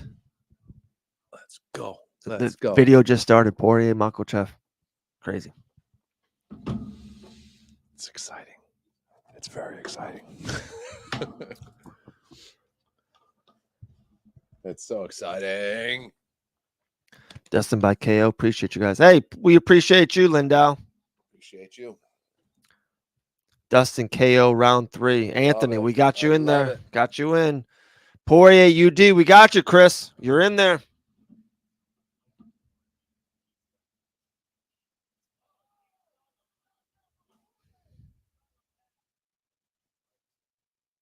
No ghillie attempts, all right?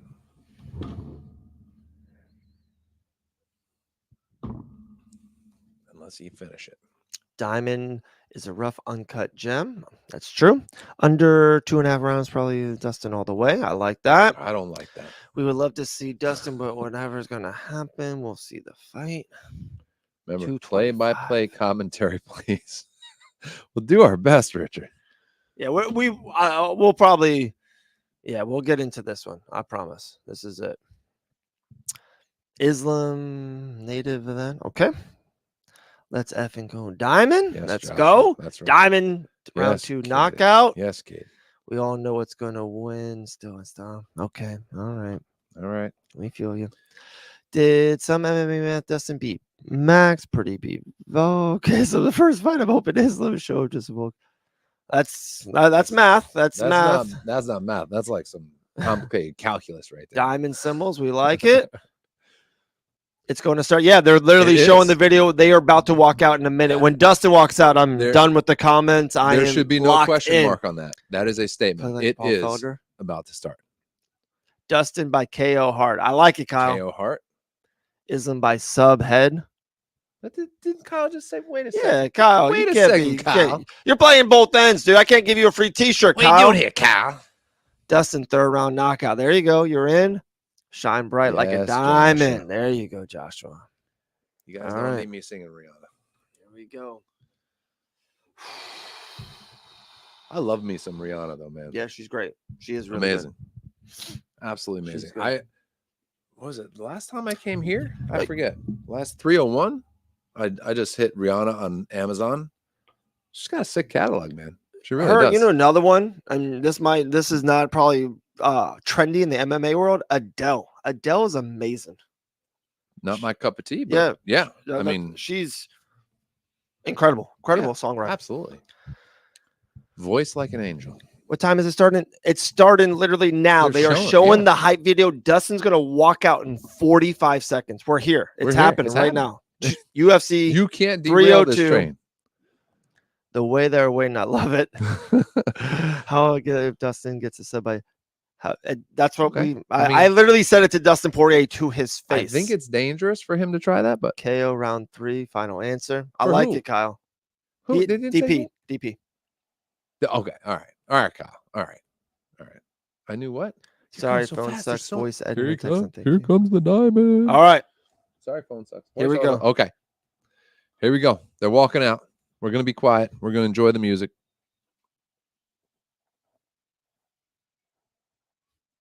They're doing the voice of the diamond. Let's go.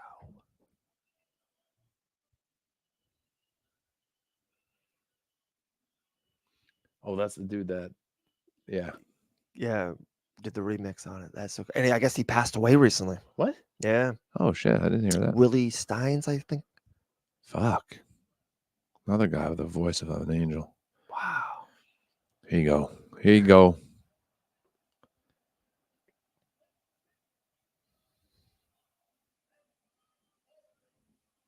Now some James Brown.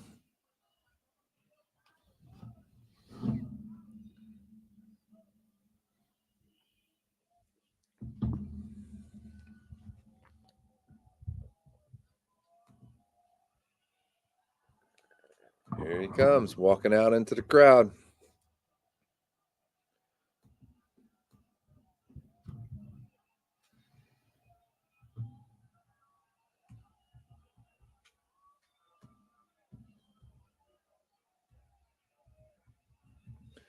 Got 206 people watching. We appreciate that. Make sure your aunts and uncles, grandmas, grandpas, cousins, your second cousin, first removed. Let's go. Auntie Mildred. Tell your neighbor, shit.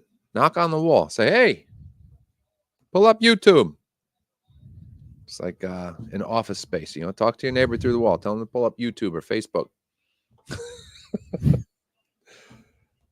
If you went to work and said you had a case of Mondays, I'm pretty sure you'd get your ass kicked if you said that.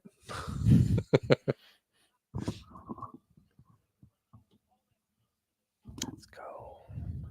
Bhutan City, Mindanao, Philippines.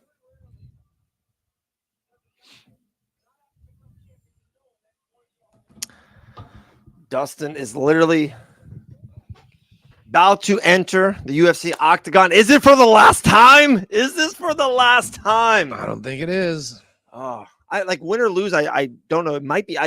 In a weird way, I feel like if he wins, he retires. Boy, I don't know. Let's enjoy it. Enjoy it.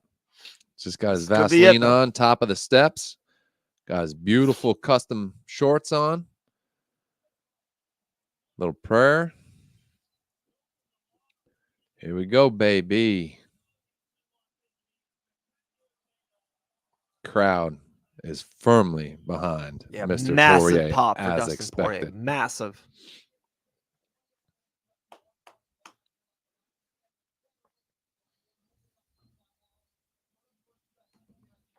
Did they just say he made his debut in 2011?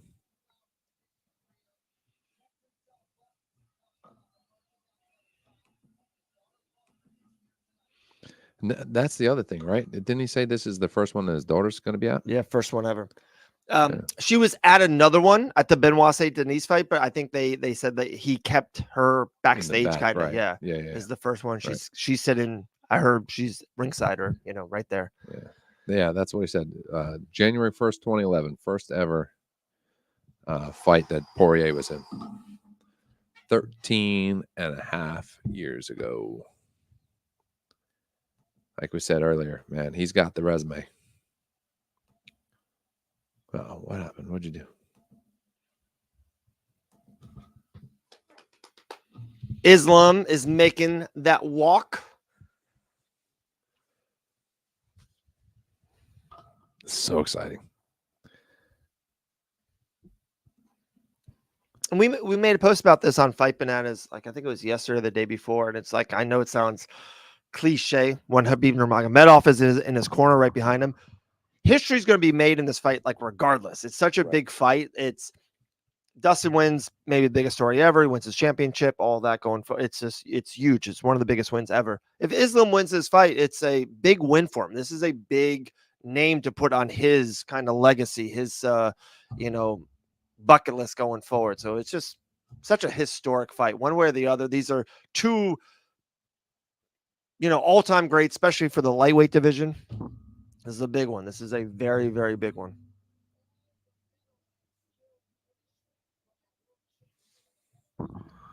Yeah. If Islam is the truth, this is, like you said, this is another killer that is added to his resume. Just like Poirier has the list of killers that he has on his resume.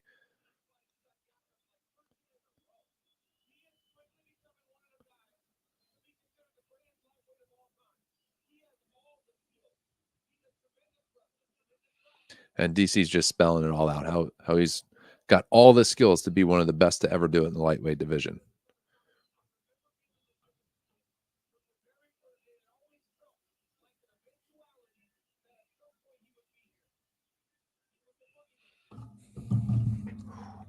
So exciting.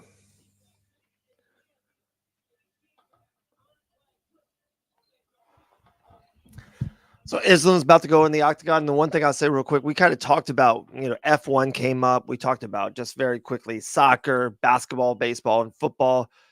I say all the time, and I love those sports. I'm a huge football guy, huge basketball guy. There's just nothing like a big fight field. There's just nothing like it.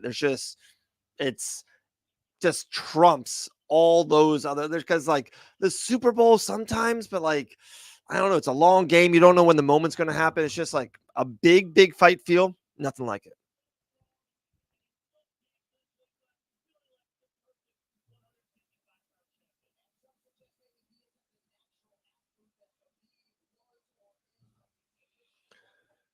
We'll see.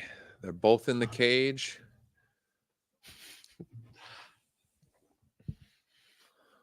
Poirier's focused. All right, Bruce Buffer is going to talk one last time. One last time this evening. Bruce Buffer, baby. All right. 35 to Islam's 32. Islam's 5'10", Poirier 5'9". Both, of course, made championship weight. Makhachev 70.5-inch reach to Poirier's 72-inch reach. And, of course, Poirier representing the United States. Of the evening.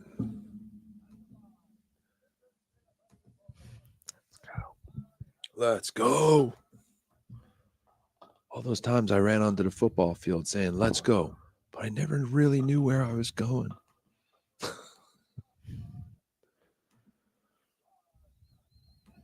All right. Our in-cage referee is Keith All Business Peterson.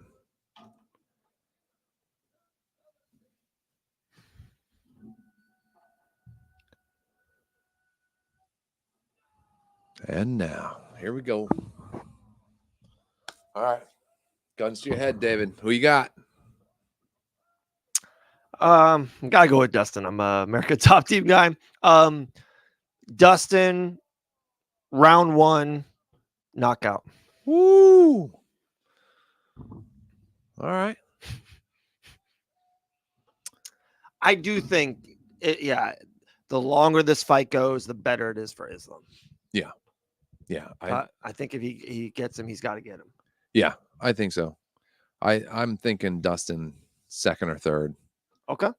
My gut's saying third, but do you think he is he like successful in round 1, round 2, and it's like the last one in round 3 or something like that, or is he like kind of get beat and then he just lands it? I think 1, they're feeling each other out. Okay. 2, doesn't go Dustin's way, and 3, he catches him. Oh, that's cool. That's cool. I like that. Yeah. maybe a little bit of adversity in one, but not much. I don't know. We'll see. I don't know. That would be great. That would be like, Rocky. Like, all right, mess around, then it's not going my way, then bam, come back. What's everybody got in the chat? Lots of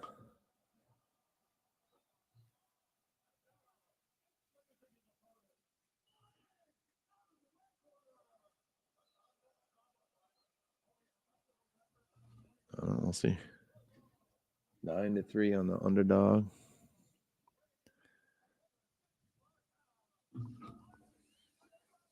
Wow.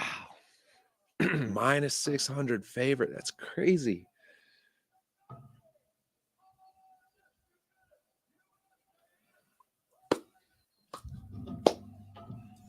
It's about to start, everybody. Just got finished announcing Islam. We're super close. Everybody's asking earlier, what time is it going to start? The answer is 12:40 something. 12:40 now. All right. They touch gloves. Touch gloves, baby. Going back to the corner. This championship fight is here. UFC 302. Will Dustin Poirier finish the story? Here we go, baby. Here we go. Here we go. Here we go. I can't stop. My feet are bouncing. It's on, baby. Here we go. Both fighters take the middle. Islam fainting like he's going to change levels. Wild. I like that, though. Dustin went for an outside leg kick, like the calf kick that he did to Connor. He needs to lay in a couple of those. I like that kind of game plan already. Pulled his shorts up. I love when Dustin pulls his shorts up. Something good usually happens after that. Kick up the middle from Islam. Ooh. Caught Dustin with a left hand and a combo. Shoots low on Dustin. Oh, takes him down straight away against the fence. Going for a head and arm instantly.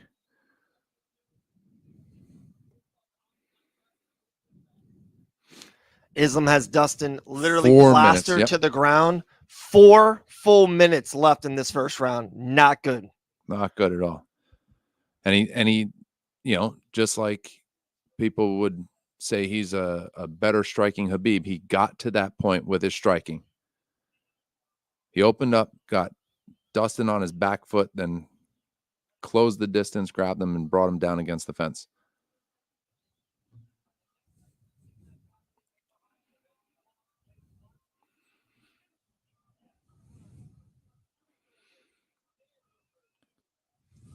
So again, he's got his arm around him. It looks like he's leaning for an arm and triangle choke for Islam. Yeah. He's trying to get to that spot. Yep. Man, I just don't see Dustin getting up. Working his arm, trying to go for a Kimura, looks like. Shoot. Oh. Shoot. Dustin was able to spin out of it, but he's got his back now. Yeah, Islam almost had the Kimura, spun out of it, gave up his back. Islam now has his back. With a body lock.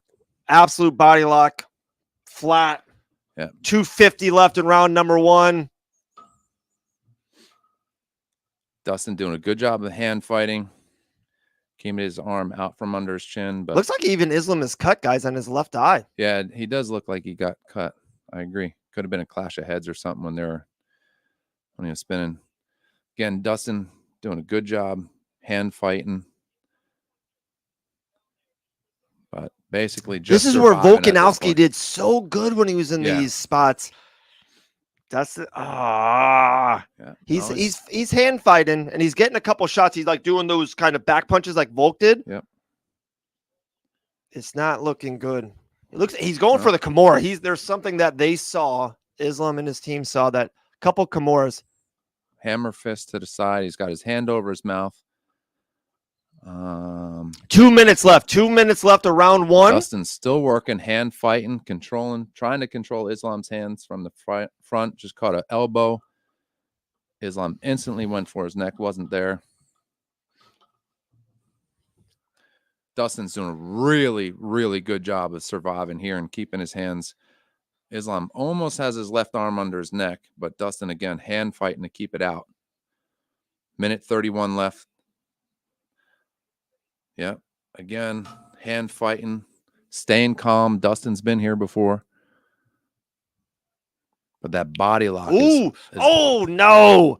Nope, you got Looks it like out. Islam was trying to transition to on top, really. And then Poirier kind of gave up his neck to him. Yeah. Still fighting it back, though. Yeah, still. Yeah. Wow, 1 minute left in round number 1. Yeah. You know, if you're rooting for Dustin, a horrific beginning of the round, literally 4 minutes, had his back, kind of had control. Got 50 seconds left to ride this out. Yeah. Dustin, again, doing a great job hand fighting, throwing those punches back behind him, protecting his head from any strikes. But Islam as well, just totally calm, totally confident, no stress, no worry. That body lock is just... All right. 20 seconds left.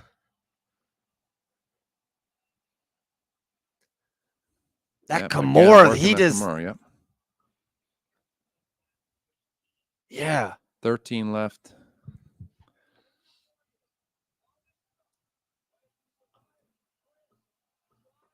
Three, 2, 1. Dustin makes it out of the first round. All right. Like what DC said is definitely sure. Horrible round. Yep. 10-9 round. Islam won, dominated them, but he's got to feel good. He's felt it, and now he got out of it. Yep. Mike Brown telling him, you cannot back up to the wall. That's exactly what happened. He entered with striking. Dustin was stepping back away from it and closed the distance, put him up against the cage, and dropped him. He's got to stay out in the center. Stressful. Woo! Stressful.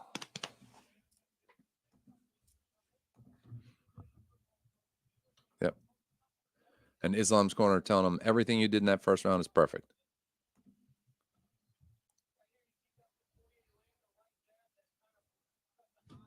Wow, yeah. Oh, it was the right jab that cut the eye. Islam with an overhand left kind of started all that. Really did. It was a. But it was a counter. I didn't realize it was a counter. Almost had the Kimura. I thought this was it. Yeah. All right. All right, round 2. Here we go. Round 2. Yep, he cannot get backed up. That's absolutely right. I would go. I know it sounds bad. Leg Yeah, kick, go back to that calf. Get up. Get up. So he leg kicked, and Islam instantly caught it. Now he's trying to wrap up his legs. Dustin escapes, gets to the center, strike. Wow, got out of it. They're both standing still. Crowd's crazy right now in New Jersey. Dustin's feeling it. He got out of that too. And I know it sounds wild or maybe cliche. The confidence will grow. Like Dustin's confidence, like, okay, he had me twice. He had my legs twice. I'm out of it. I'm come on. Yep. Now Dustin's pressuring him against the cage. Again, Islam looking to open with strike and knee up the center. No damage there. Poirier in the center. Leading the dance here, trying to pressure Islam. Man, my anxiety is through the roof right now. Here we go. Both in the center again.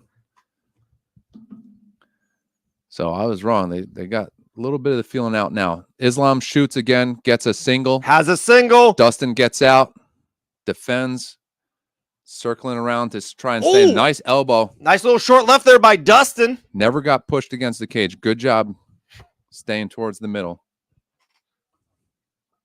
Islam looks very calm, but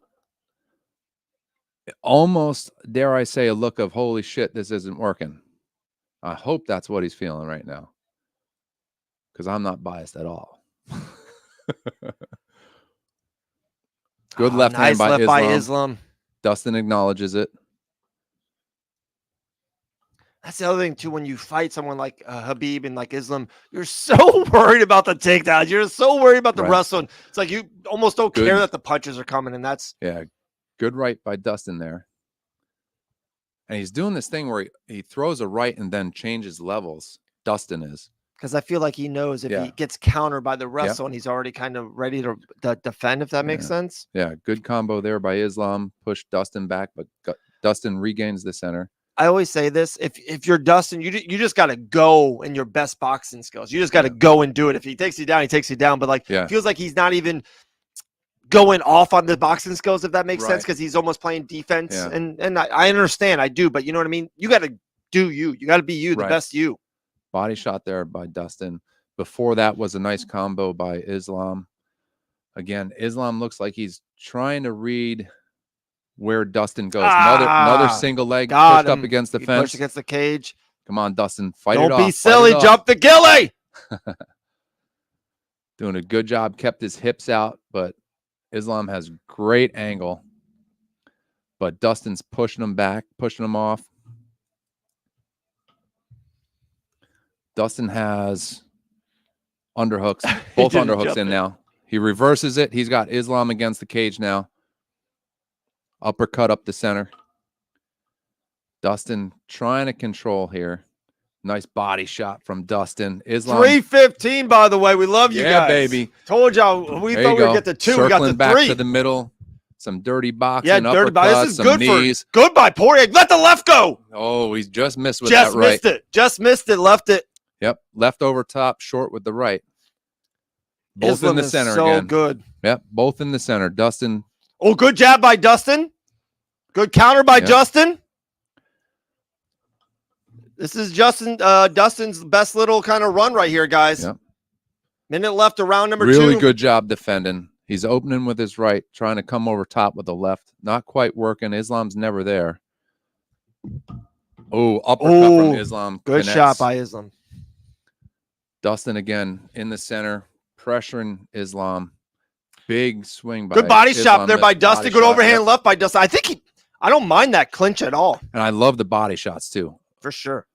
Good jab by Dustin. Good jab. And Islam tries to answer with a knee. Doesn't get it. Good left by Good Islam. Left by both. They kind of looked at each other. Yep. They kind of looked at each other just there like, let's box. And Islam turns and tries the cage. Yep.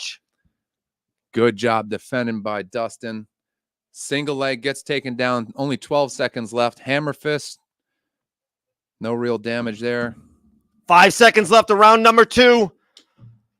Yep. Definitely Islam, I would assume, won this round, but definitely Poirier had some good moments. Some good momentum. I think that takedown probably gets it, but I mean, it's crazy right I could hear an argument for that being Dustin's round. I mean, that could easily be 1-1 right now. Dustin was controlling that, and he defended the initial takedown, but that last takedown could sway the judges, I think. Dustin breathing heavy, but looking good.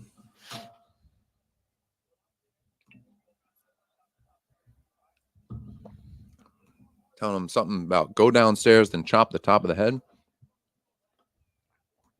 Of course, Dustin's no slouch. What are you guys thinking? Come on, Dustin Poirier. 382. 382, baby. Keep this coming. Love you guys. Thank you. Thank you. Round number 3. Here we go. Habib tells Islam to breathe. Who you think gonna win? Who knows? Throw overhand left. Dustin's got this. Here we go. Round 3. Like I said. Wow. Gonna be some adversity. Gonna be some success, and then gonna be over. Here we go. Dustin's confident. Islam's worried. Wow, that'd be the craziest prediction ever. All right, center of the cage.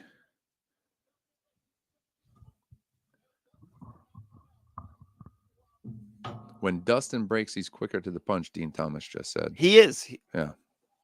When the clinch has been the best part of this fight so far for Dustin, because when exactly what Dean Thomas says, he had a short elbow, he had a good body shot, and then on the way out, he's throwing that left. Oh, get off. Clinch. Oh, Islam Dustin with a big knee. And then a right hand. Oh, another big uppercut now, big knee. And a knee, and another uppercut. Now clinch against the cage. Poirier got caught there, and he's being taken down now. He's working on his back. He's posting up, one knee down. Yeah. You cannot give Islam your back with 4 minutes left of round number 3. Yeah. Dustin's leaking out of his nose pretty well. So those shots definitely connected. Yeah. And he's working to his neck. Islam has the body lock in, has, his left hand is over his neck. But again, that all occurred because of the striking.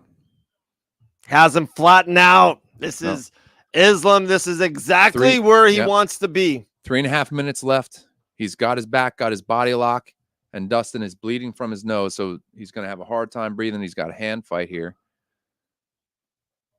So it's just the nose just going to be leaking down the back of his throat.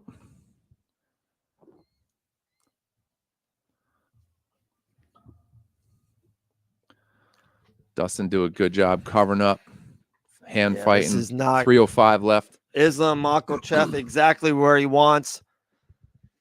Working that chin. Dustin doing a good job keeping his chin to chest here, trying to spin out of it.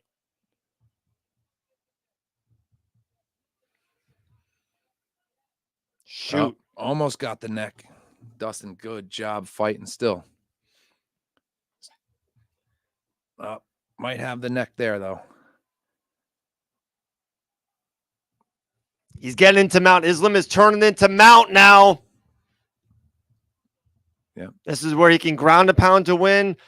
Islam, a couple times what he did to Charles Oliveira, does the arm triangle here. Yeah. Oh, he's going for the Kimura again. Yep, got his arm behind him. Oh, Dustin flips reverses. around, Does reverses. he have his does arm? Have his arm? Looks like he has his arm. Yeah. He might. No, he's out. He's out. Stands up. He's out. Separated. Uppercut. He is out. Come Dustin's on. Pour it on, punches. Dustin. The crowd's going crazy in New He's Jersey. yelling He's at yelling at him. Let's go. Let's go, Dustin. Right here. Holy. He's swinging for the fences now. He said, I felt everything you got. Let's go. Let's end it right here. Jab by Dustin. Holy.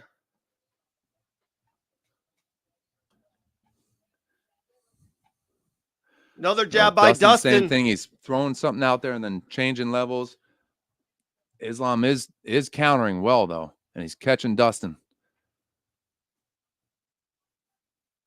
Center of the cage. Dustin pressuring Islam.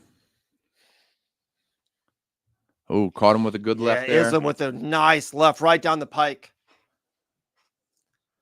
Ooh, body kick. Yeah, kind of feeler kick. Little. There's the kick. calf kick he needs. There's the calf kick.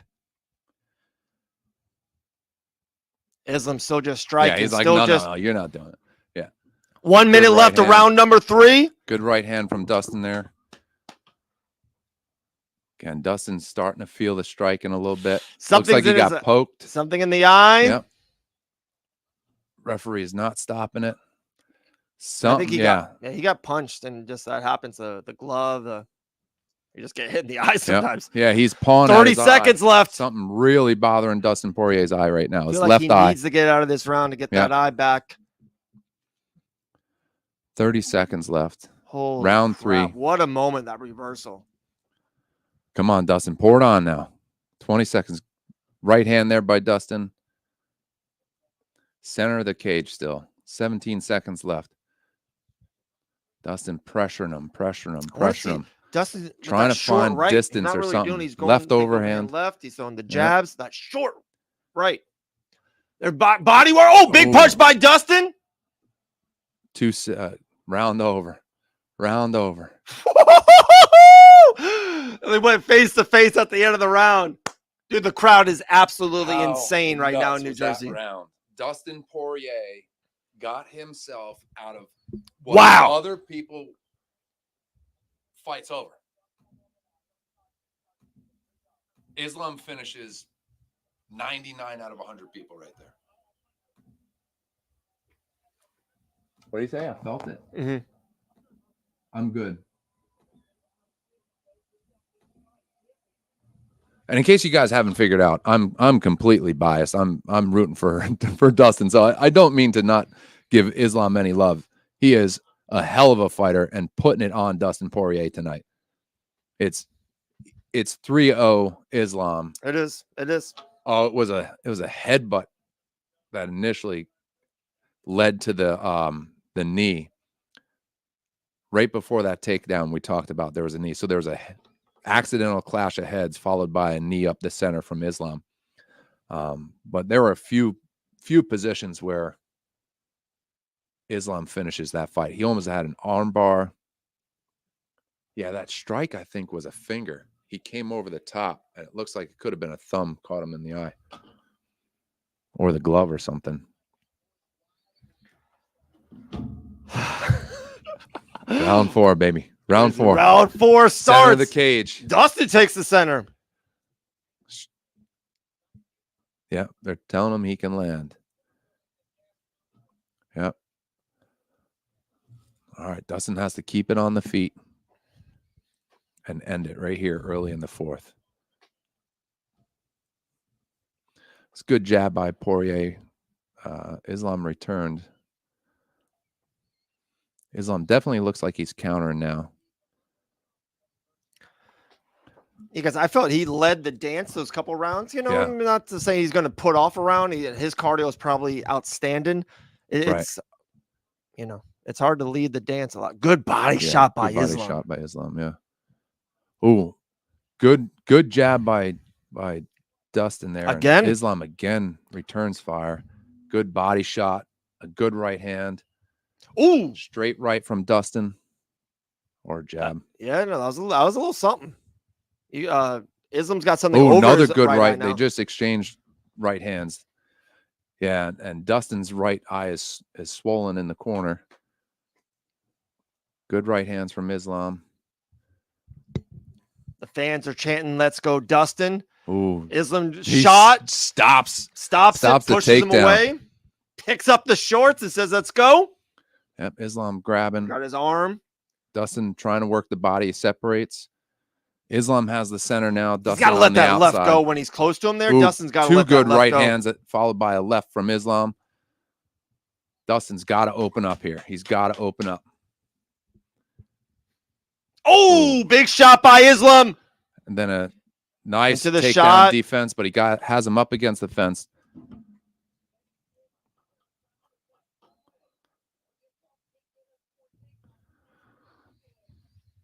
Dustin doing a good job defending again. He's against the cage, but Dustin's doing a good job defending again. Getting little short shots to the face. You're going to hold me against the fence. You're going to take a few of these.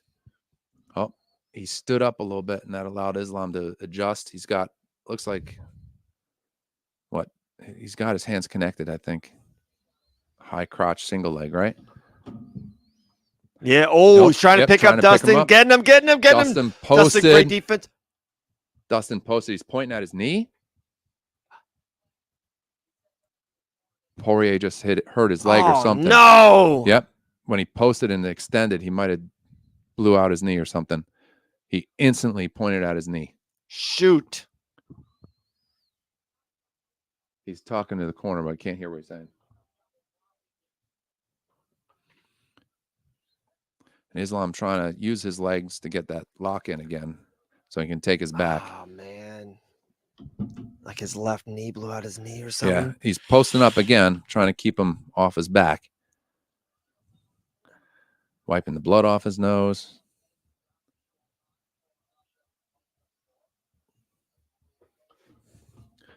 But Islam's still working, trying to get to his back. Dustin posted Sometimes up still you can kind of see it, a knee or a calf or an ankle. I don't see anything wrong with it, you know? Yeah, he might have just hyperextended it when he went back. Oh, good reversal by there. Dustin. Dustin's up, throwing an elbow, then an uppercut. Looks like he cut Islam. Yeah, looks like he has a clash of heads, some kind of cut on Islam. Body shots, good body shots, Dustin. Lots of body shots coming. Shots by Dustin. 4, 5, 6 body shots separate. Yep. Islam. Wow. Big cut on Islam. Taking the center. Oh, elbow back from Islam. Uppercut misses. Oh, big elbow from Dustin. Islam's a bloody mess. Islam is cut open now. Dustin 2 rights and a left from Islam coming back. 45 seconds left of round number 4. Islam, I don't think has ever been in this situation. He's coming back hard. Big shots by Dustin again. Body again, stuck his tongue out at Islam. Islam changes levels. He doesn't want to do that with Dustin much longer. Back against the cage. He's looking at Joe Rogan and Anik and DC. He's talking to them right now.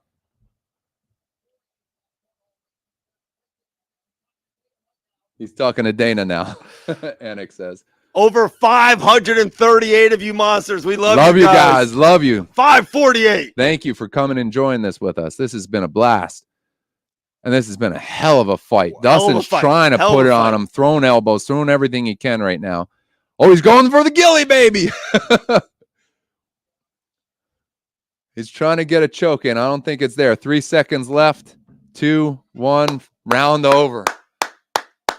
Hey, he's all smiles. All smiles. Dustin's having fun, man. I'm seeing him walk. He's walking okay, I think. They're going to show us, I think. He instantly points to his knee, unless he got hit in the nuts or something. Wow, Islam is cut. Habib tell him, you're stronger than him. You have more pressure than him. Here we go. Here's a replay. Oh, no, that's... dude, beautiful knee. On separation, he spins out and comes right up with an elbow that just splits Islam right open, right in the middle of his forehead. And the cut man's working hard to keep it closed.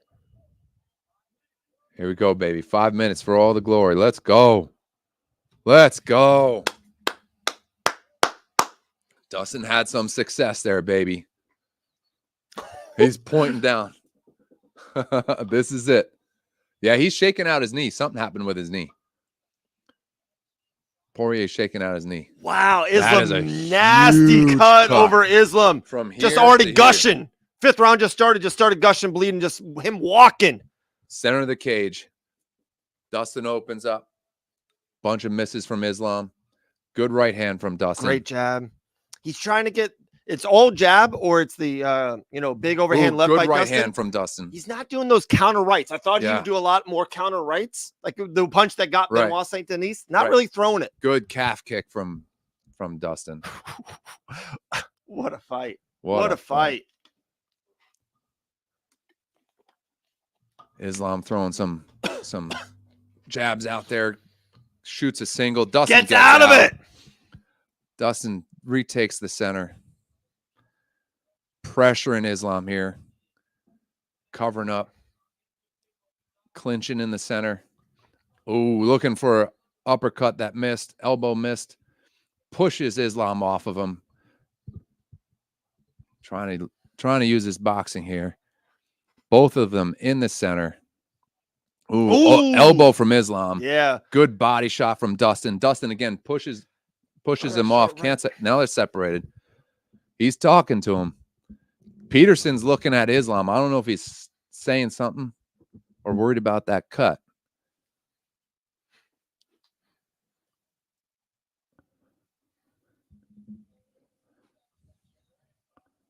Yeah, Poirier's, Islam doing short shots, a knee up the center. Yeah, great knee to the body. Yeah, Poirier's talking. 3 minutes and 15 seconds left of round number 5 here. Poirier covering up. Oh, good left hand. Connects for Dustin. Islam did not like that. Circling around, trying to circle out. Poirier holding his ground and pressuring. Islam again with a single leg. Gets him down.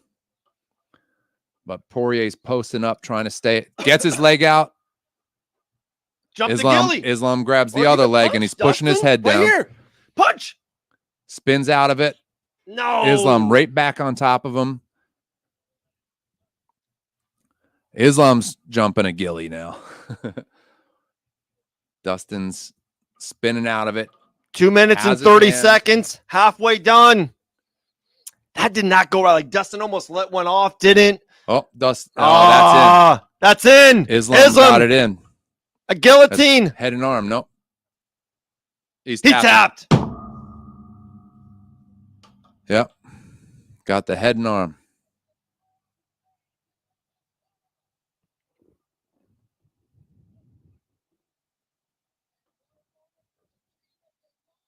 What a fight. The Makhachev team is all over him, swarming him. That was a hell of a fight. Hell of a fight. Oh, wow. What a moment. What a fight. Yeah, that was so weird. Dustin almost let it go and didn't. He had his ankle. Islam Makhachev He submits Dustin Poirier.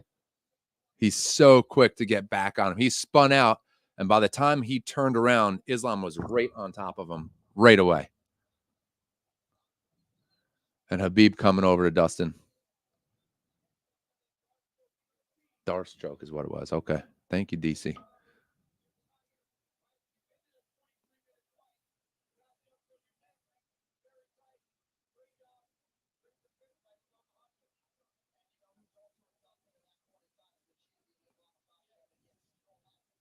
Good moment there between Khabib and Dustin.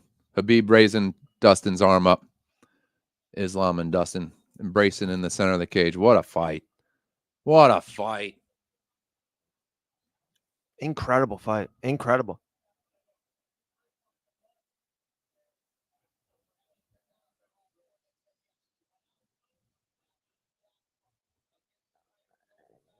So Dustin just said he did go out after he tapped.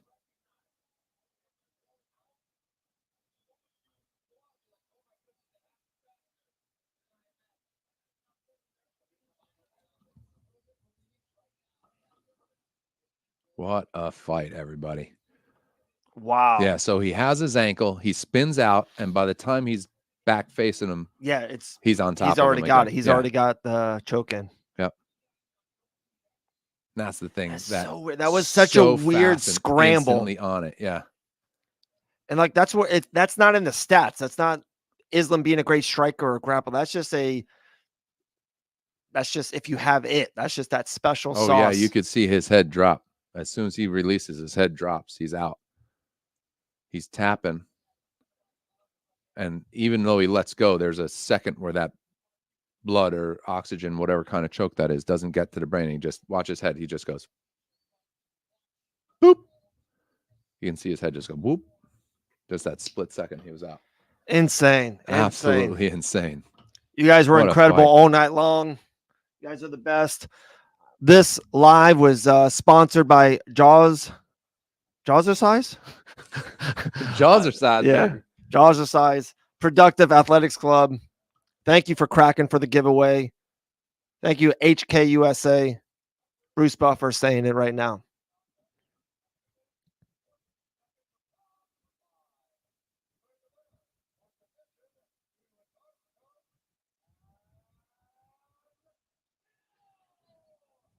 And still. Look at that. That is a hell of a name to add to your resume, Islam Makhachev. That is an incredible fight. I said on Tuesday it was going to be one for the ages. I meant it, man. That was a hell of a fight. That was incredible. Incredible fight. I mean, Makhachev, that was 4-0, 5-0. But Rogan's still talking Poirier with Makhachev right now.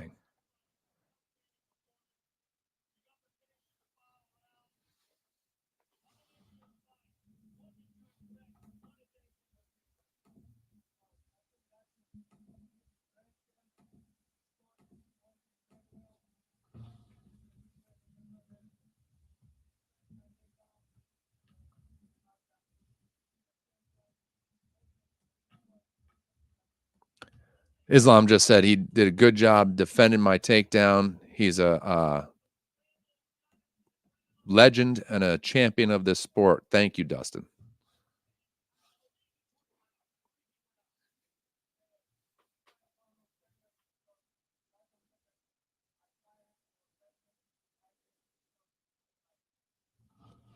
He said, I've been doing that choke my whole life.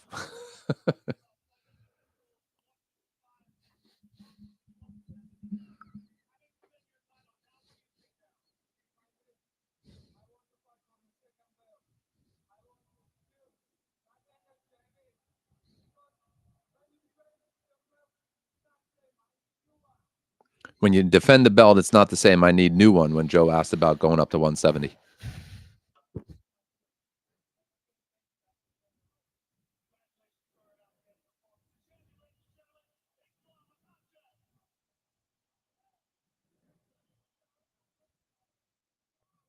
Wow. Yeah. Are they going to talk to Dustin? Yeah, they have to. This is it, guys. Let's see.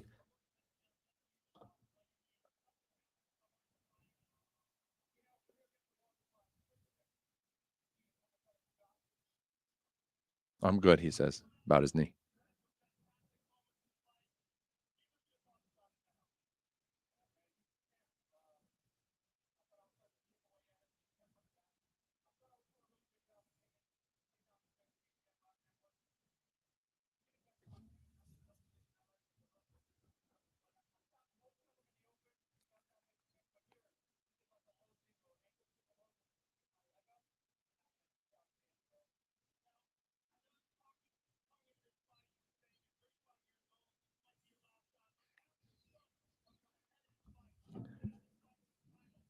Here's the big question.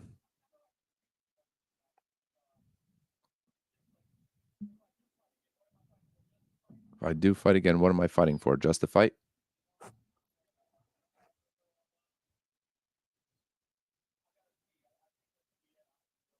I think this could be it, honestly, Joe. I got to see.